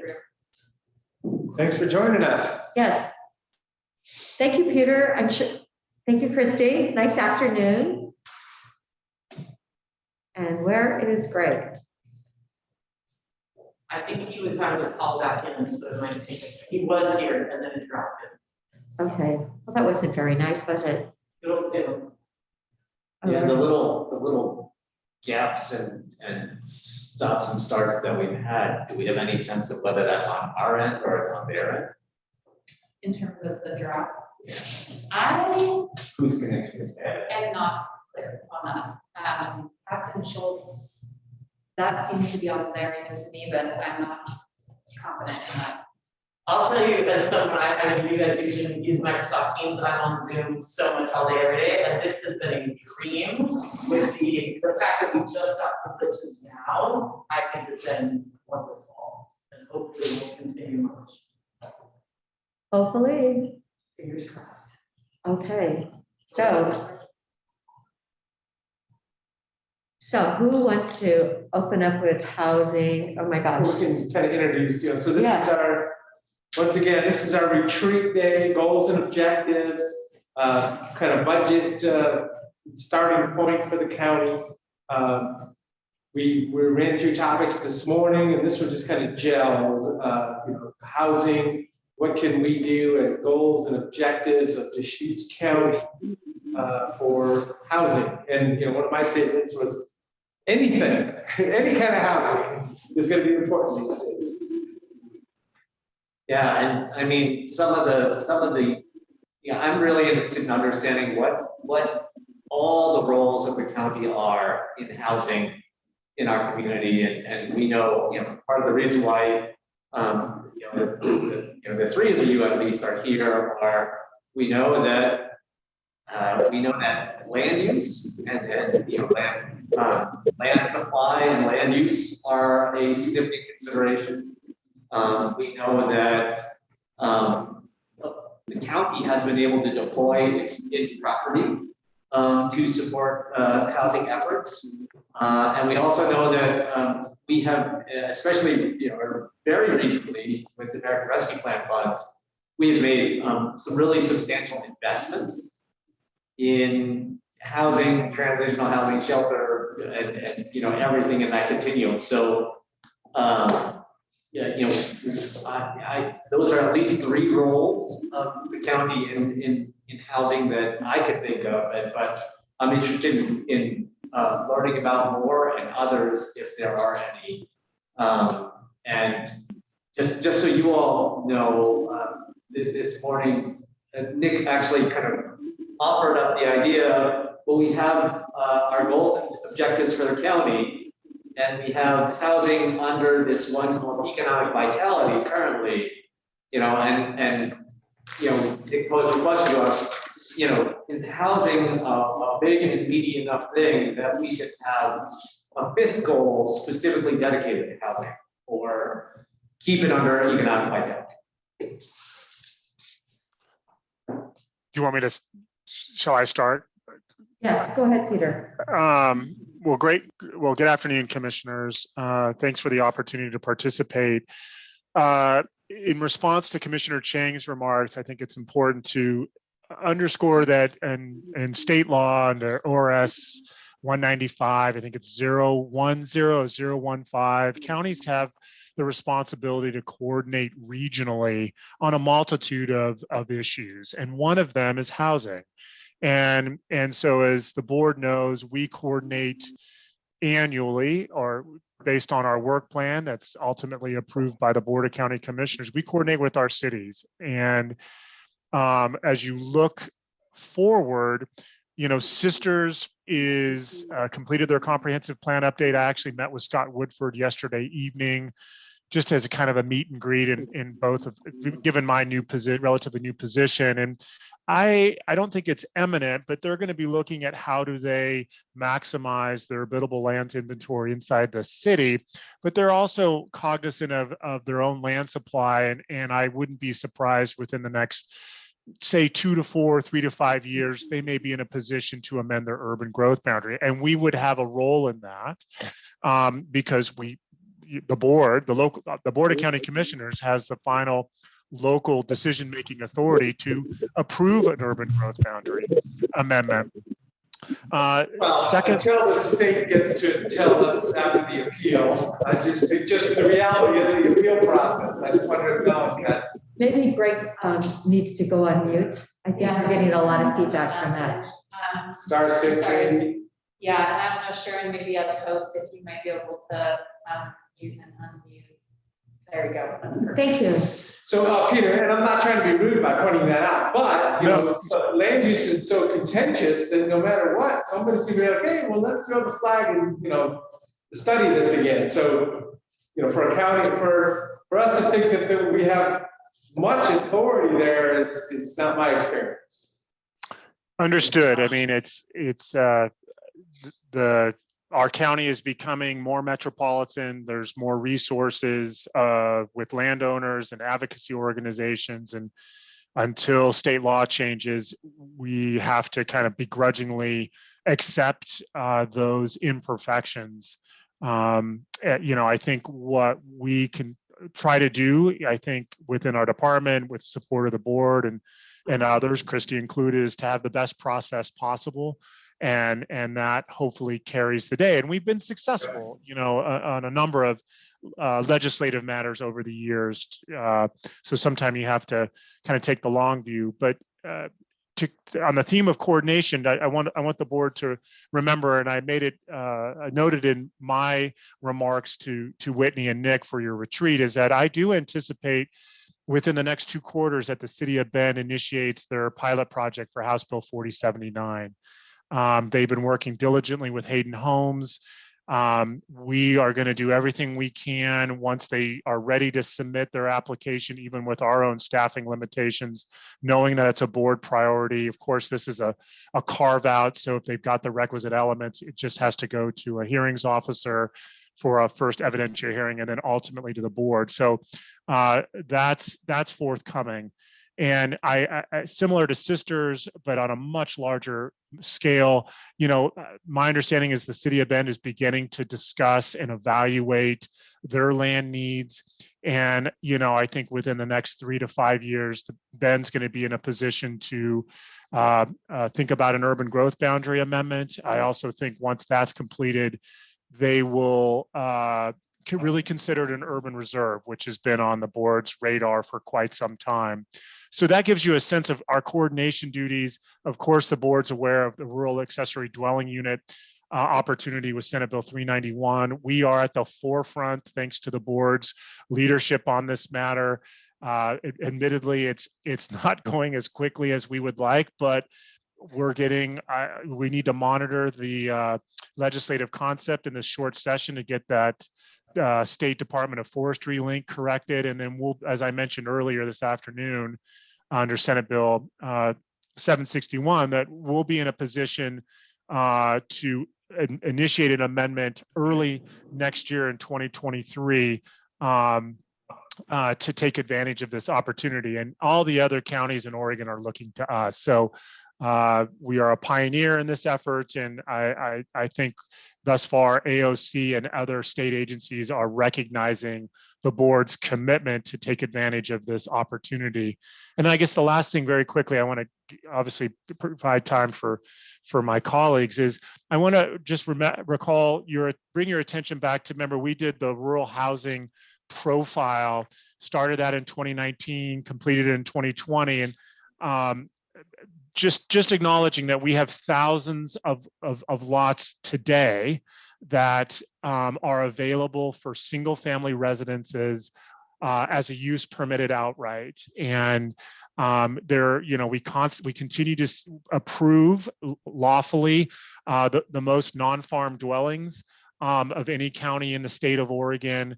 And so I guess what I'm acknowledging is that within the system we have, there are still opportunities based on lawfully established units of land, legal lots, to accommodate rural residential opportunities.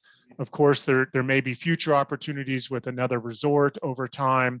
I know that's controversial, but worth highlighting, that we still have quite a significant capacity for rural residential development. And that doesn't even begin to talk about opportunities in both Tumalo and Turbon, if we can get support for the sewer feasibility study and potentially a sanitary authority. So I'll pause there and turn it over to Christy or Dave or Greg for any other remarks. I just want to say thank you so much, Peter, for saying that about the 2 sewer projects. I did mention them in my opening remarks today, and I think it's really important. And hopefully we can have Tumalo catch up, perhaps. I know it can't catch up completely with Turbon, but I do think they're very important and part of our community. And for destination resorts, there's a population of 100,000 in Bend, so we're now within 25 air miles or something like that from the perimeter now. So there's really not a lot of opportunities there either. That, if I may, Commissioner, there is some case law working its way through that.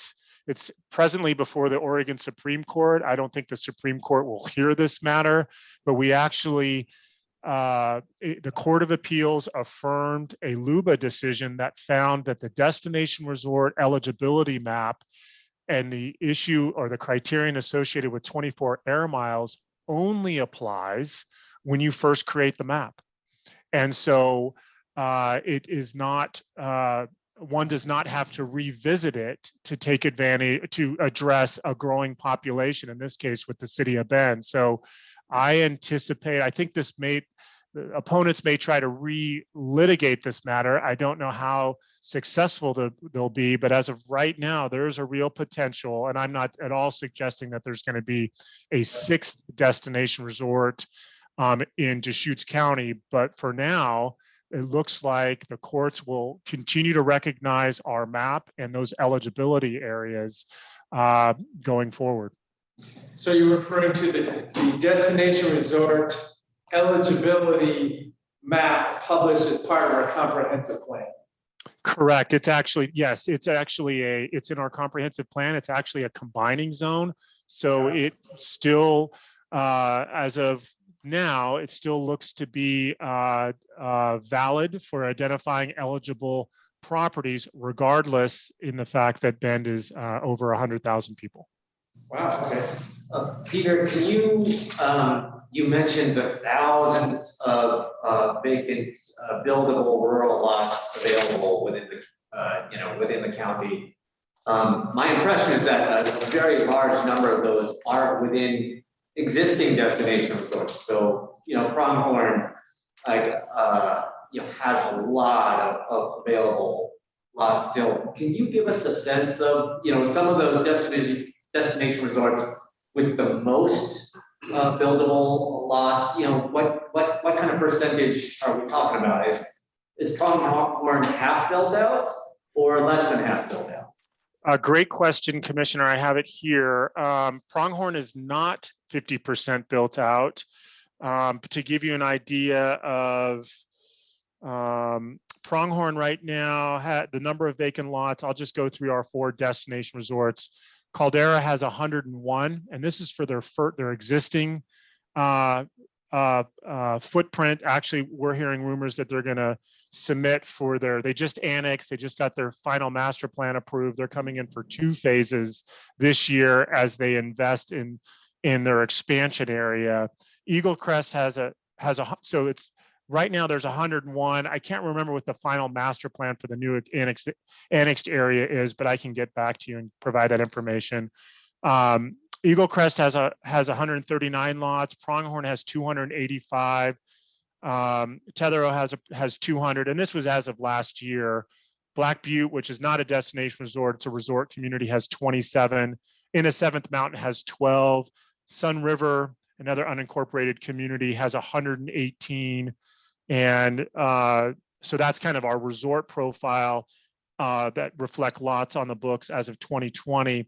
In our rural residential areas, including Tumalo and Turbon, there are just under 3,500 residential lots. And then, the potential for future rural residential lots, if you factor in Thornburg, here it is, Caldera Springs Phase 2 is another 340. The West Side Transect is 180. There's some properties in Gulf Gulch. So future opportunities are another 1,500. So I just wanted to reemphasize that within existing destination resorts, there's still a lot of opportunity for people who are seeking that type of residential, that type of residential life without having additional destination resorts. So it's not like. Correct. Thank you. That's correct. There's 800, approximately 800, if you count Sun River, that are available today. Peter, was Tetherow 1,000 then originally?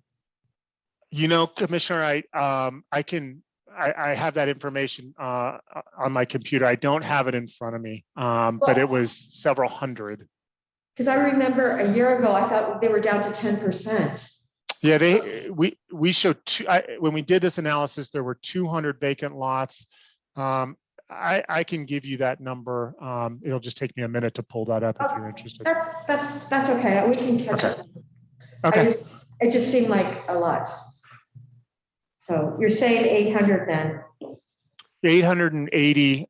When you think the global resort, our resort areas in Deschutes County that are legally available, lawfully created as of today, and doesn't speak to the future opportunities, which is another 1,500 lots potentially in that resort profile. So we can go longer if we need to. Can we make sure we hear from Christy before Yes. our 10 minutes? Christy, did you want to add any details about county land, any type of projects that you see out there? Yeah, I think, first of all, thank you for the opportunity to let me participate here. I thought it would be good just to do sort of a quick recap of the great things that the board and staff have worked on over the last year. So we went out for RFPs for quadrants 2A and 2D in the Newberry neighborhood. That could result somewhere in the ballpark of 190 units. Just so you know where we're at with that, the RFP closed and we received submittals, and those have been forwarded to the evaluation committee. So I need to work with Dave and Nick, but I believe I'm going to come to executive session on the 31st and just go over those results with you and proceed with next steps. So that's upwards of potentially 190 units. The Simpson property, the RFP just finished the fine tuning, ready to launch that. That could bring upwards of 200 plus units, maybe even potentially 240, 250 units. Habitat for Humanity, backing up a little bit in quadrants 2A and 2D, the board committed to 2 acres for in both parcels, and that's going to provide roughly 24 units. So that right there, in the next 3-ish years, that could bring on roughly 450 units. Then we can move up to Redmond.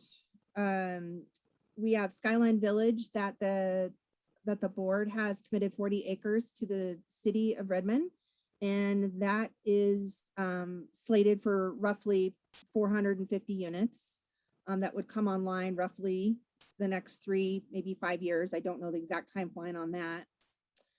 And then we have, let's see, back to Lapine, we have the 325 acre Newberry neighborhood known as neighborhoods 3 and 4. So we are currently looking for a consultant to help us write that RFP.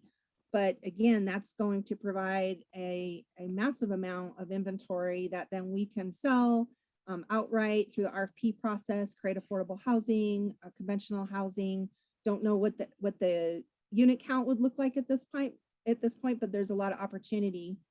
And then the other property I just wanted to bring up is we have that large parcel up in Redmond. Granted, a good portion of it is still in unincorporated EFU zoning and unincorporated Deschutes County.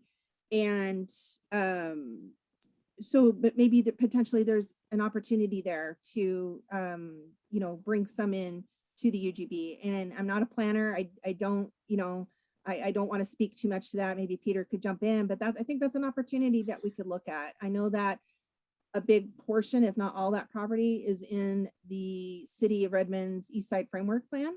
And so part of it is designated eventually for residential, but maybe that could be fast tracked. I don't know. But I think that's, just to kind of basically in the next 3 to 5 years, we're looking at bringing on 900 units from Redmond to Lapine, not including Newberry neighborhood 3 and 4, and not including any additional property in that large swath of county-owned land in Redmond. So I hope that kind of provides a recap. And maybe some ideas that we could work towards. And of course, as this last round of tax deed foreclosure, we didn't have one single foreclosure. So that's a really great thing, and we should all celebrate that. But as we do get foreclosures annually, you know, we also can look at those single family units and see how we can, you know, marry those up with some of our partners, you know, from Habitat to others that may be interested, Core, Land Trust and whatnot. So with that, happy to answer any questions or get your thoughts. Thank you so much, Christy, for that recap. Was Redmond, I thought it was 485. I don't know why. But do they cut it? Yeah, it could be. It could Okay. be. I just put 450. It was a little more conservative because I didn't have the exact number in front of me. And that's what's in my head anyway, that it's 485, and that's an amazing project. And the sooner it gets done, I know Redmond, what is it, up to 36,000 now? I think I saw the sign the other day, 36,200. So they are definitely, they are moving, you know, not as big as Bend, but they're definitely growing quite quickly. 7 people per day, Chuck Arnold told me the other day. Oh, 7 per day, huh? 7 people per day was the case recently. Wow. That's a lot. Yeah. And friends, in theory, we'd be done with this in 4 minutes, but I have a feeling we need a little more time. Is that more than that? Yes. Yeah, 10 minutes, yeah. Let's go and eat another 10 minutes on this. Will that work for you guys? I want to make sure you have the time to get the information you need. So am I hearing that accurately, that we want to push it past the next 3 or 4 minutes? I would love to be able to discuss funding for housing being with Greg a little bit. If that's Okay, is Greg available? Greg is Or- on, Greg is having, I think, a little bit of a hard time hearing, so I told him that we would go ahead and text questions just so he makes Oh. sure that he's capturing it correctly. Thank you so much, Christy. Thank you for all that information. 900 units, truly. We need those sooner rather than later. And I just wanted to just jump in just for a moment, because that's exactly what I was going to say, Commissioner Dare, to Chair Dare. That Christy and I have had this conversation, and Tom and I had it before he left, is if the board wants to be even more committed to housing than we have been, we really need to add capacity to what Christy has in a 2-person shop. If we want to really think about getting the line, the 325 acres online, we're just struggling to. Planning staff is consumed now. It's tough to get consultants. We really need additional support there. If there's interest in exploring the county, creating or finding an operator for a campground or RV park or something of that nature, we're going to need to think about additional capacity to support Christy. She pulled in so many directions with the properties we have now, as well as just interest in coordination with cities and transitional housing and so many things. Just so it's on the board's radar to think about that as we are beginning to contemplate our budget proposal. Yeah, and I mean, I'll say the county park and campground concept that I raised this morning, I have been hesitant to really drag Christy into that because I know how many things she has on her plate. So meanwhile, I'm trying to figure out like, well, how do I explore this concept without staff support? And okay, we can get a feasibility study. Like, who's gonna write the scope of work and manage the contract for that? And so, you know, I want to be really mindful of Christy's capacity, Christy and Deborah's capacity. But there really are a lot of things that it would be very exciting to be able to have, to have a larger team over there to be able to engage with us on. And the numbers coming out of La Pine sound really good. And especially more affordable, more workforce housing, and definitely I can understand that you feel like you're a bit in a frozen pond, don't you, Christy? And you're just trying to keep going. So thanks, Nick. Yeah. I appreciate all your words and thoughts on this. It's, you know, we want to do good work and continue. We have done good work and we want to continue that, but just the demand has been become very difficult, to be honest. And so, yeah, and thank you, Nick, too, for bringing that up. I really appreciate that. What does a person, what are the credentials required for somebody in your position, Christy? What does a resume look like? Well, you know, I've thought a lot about that, and I think that I would look for somebody that can help drive projects and also create opportunity for administrative support. If they had some sort of real estate background, this position's really unique. There's, my counterparts in other counties, not every county has this position because of the size of the county, or maybe their portfolio is small, but my counterparts, what we do is very unique and it takes a special skill set. But I feel that, getting the right person in there, if they had some real estate background, that would be ideal, but maybe not required. They just have to be a good team player. I can teach them, we can teach them anything.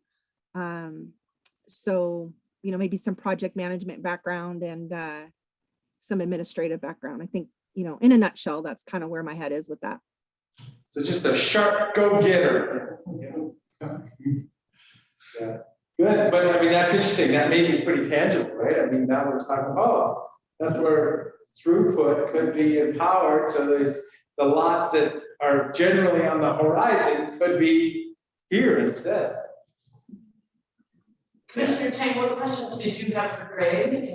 Can we get to those? Yeah. Yeah, I'm interested. Sorry, Greg is really having trouble. So I told him I try to tee up something potentially over a message that he might be able to respond to.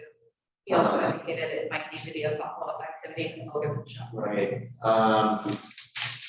If Brad could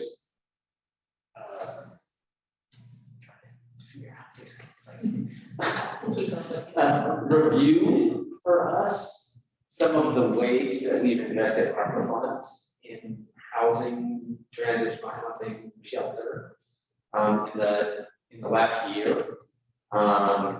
That would be, how about we start with that? And then I would like for him to respond to some of the concepts I put out this morning about, long-term funding sources that we create.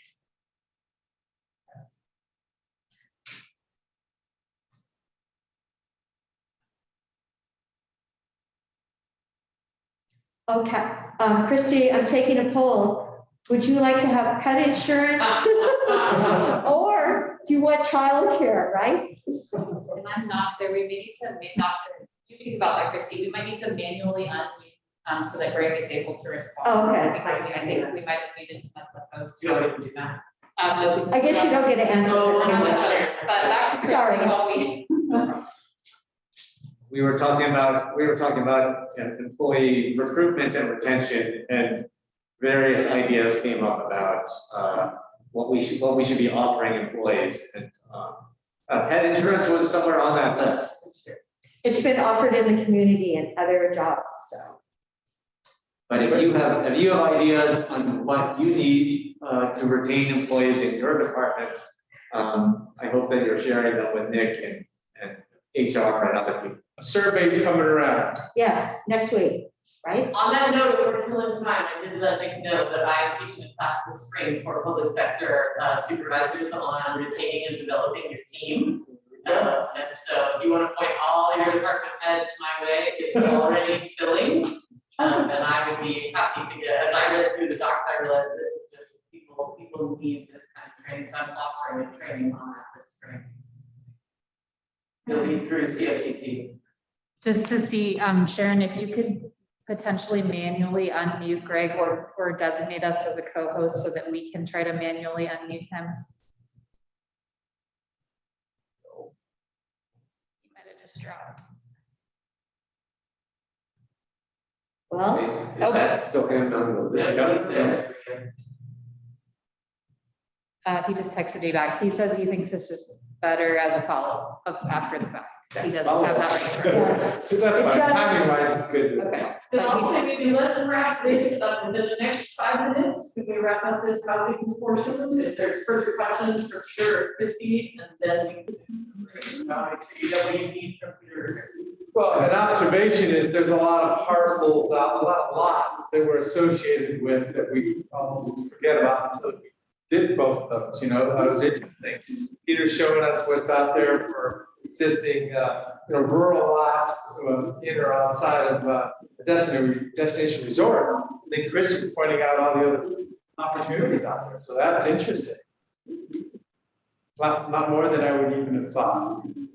And we need every one of them, so this is good to hear. I had asked the question, what are all the county's roles in housing? And, I know that Nick has thought a lot about this as well, so kind of maybe keep taking your county administrator hat off for a moment. Do you have other ideas that we should put in the mix here of what the county can and should be doing in the realm of housing to help address this regional crisis? I don't know if I have too many other ideas. Connecting back to one of the discussions we had earlier today is, as Peter and I talked about in the past, it is possible for our unincorporated communities to allow accessory dwelling units today. Well, so some number that could be a CCNR issue or an HOA issue of what they want to do. But really, the opportunity hasn't been available for Tumalo and Terrebonne until they get sewer.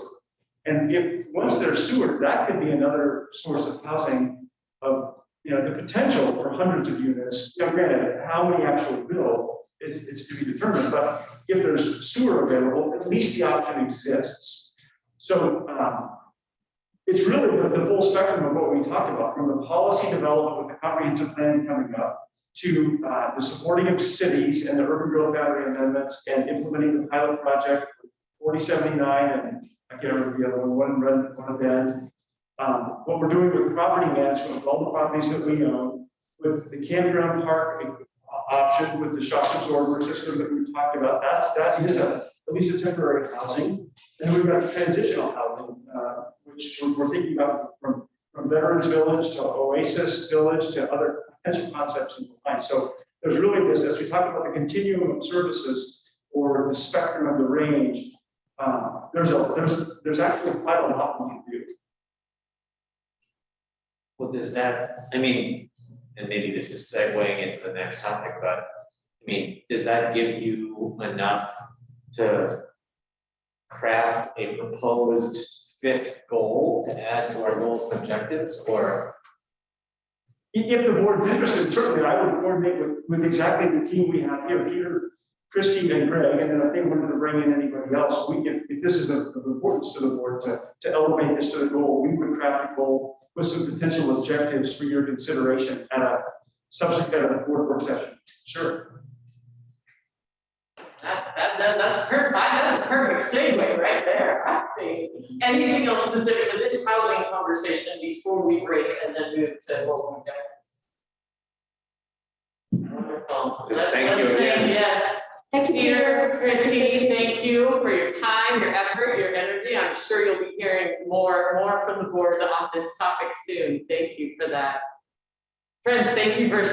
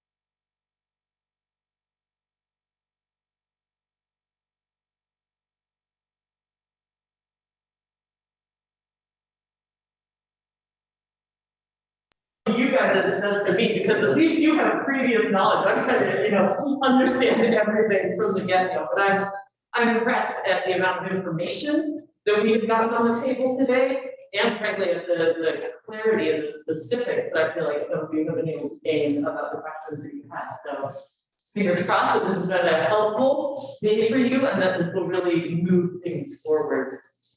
We're going to spend this last hour talking about goals and objectives. If we need the hour, maybe we don't need the entire hour, but we have it locked out if need be. We're going to talk about goals and objectives. Obviously, we've already identified one thing to discuss. One component of the conversation will be, do we want to break out housing, into a whole fit goal and objective? But I'm confident that we don't want to just focus on that. We should run through the entire thing. And am I hearing correctly, Commissioner Chang, you mentioned earlier that last year with Tom, you guys kind of went through this with a fine-tooth comb. And is that correct for the three of you that were all commissioners last year? I feel like we did a lot of wordsmithing, which Great. Well, I guess my question is, do you feel the need to spend our time doing that again? Or are you kind of like, hey, we did the ticky-tack wordsmithing, we'd like to be a little more broad? I guess I'd love to hear from everyone in the room, frankly, all six of you. What would you like out of this time? This is our goals and objectives time. We've already identified we want to talk about, do we break housing out? So we've got that on the agenda. What would you like out of this time? I guess on that wordsmithing kind of question, if there is wordsmithing to be done, I would love to just be able to identify it and then entrust our county administrator, our deputy county administrators to massage the words and bring it back to us rather than us trying to Hammering it out right now. do it here. Great. Agreed. Commissioner Adair, how do you feel about that? Yes, and somewhere I would like to add, if we do split out housing, it says support affordable and transitional. Well, there's all these different, there's affordable and then there's workforce housing. And apparently workforce housing doesn't qualify for a lot of funding because the minimum, the income is too high. But truly, we need workforce housing in this county. So I just would like that added somewhere in there. Yeah. That's also a definition issue because 80% or under AMI houses a lot of workforce. But workforce housing is a term that's used in a number of ways. And we'll get to that. Right now, I just want to get the agenda. What do we want to accomplish in this hour? So we'll discuss housing as a potential fit goal and objective, and perhaps make a decision about that, perhaps not. We'll do some broad overview. Is that what you're articulating, Commissioner King, of how we may or may not want to make some changes, but then the three of you commissioners are saying, hey, we can kick that to the deputies and the administrator. We don't have to spend an hour refining every letter of it. Is that correct? That's what we're saying. Yep. Yes. Anything else we want to have on the agenda for this hour in terms of goals and objectives? I pretty much like to read every word down this thing, and then kind of say, okay, it's just something jump out as to change. Yes. I've always envisioned it being a one-page document, so there's 3 bullet points on the second page already. Smaller font, smaller font. I would say like 8, maybe 6, 8, something like that. Right. Because one page is better. I completely agree. Well, but also the letterhead on here, it starts really far down. Oh, yeah. I think it's totally realistic. Yeah, Let's get them jump one page and you can do that a lot of ways. We probably spend hours trying to make them look just right. It does, but bring that up like inch. It sounds like, we're all on the same page then. Hey, let's read this through, let's affirm what's working, let's identify there are spots that we want to update or tweak or change things. Maybe we don't make every teeny tiny final decision about that today. Let's definitely have conversation about, do we want to create a fit goal and objective for housing? Anything else on this agenda, just my bullet points for what we want to cover right now. One technical point. This document up on the screen is different than the one we're holding. Oh, Whitney, do tell. The first bullet, I don't know if the rest is the same, but the first bullet is different. Yeah, it's a word sheet. Go with what you have on paper. Great. Is what we have on paper the most recent? Yeah. Excellent. Whitney, Neil. she'll That's set why we us up. love paper, you know? It's usually wrong, but look at it, But it's right today. there. Well, let's dive in and get started. Nick, I know that earlier it was mentioned that you might want to help spearhead part of this conversation. And I had that in my notes that maybe, you know, you would want to kind of lead the review of goals and objectives. Is that accurate or did I mishear that? Yeah, I don't recall. Okay, great. It's been a long day. Everything's blurry at this point, I right? think I said last year, Tom did, but that doesn't mean that next time. Absolutely. Well, then I'll leave it, please. I'm just facilitating here. This is your ball game. So, you know, Josh is providing the structure, you guys provide the content. Let's read it over. Let's just go top down and we don't have to pick apart every word, but read it silently and then volunteer if there's something you want to update or change or tweak. How's that? Do we want to do that with the mission statement, or is the mission statement inviolable and we're just keeping that as is? Well, anything's possible today. I mean, I'm not here to change the mission statement, but I'm just saying if there was ideas. So I'll just read it though, enhancing the lives of citizens by delivering quality services in a cost-effective manner. Man, that works good on the footer of an email. It really just does. It's efficient and it covers Yeah. a lot. I mean, it's concise yet comprehensive all at the same time. I would say that there are a lot of people in the face of rapid growth who are worried about just maintaining their quality of life. So I mean,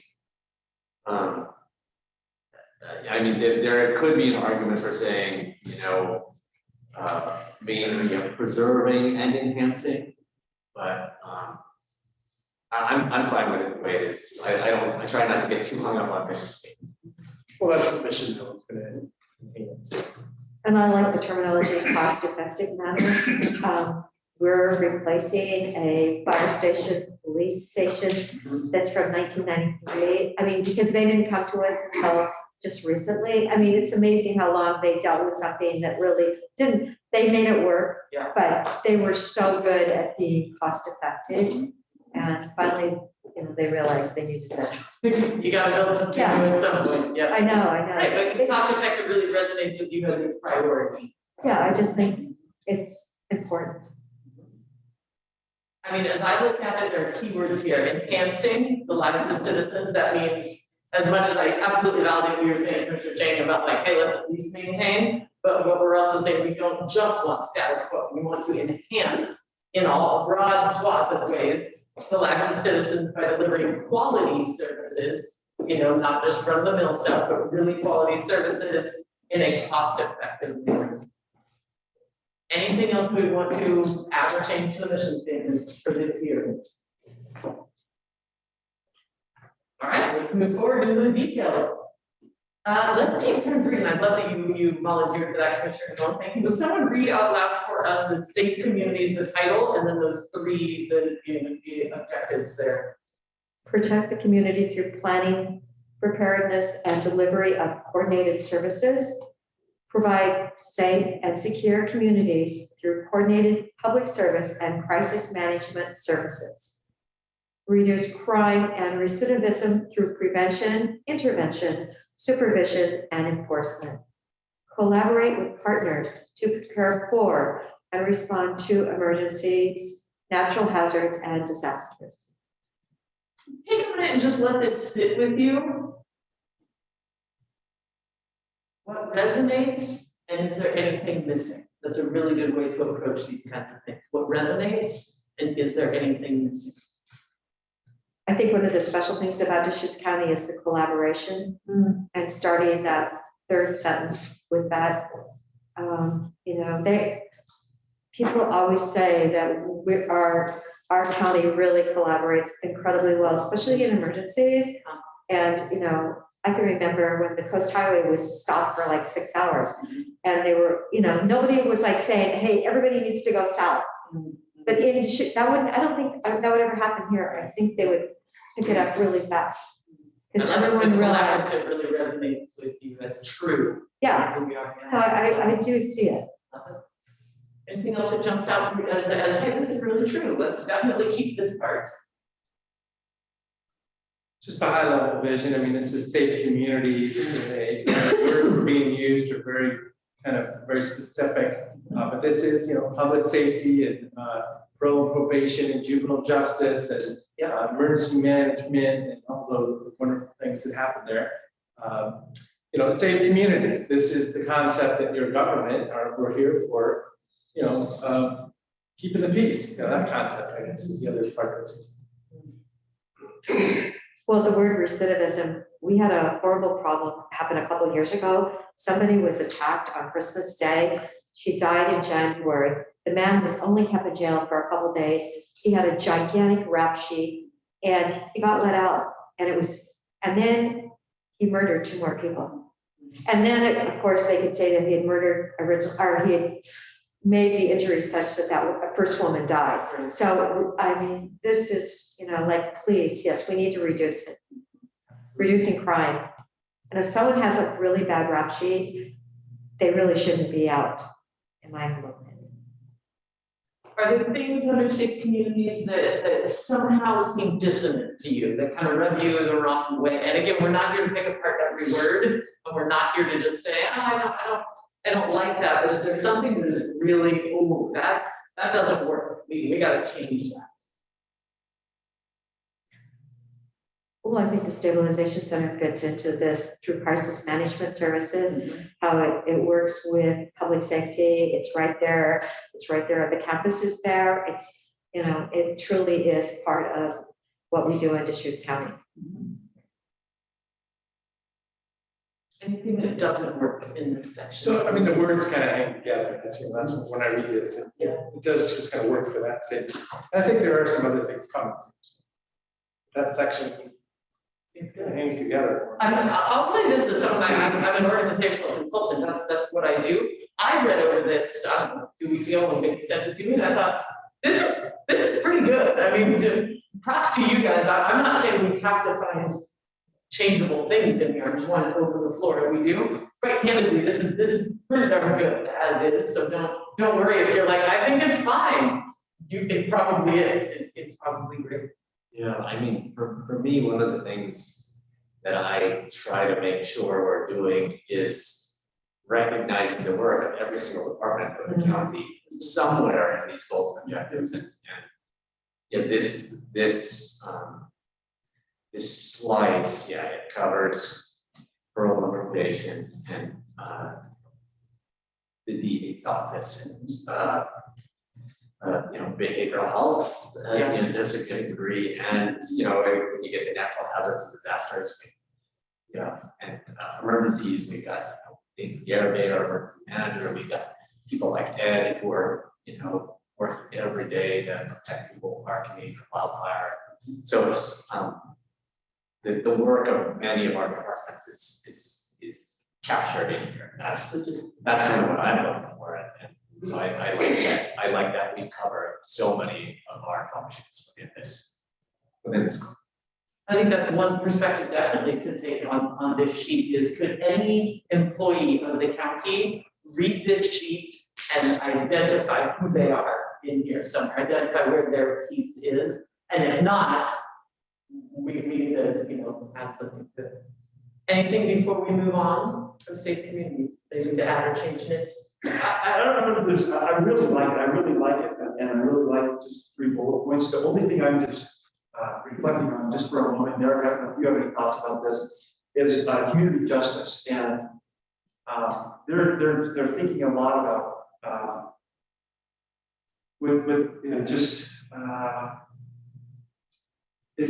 making sure that also their work in community justice is victim-centered, is relationship-centered. They strive to identify and restore the harm that crime does to individuals. And I don't know that there's anything that changes in here. I just was also just trying to think about it through their lens. But not that I have any changes, I just wanted to reflect on some of their recent thoughts. Well, and if there's a terminology that's evolving through community justice, I'd be open to that. I wouldn't know where to say that it should be different from these words, but I understand what you're saying. I mean, this is a different time. This is,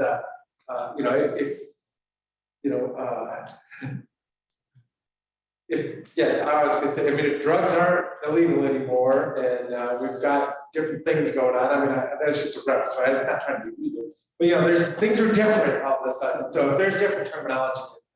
I'd be happy to talk to Dee, because she just got hired as the department head, so I'm sure she'll have some thoughts on this. And she's somebody who thinks carefully about stuff like And this. that's fine. And it could be as simple as, if you look at that heading, safety communities, protect the community through planning, preparedness, delivery of coordinated, relationship-centered services. If you're wanting something that focuses on, hey, we're trying to look at people as real humans, it could be a whole entire bullet point, or it could be an adjective that we're putting in there that just says, hey, this is one of our values and our priorities is, individually focused or, relationship oriented or something like that. You bring out a great point. And just, I'm tracking as you have your conversation, which departments have developed measures under which objectives, and the bulk of community justice's performance measures fall under that second objective. So if we were going to, obviously, any updates would be welcome, but that second bullet, that second objective is where 90% of their performance measures fall. And so it'd be great to know from them whether, words like, prevent, reduce recidivism, intervention and supervision, whether that is like capturing the essence of what they're doing. And even tagging on to the end of it through like to not have to reinvent the wheel, can we update it so that it's more accurate?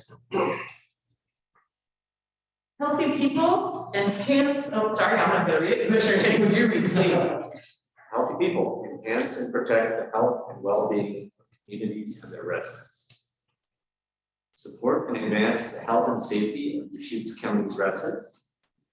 Promote well-being through behavioral health and community support programs. Help to sustain natural resources and air and water quality in balance with other community needs. Continue to support COVID-19 pandemic crisis response and community health recovery. A year ago, we were hoping to pick that one out this year. Yeah. I think we can. Just leave that in until it needs to go away. Take a minute to sit with this one. And let's start again with what resonates, what do you find to be true, deeply resonant about who we are?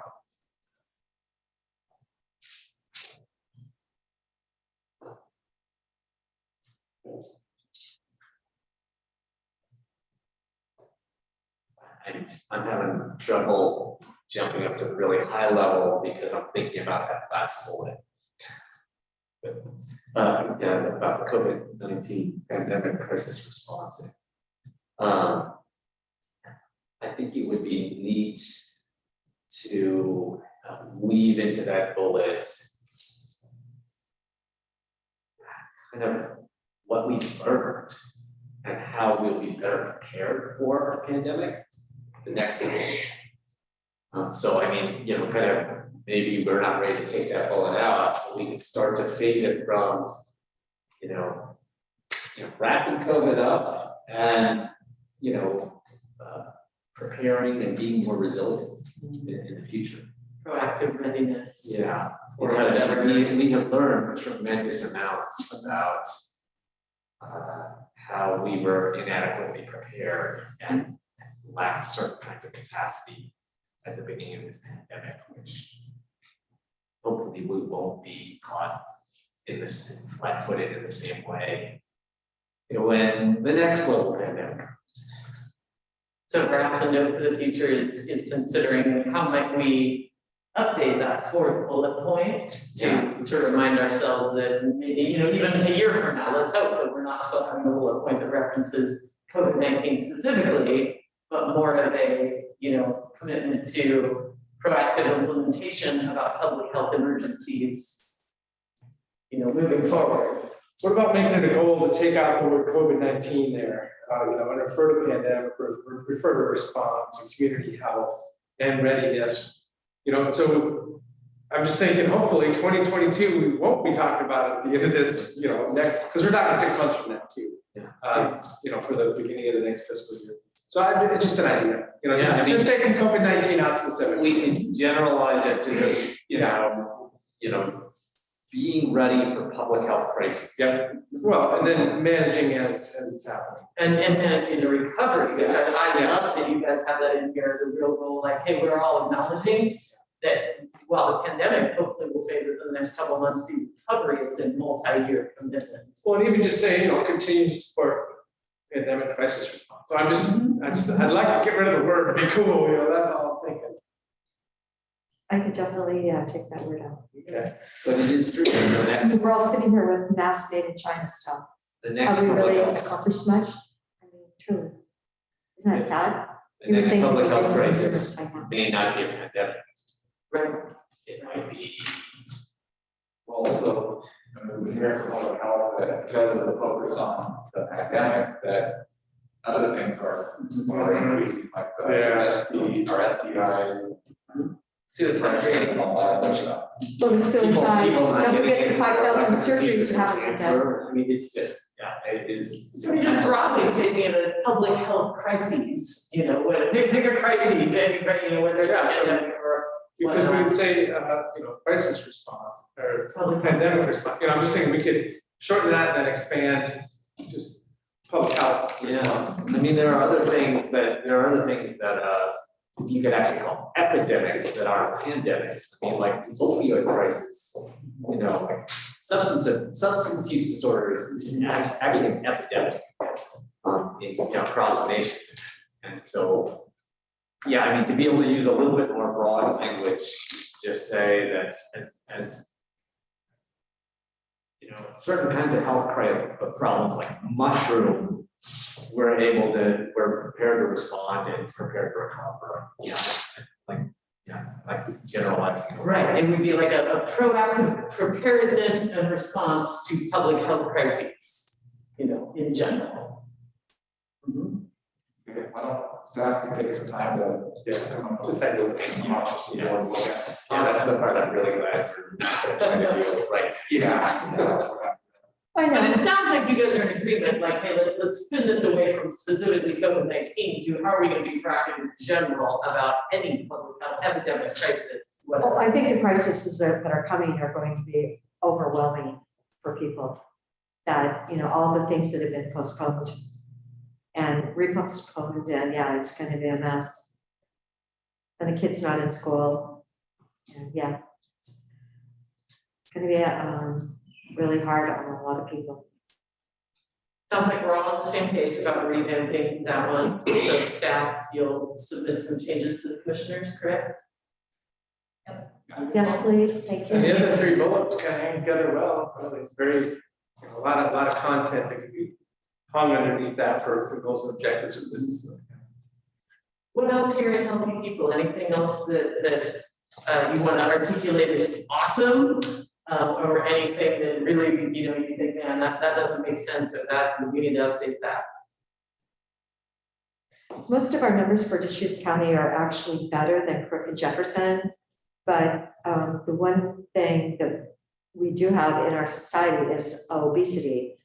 And not that I see that in this room so much, but it is, it's out there. And so anyway, something to worry about, because it's like at the top, and then you've got your diabetic problems, and then you've got your knee surgeries, because you have to, everything that obesity comes from. And the country's projected to be, in another 8 years, 60% obese. When you look at pictures from the 1970s, think how thin they all looked, I mean, it's amazing. Or you wanted to name that? No, but I just think it's a really big issue that, I think we need to just make this as important as possible. I'm, not using the word obesity, but just, this is really important. Health, good health, not just health, but maybe good health or maximum health, I mean, this says support and advance the health and safety of Deschutes County residents. Talks about community support programs. I mean, Yeah. I could see obesity prevention being, being considered. We could. I feel like obesity is covered to some degree by those, but if there's other language that you feel needs to be in there to address that more specifically, then. instead of saying the health, you could say advance good health. I don't know. they're always trying to change, people that are pre-diabetic, we always have these programs that are always trying to help people so that they can make better decisions. Thoughts on that? I think so. I mean, if it weren't two changes, that's fine with me, but nothing really jumps out I to me. mean, if we're saying support and advance good health, I think good health is implied, right? I don't know. I would say we have to add good health, good, the word good in there, But Commissioner Derek, you feel passionate Well, no, about my career, I'm just- everybody's no. okay with Over that. half the people that have died of COVID have died and they're obese, at least half, and nobody wants to talk about it. They don't want to do fat shaming. And yet, I'm on the health council, and 2 years ago, nobody was bringing it up. They had all this other stuff on the wall, and I'm going, guys, you need to have obesity up there first, because there's all these problems that are right underneath it. And if people, can't make that decision, just, oh my gosh, either I need to exercise more, or I need to eat less, or both, or whatever. Anyway, I just think it's, it's fat shaming. We're doing. Well, I don't want to say obesity, I just think that health, it's truly, it's an issue. We have a lot of things in here. And one of the ways to get at things like nutrition and exercise, regular exercise would be to talk about healthy lifestyles. So like we could say we're promoting well-being and healthy lifestyles or something like that. Yeah, I like that. That's exactly where I was going, because I was thinking about the recreational. Make it positive. I was thinking about what the board has recently done in the department or the or TRT, either the recreational assets or the local food systems or things of that nature. So something along those lines is exactly what I was. Maybe that second bullet point where we just promote well-being and healthy lifestyles through behavioral health and community support program. Yeah, that flows. Wonderful. Somebody taking notes on that? Awesome. See all the computers. The one other thing that's, I'm not sure whether we need to add anything to address this, but which I wanna just put my finger on is the idea of equity. Because we have learned through the pandemic that we have health disparities. And so it could be as easy as in a couple of these places saying all Deschutes County residents instead of just saying Deschutes County's residents. I mean, I don't feel like we actually need to put the word equity in here, but to emphasize that we're not leaving anybody behind when we're taking care of some residents, everyone. So that's, and maybe just saying the health and safety of Deschutes County's residents is enough. But if you threw the word all in there, I think there's kind of gives additional attention to making sure that nobody's left behind. You could consider putting that in your mission statement, enhancing the lives of all citizens. Or you could consider enhancing the lives of citizens by delivering equitable, quality services. And then that would kind of be your umbrella at the top, knowing that is then applied in all of the goals and objectives. Or you could consider inserting it into specific goals or objectives. Thoughts from others? It works in that first bullet point pretty well, that's fine with me, so, I mean, it's a good idea, that is just that little bit more welcoming, it's like, okay, everyone involved. And I mean, on the flip side, that's what we do anyways, so I mean, yes for saying it, but I think that's the culture of our organization.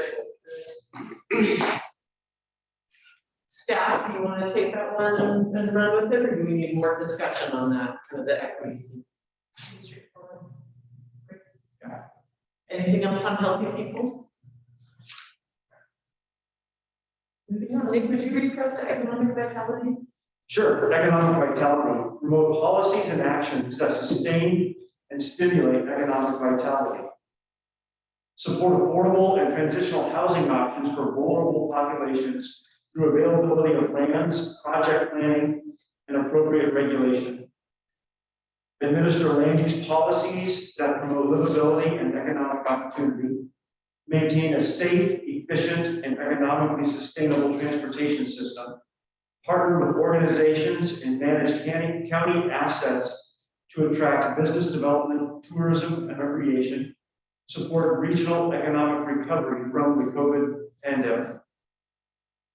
And I feel like this is where our housing conversation, would go. Do you guys want to have that at the beginning of this economic vitality conversation, or do you want to address all the other bullet points? And is there anything we want to change, land use, county assets, et cetera, and then come back to the housing conversation? Well, so as I read this, I think of, that trajectory like I was referring to, post Great Recession. There was a point in time where we're like, man, we've just got to get some anchor jobs and economic activity so we can stabilize our economy so people can afford their homes, so there was just a point in time where that was the job. My point is, maybe this bullet changes and there's still four, economic vitality, maybe that's not even the terminology right now. All the bullets underneath it kind of work. And they can be changed possibly, but yeah, maybe right there, it said economic vitality, we roll up one or two of those statements or, the concepts and make a title for it. Because we all talk about transitional housing, livability, land use, it's interesting right there. And what a crazy world where I don't ever remember in my life where we didn't have people working. People are quitting. Yeah. People are not working. The young man that runs a gas station is like, oh my God, what a nightmare. People are not working. So this is definitely an unusual circumstance that, how do we, so many of our businesses are so short-staffed. And you think, well, does the county, we have all these nurses in our health department. Do we say, hey, do we really say to some of them, maybe you should work at the hospital? They are so short. And that's, I don't know. It's just such an unusual time, and how to address it and make people aware that we are aware of what they're dealing with. And we're sympathetic, and we're actually trying to get You're out. working for them. Yeah. How can we convey that message in this section? Workforce is really major. It's a major and growing concern for our regional economy. And we have actually talked about a number of things today that promote the availability of workforce, childcare, housing, apprenticeship programs, vocational training. And so I'm wondering whether the efforts we make to create the conditions to have a robust workforce are adequately captured here, or whether there's something else we should be saying, and whether we picture ourselves continuing to have that kind of focus. Like we are, as we were making those childcare investments, I care about that because I'm a dad, and I experienced challenges with finding childcare for my kid when he was small. But I think that is an ARPA funding investment priority for us right now, because this is an enabling factor for us to grow our workforce so that our economy can function. So I'll just put that out there. What do you think about using that section as, put the word housing up there or something, or maybe just calling it housing or something? Those would be the bullet points, or were you thinking of something else? And are you saying, Commissioner Bone, you're not suggesting that we keep economic vitality and do a fifth point as housing? You're saying scratch the title economic vitality, keep us with only 4, goals. But one of you're talking about, can we rename economic vitality to something more appropriate? Is that what you're suggesting? Yes. Yeah. Well, tell us, help us follow where your brain is going. As you look at these bullet points below it, what seems a more accurate, title? Just throw some words out, we can all kind of play around with them. Well, yeah, I haven't worked through this too much, but now I'm thinking that, maybe it is something about the, regulations as provided by your government. So I mean, obviously this is going to be black and white words, but the concept is, what do we do here? So when I used to look at this, it was, what can we do to help, plant seeds and fertilize around the community for this economic activity? And now it's, what can we do to help people tip up some walls and put a roof up? I mean, it is very different. Do you want it just because either definition could stay on the concept of economic vitality. We're trying to help small businesses stay in business and find workers. That's still economic vitality, absolutely. You can define it however you want. Is there a different word besides vitality? That's Vitality, yeah. yeah, vitality seems like, everything's just going, that It's truly, it's like, economic, survival. Are we gonna be able to, there's a lot of people that are really having a hard time though, really, especially small businesses. I mean, it's a very weird world because, yeah, there are a lot of businesses who are looking for employees right now, but I mean, there are so many indicators. Unemployment is at, is back to pre-pandemic levels, which are extremely low. Business startups are booming in the state of Oregon, including here. Property values are good. I mean, there are a lot of economic indicators that would suggest everything's actually pretty darn good right now. Transient room tax revenue is up. Meanwhile, we do have we have businesses and public agencies looking for workforce. We've got inflation making everyone feel really anxious. We have housing costs, which I think pose a real threat to our local economy. We have a lack of childcare, so it's kind of, in some ways the economy is doing pretty well, and we should embrace it. EDCO was just talking about how their recruitments in the last year and a half, they're just knocking it out of the park in terms of bringing more businesses here. But and we're seeing the nature of employment in our community change.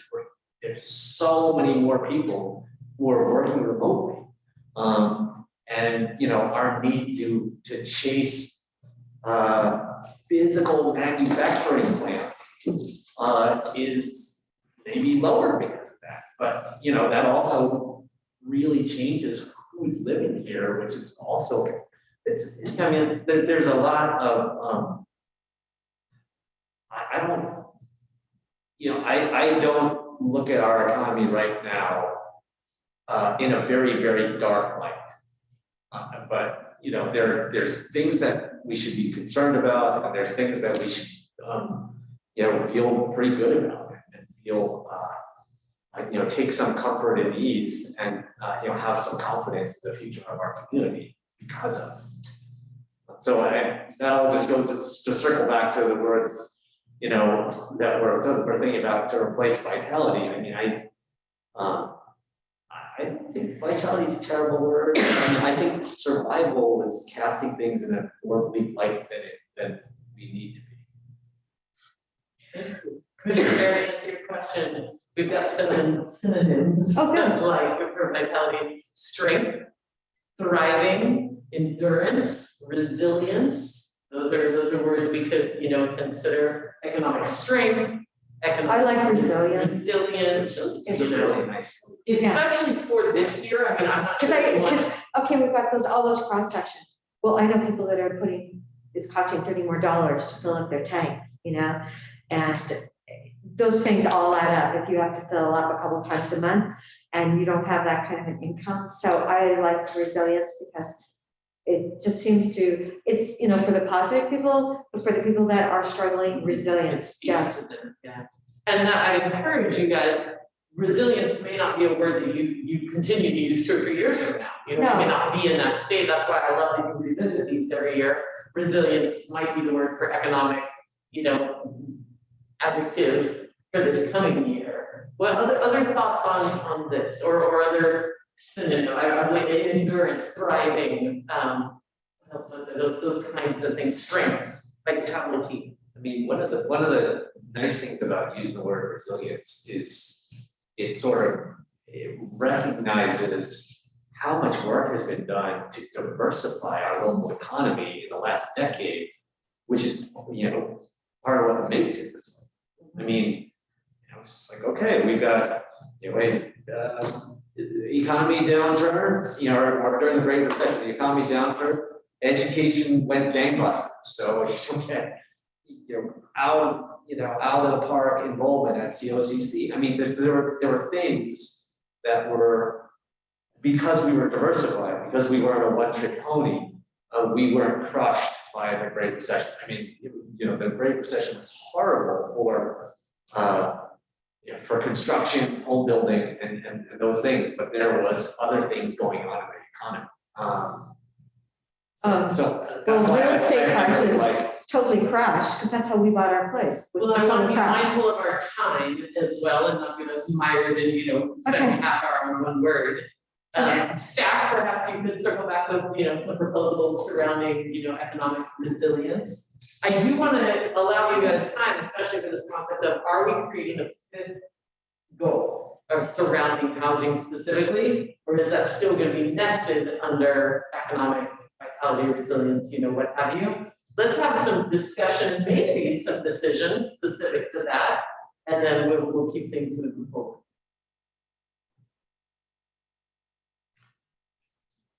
As I say, economic vitality as one of the 4 bullet points of the high level goals could change. So I'm still very much open to that. As I read that sentence, economic vitality, promote policies and actions that sustain and stimulate, and then we repeat economic vitality. Maybe that's stimulate resiliency or economic resiliency. So maybe we can have some fun with that. Support affordable and transitional housing options for vulnerable populations. Maybe we need to remove vulnerable populations, because if anybody and everybody right now, Right. so it did look a little different just a few years ago. I think that first bullet point could be words set to apply to everyone. Just one second. I was just playing with that, those words, just one very high level. Support actions to increase housing supply and eliminate houselessness.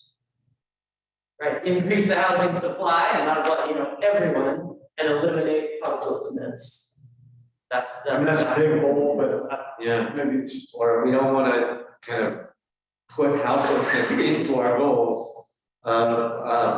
We could say something like reduce housing insecurity. right. And if you would throw that in, how would your bullet point read something instead of houselessness, but it would reduce housing insecurity? Because housing insecurity captures the unhoused and all the people who are teetering on the brink of homelessness right now. Well, and who's, the next generation trying to get into a house is the next thing we worry about. I mean, the minimum wage job or even a decent paying job and the cost of down payment and mortgage are still disconnected. They are. So anyway.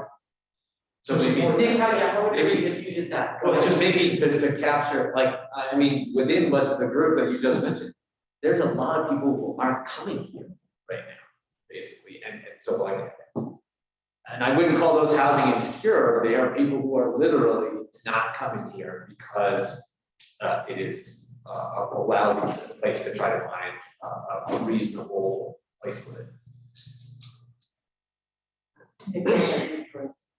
Well, to support actions to increase housing supply and eliminate housing insecurity. Or address housing Yeah, insecurity. which is very, it's clear, it's open, it's for everybody, that's for sure. I see whether we can over. Oh, we can work on She it. always has good language. No, I think Eric and I are both finessing and track changes, so we can learn I mean, would it be terrible to say promote actions to increase housing supply and affordability? Well, I think we got down to it through availability of lands. The Deschutes County can offer a lot of record, you know, I mean, that's kind of as far as we can go, is, you know, what can the county do? We're probably not gonna hire a builder and a contractor to build a house, so, you know, we did use availability of lands last time, kind of for that purpose, you know, because then somebody builds a house on the land that's approved to build a house on. But I mean, we do have a role through, I mean, we talked about, you know, Peter mentioned those two UGB expansions that are on the horizon. I mean, we're not the lead. And, you know, to go to the terminology that Commissioner Dobo used, we're also not the authority, right? The state is the authority. We're not the lead, we're not the authority. Whereas we can play an active supporting role in making those UGB expansions move. And so, you know, we're a team player. We're a valuable source of technical expertise and assistance and you know, analysis, planning, and all sorts of stuff like that. So hopefully political, which which is part of the, I mean, so through our support role in UGB expansion processes, we are affecting availability. So I mean, it's not just like, you know, the properties that Christie's managing for us. Oh, yeah, I was referring to, I think the terminology was, you know, housing. It's like, well, we don't really do housing, we do the land, the house goes in, that's all I was saying. Customer service extraordinary, that's what we do. And help people get through the plan. You hear about people that go through the county and how much faster it is than the city. And we have to maintain that reputation. Anything else in this bullet points there that currently it says economic vitality, we may change the title, but it sounds like we've moved on, we've wordsmithed the housing bullet point objectives, any, all those other ones, we're talking about land use, anything else you want to change in those ones there? Yeah, I mean, just going back to the resilience, I know we already have safe communities and that becomes the goal, but as I just kind of look at resilience, there is also just the resilient communities. And so we could try to think about that as being a goal with both the economic piece and the housing piece. Could be and the land use piece could be kind of the pillars of a resilient, and I don't know if resilient communities is the right terminology for the goal. Right, thriving communities, you know, and for this third one, then. I'm just trying to think about if we're going to keep the other one, right, what ties it together. Right. Are you thinking, are you talking about resilient communities in relation to safety issues? Yeah, good question, because it does, and often I was just thinking we already have communities with safe communities, and often we do think about resilience in terms of natural hazards and safety. And I was just trying to think about, is there something that captures both housing and economic development? But I also don't want to confuse it with what is traditionally thought about as resilience. Oh, here you go. I was wondering how we. Anyway, we can work on the goal. We can. So the last bullet wasn't shown. Oh, sorry about that. Service delivery, return to read. Moving on from economic Well, vitality. support regional economic recovery from COVID-19 pandemic. Is that where you would keep it like that, or where you would think on that? That's what I'm saying. You could put that word resilience in, you could simply say support regional economic resilience, period. Well, I mean, as I say, this is the transition time. Yeah, so I mean, we could. This is it. This is going to be a different place. People are bringing their capital here. Different kinds of businesses are being started. People are able to work from home. You know, the trigger of 2 years ago before the pandemic means we're all using video calls. So I mean, the world is a different place. So yeah, recovery from COVID pandemic is probably different now. It's more like along for the ride as the economy evolves, or you know, something like that. Yeah. And I mean, some of the stuff we're talking about that people are saying like, oh, you know, we're recovering from the pandemic. The workforce shortage we're facing right now is in part related to the exodus of the baby boomers from the labor market. And that is not, I mean, the pandemic interacted with that, you know, maybe push some people out a little bit quicker, but it's not, that's not just about the pandemic and just about recovering from the pandemic. It's learning to function in a world where one of your biggest generations, in your population pyramid is now needing services, but not working. And so, so I mean, that goes back to kind of why I actually really like the idea of, that term resiliency, because it implies that, whatever challenges are being thrown your way, you are prepared to absorb, seek the opportunity within and respond to. Any other thoughts here on this section before we move to service delivery? Well, so that, for that bullet, I want to say something different there. Support. I mean, so if we kind of weave resiliency into the title of this goal and into some of the other bullets, I don't think we need that. That's fine. Yeah, that's possible. Commissioner Derrick, thoughts? Just want to make sure you get a voice. Yeah, the last line is really, doesn't seem to be needed.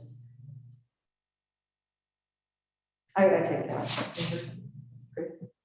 I think we should really capture with the resiliency, what Commissioner Darrow was talking about earlier, of kind of combining how to create this robust workforce, robust local workforce, so that kind of broadly also captures child care, these other pieces, because that is going to be important for us to be resilient.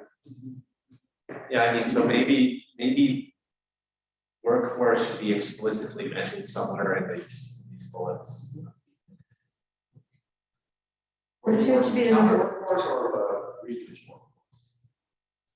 We're all in it together. I would say regional, proactive investment in regional workforce development, or, That's state, that's school, that's the state, there's a lot of them. But things like childcare and housing, I mean, those are things that we have a role in, which, I mean, frankly, those are some of the key bottlenecks on our workforce. I mean, you talk to, Damon Runberg or what's Josh's last name? Josh Lehner, and they'll say like, okay, what were the two biggest threats to our economy before the pandemic? Housing costs and lack of childcare. What are the two of the biggest threats to our economy coming out of the pandemic? Housing costs, and childcare. I mean, so these are, they are, they're fundamental issues to our economic resilience. I'll remind our time. Any closing thoughts on that before we move on to the service delivery piece? I just wanted to go back to the idea of whether we're splitting out housing or lumping it in here. I think that housing is an economic issue, but it's also an issue in and of itself. And whether it's a big enough issue in and of itself to have its own goal, I don't know, but there's a lot of reasons why housing supply is important. Besides economic vitality, and there's a lot of things that are important to our economic vitality besides housing.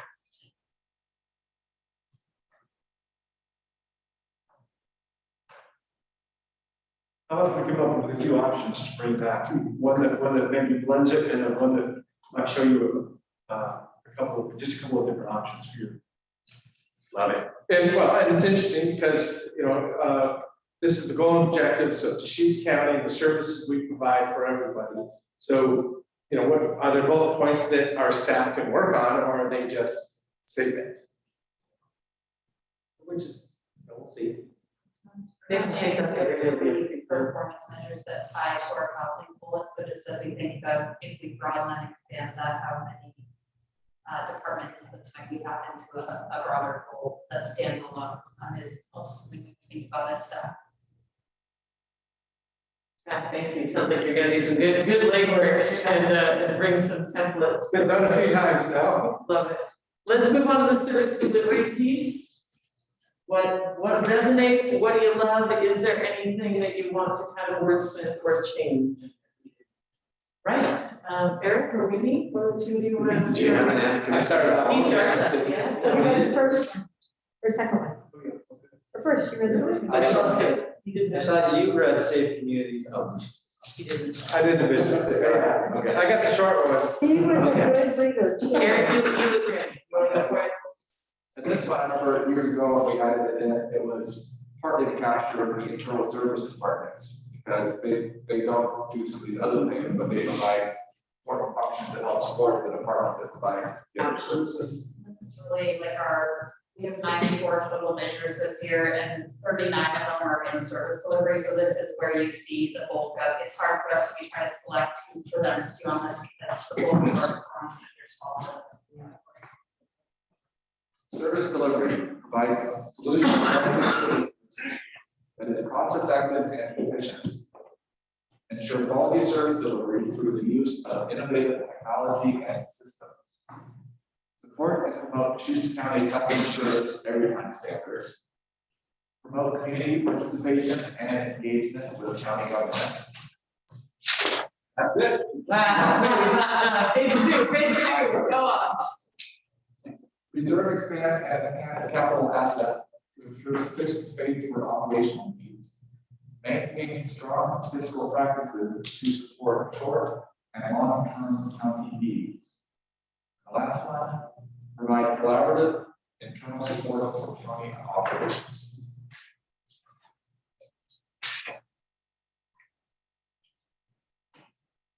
Thoughts on this section?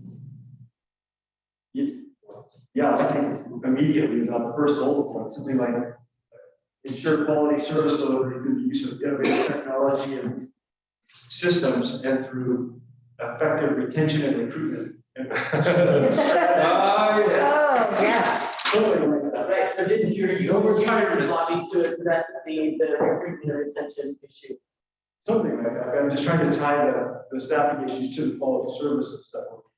Well, it's so overwhelming. I mean, it's in all departments. It's I think this is the right place to address our workforce. Could it be its own bullet point? I mean, maybe you don't want more than that, but it sounds like a hefty enough issue for you guys that maybe it deserves, not its own goal, but just a bullet point below service delivery. I think it's worthy of its own goal. Other thoughts? It's a very universal fact right now, everywhere. So I don't know. I don't mind having it connected with that person's. I mean, everyone is dealing with this truly.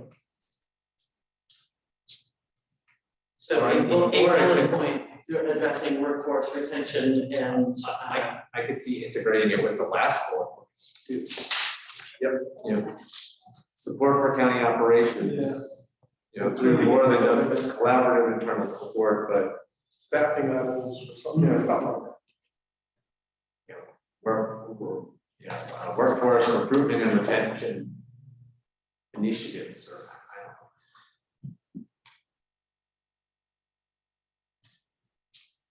It's definitely impactful. Like Christy, I thought today looked really pretty, but she did look really tired too. And so I was thinking like, oh my gosh, you know, she's got a lot. We're working her too hard. Yeah, we are working her really hard and we don't want to lose her. She's only been with us a couple of years, right? So she knows the territory now. She knows all her properties, 672 of them or whatever it is. Yeah.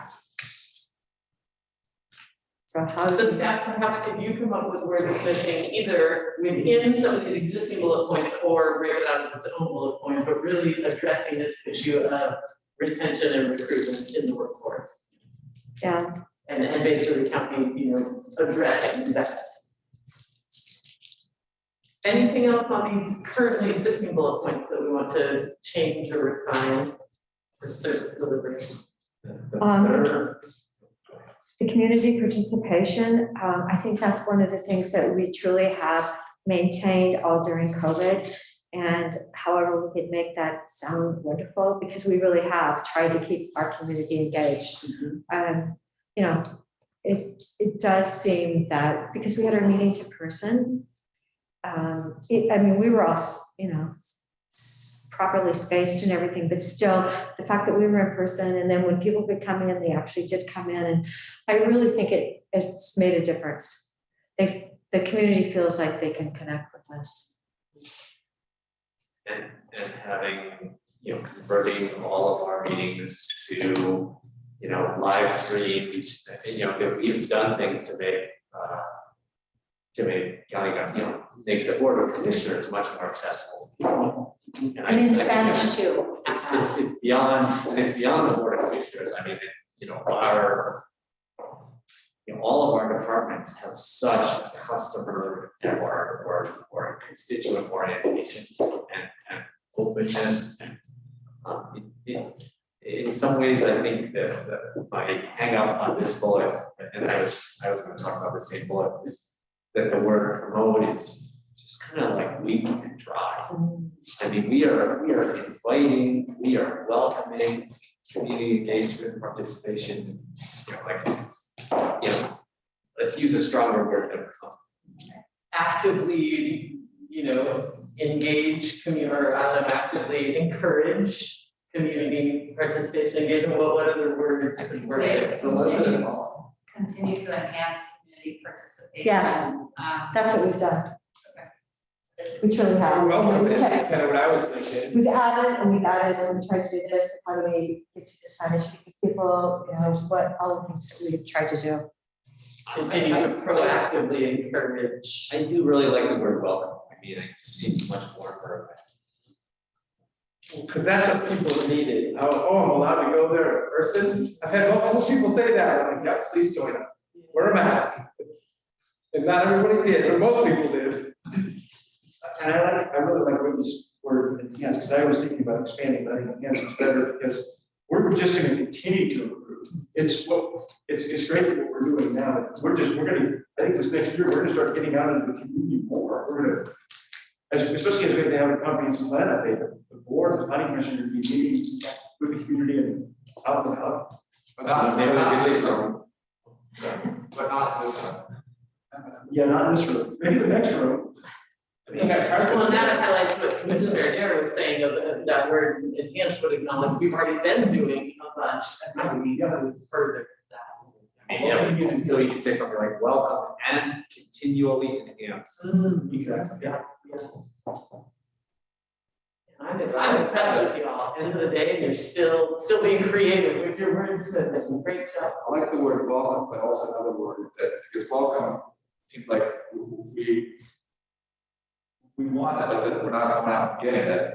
So like welcome, or some other word that shows the active, trying to get people to engage and welcome.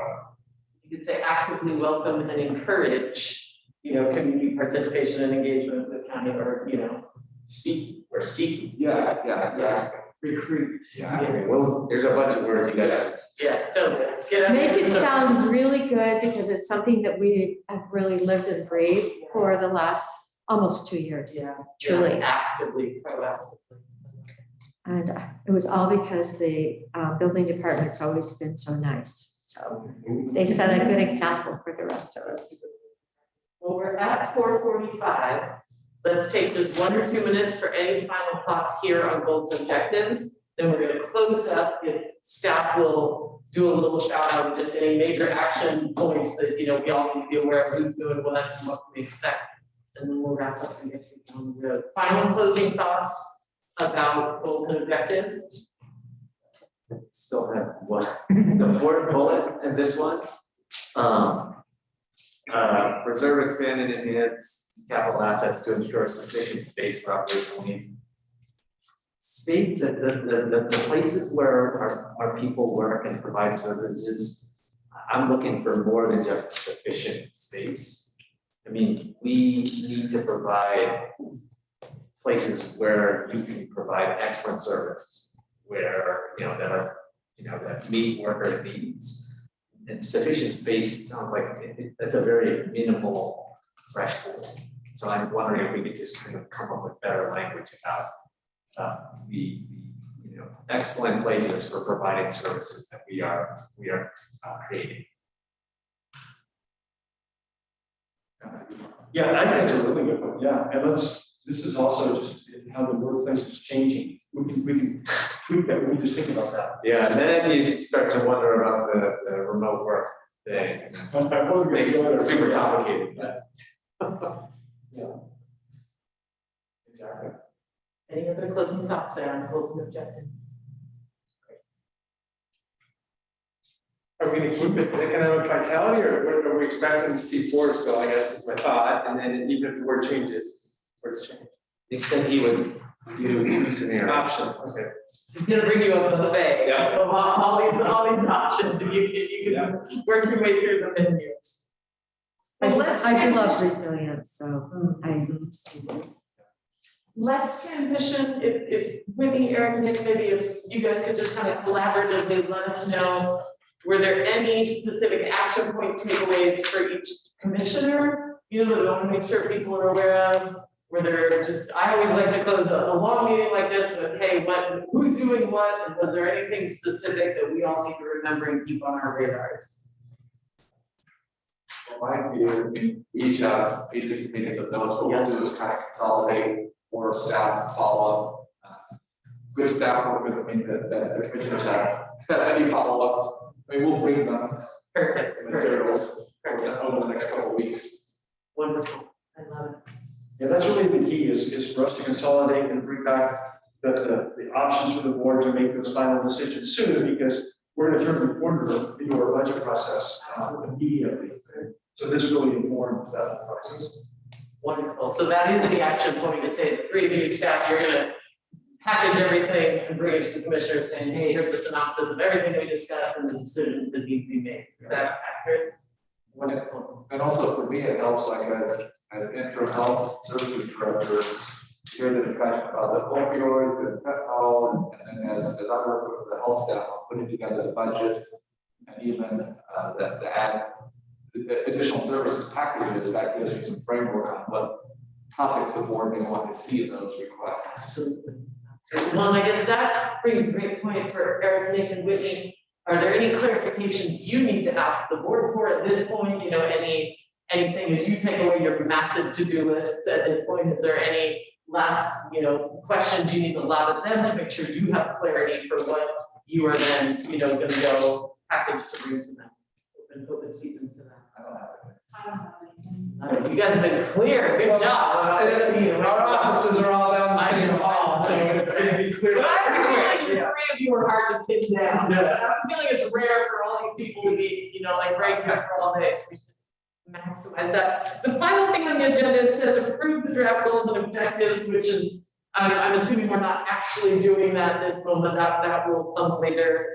And then it just says closing remarks, so I'm gonna say, hey, it's 4:50, let's take 5 minutes to take a deep breath and say some closing words to each other. I mean, to say thanks, to say I appreciate what you brought today, to offer any closing thoughts, that let's just open that up for a moment.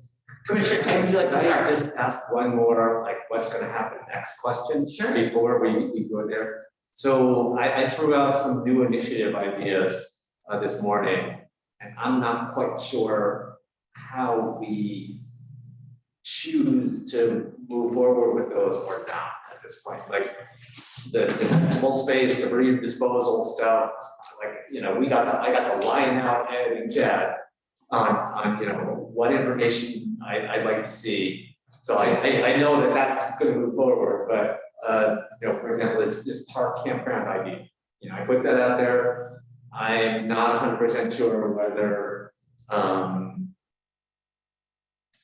I can continue to, whether I should spend my very limited time to continue to explore that or not at this moment. And if that needs to come to the board in a more formal way, I want to understand that, or whether, I sort of have a little bit of a green light to go figure out what a feasibility study looks like, then I'd like to know that. Well, this is my first experience with a full board retreat. So my suggestion is we prepare our notes, we make sure we have to-dos for you, and we bring that all back to you in a follow-up to the retreat. So we have the revised options for the goals and objectives, and then we'll bring back what we heard from each of you, and I think, Mr. Chang, you may have had a couple more than the other commissioners that we heard, but we would bring those back and ask, are those priorities that we want to begin to consider for next year? And if so, that then informs, for example, our budget decisions with facilities or work plans as we work with departments, as the departments then decide and determine how they're going to implement the goals and objectives. That's the direction we provide to them based on the outcome of the board retreat. So it sounds like they're still in their step. Eric, you've done this many years. Yeah, I think that's a good approach, is we bring back the draft goals and objectives, and then a separate discussion is initiatives, and really staff will look to the board to say, are there 2 or 3 commissioners that want us to do X or Y, and if so, what does that look like? For example, if there's support on exploring the campground idea, then I say yes. There you go, support.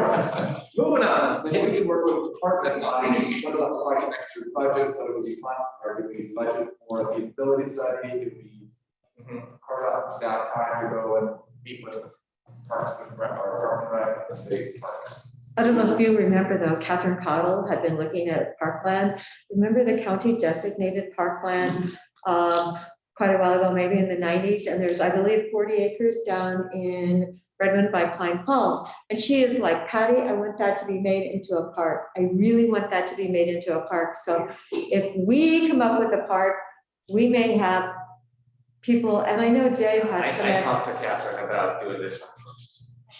Well, she had talked about this with me in 2019 though. I mean, this was something that was really on her list. And she's like, why did you guys designate it as a park if you're not ever going to follow through? So. No, but I'm just saying, in the last couple of months after she sent us that email, I spoke with her about properties on the list. I told her about my interest in this one, in some ways being like a pilot for, figuring out how to take these park designated properties and convert them into actual parks. And she got it. She was with me. So it sounds like Commissioner Chang answered your question. What Eric and Nick were kind of articulating is today, part of today was commissioners to state some of your ideas, goals, objectives, initiatives. Nothing's going to be decided on that right now. The staff will kind of bring back the package of, hey, here's some of the things you said, and then you guys get to decide which initiatives are we moving. So correct me if I'm wrong, Eric, to specifically answer your question. It sounds like right now, you stated some of your initiatives. Don't do anything quite yet about any of them, because they're gonna bring some stuff back to us and then we'll decide, are we actually doing anything about these? Is that accurate, staff? Yeah, what we'll do is one separate list of initiatives, and then we'll see, we'll count to 2 or 3, and if there's 2 or 3 votes to do something, then we can also come back and say, okay, what does that look like? Here are the options of doing a campground. So I say, don't do anything yet, put the clutch in for just a second, and then the vote will then direction about everyone's initiative ideas. Is that correct? Yeah. Great. Take a deep breath, friends. You made a long day, a good day, a very full and substantive day where you get to connect with each other, drive forward some budget priorities, connect with staff, members of the public. That's a good day. Eat some good food. Be in a beautiful place. Take a minute to think about, gosh, what who do you want to say thank you to, and let's do that, and then we'll head out. Closing remarks and just a little bit of. I would like to thank the 3 commissioners. I've been in local government for 27 years, and probably the last 2 have been the most difficult from a staff's perspective. And watching what each of you have gone through just as elected official, and just the input from the community and some negativity, and I just want to thank you all 3 for serving, because the last 2 years have been probably the most difficult as local elected officials and what I've seen in my career. So I'm going to be coasting the rest of my term. You started hard, not something that gets easier. Thank you for that, Eric. Thank you. No, it was so nice to walk in this morning and see that everyone was like frantically trying to figure out how to, isn't it amazing? No, but it did work out okay, I believe. So hopefully we have enough notes. So thank you, everyone. Thank you for your hard work on all the technical stuff with me. I mean, that you put in a ton of effort on that all day long. Repeatedly. Thank you for that. So, and one of the points I think of is managing growth is it's just better than managing a shrinking community or society. You know, I mean, you know, and that's when you put it in the big picture like that, you're like, okay, you know, it's energizing to think, okay, this is hard work and we've got lots of very diverse opinions, but it's because it's growing. You know, I just think of a few miles from where I grew up, and it wasn't there when it was all happening. I mean, downtown Detroit, Michigan imploded on itself, and the school system and things were shrinking, and houses, neighbor blocks were burning, and nobody was coming. The water was not there, and all that. So I have that as a reference point in my life, the fact that this is a growing area. It's a positive area. It's people want to be here. And yes, we do get some very strong opinions on both sides of each issue we touch. But yeah, what an honor to do. Just to add on that, I always look at it as, I'd much rather be in a community where the issue is we're having to redraw school district or school boundaries because of adding schools, not we have to redraw instead of closing schools. Yeah, see that same concept, yeah.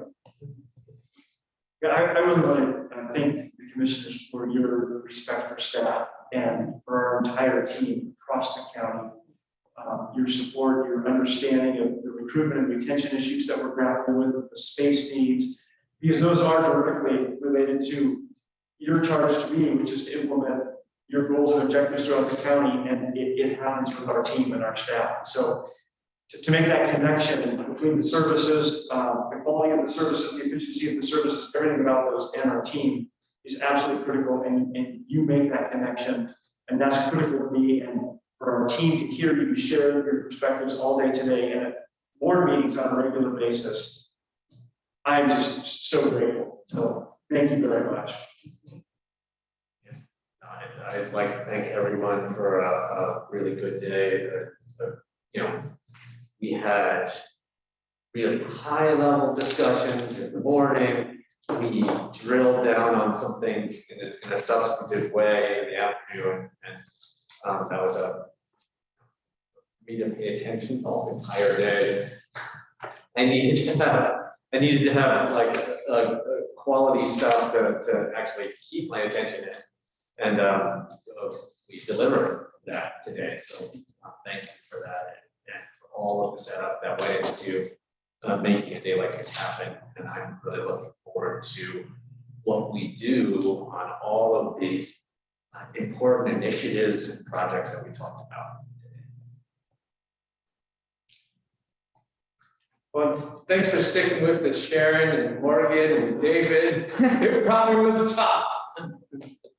Oh, they're not there anymore. Yeah, well, they're there for a while. Let's see them. Let's see them.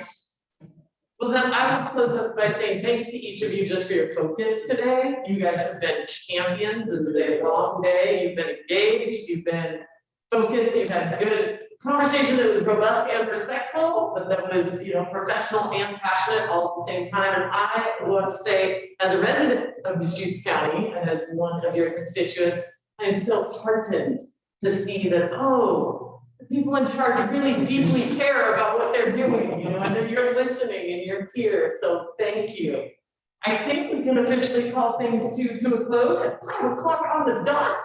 On the dot. So 4 seconds to spare. all right. Like the downtown sisters traffic trying to get out of there.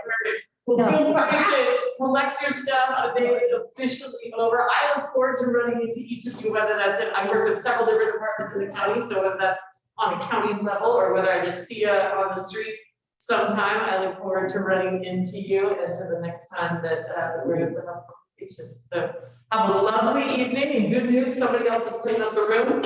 All you have to do is take your personal stuff and go. Thank you. You're welcome. You're welcome. Absolutely, it's my honor. All right.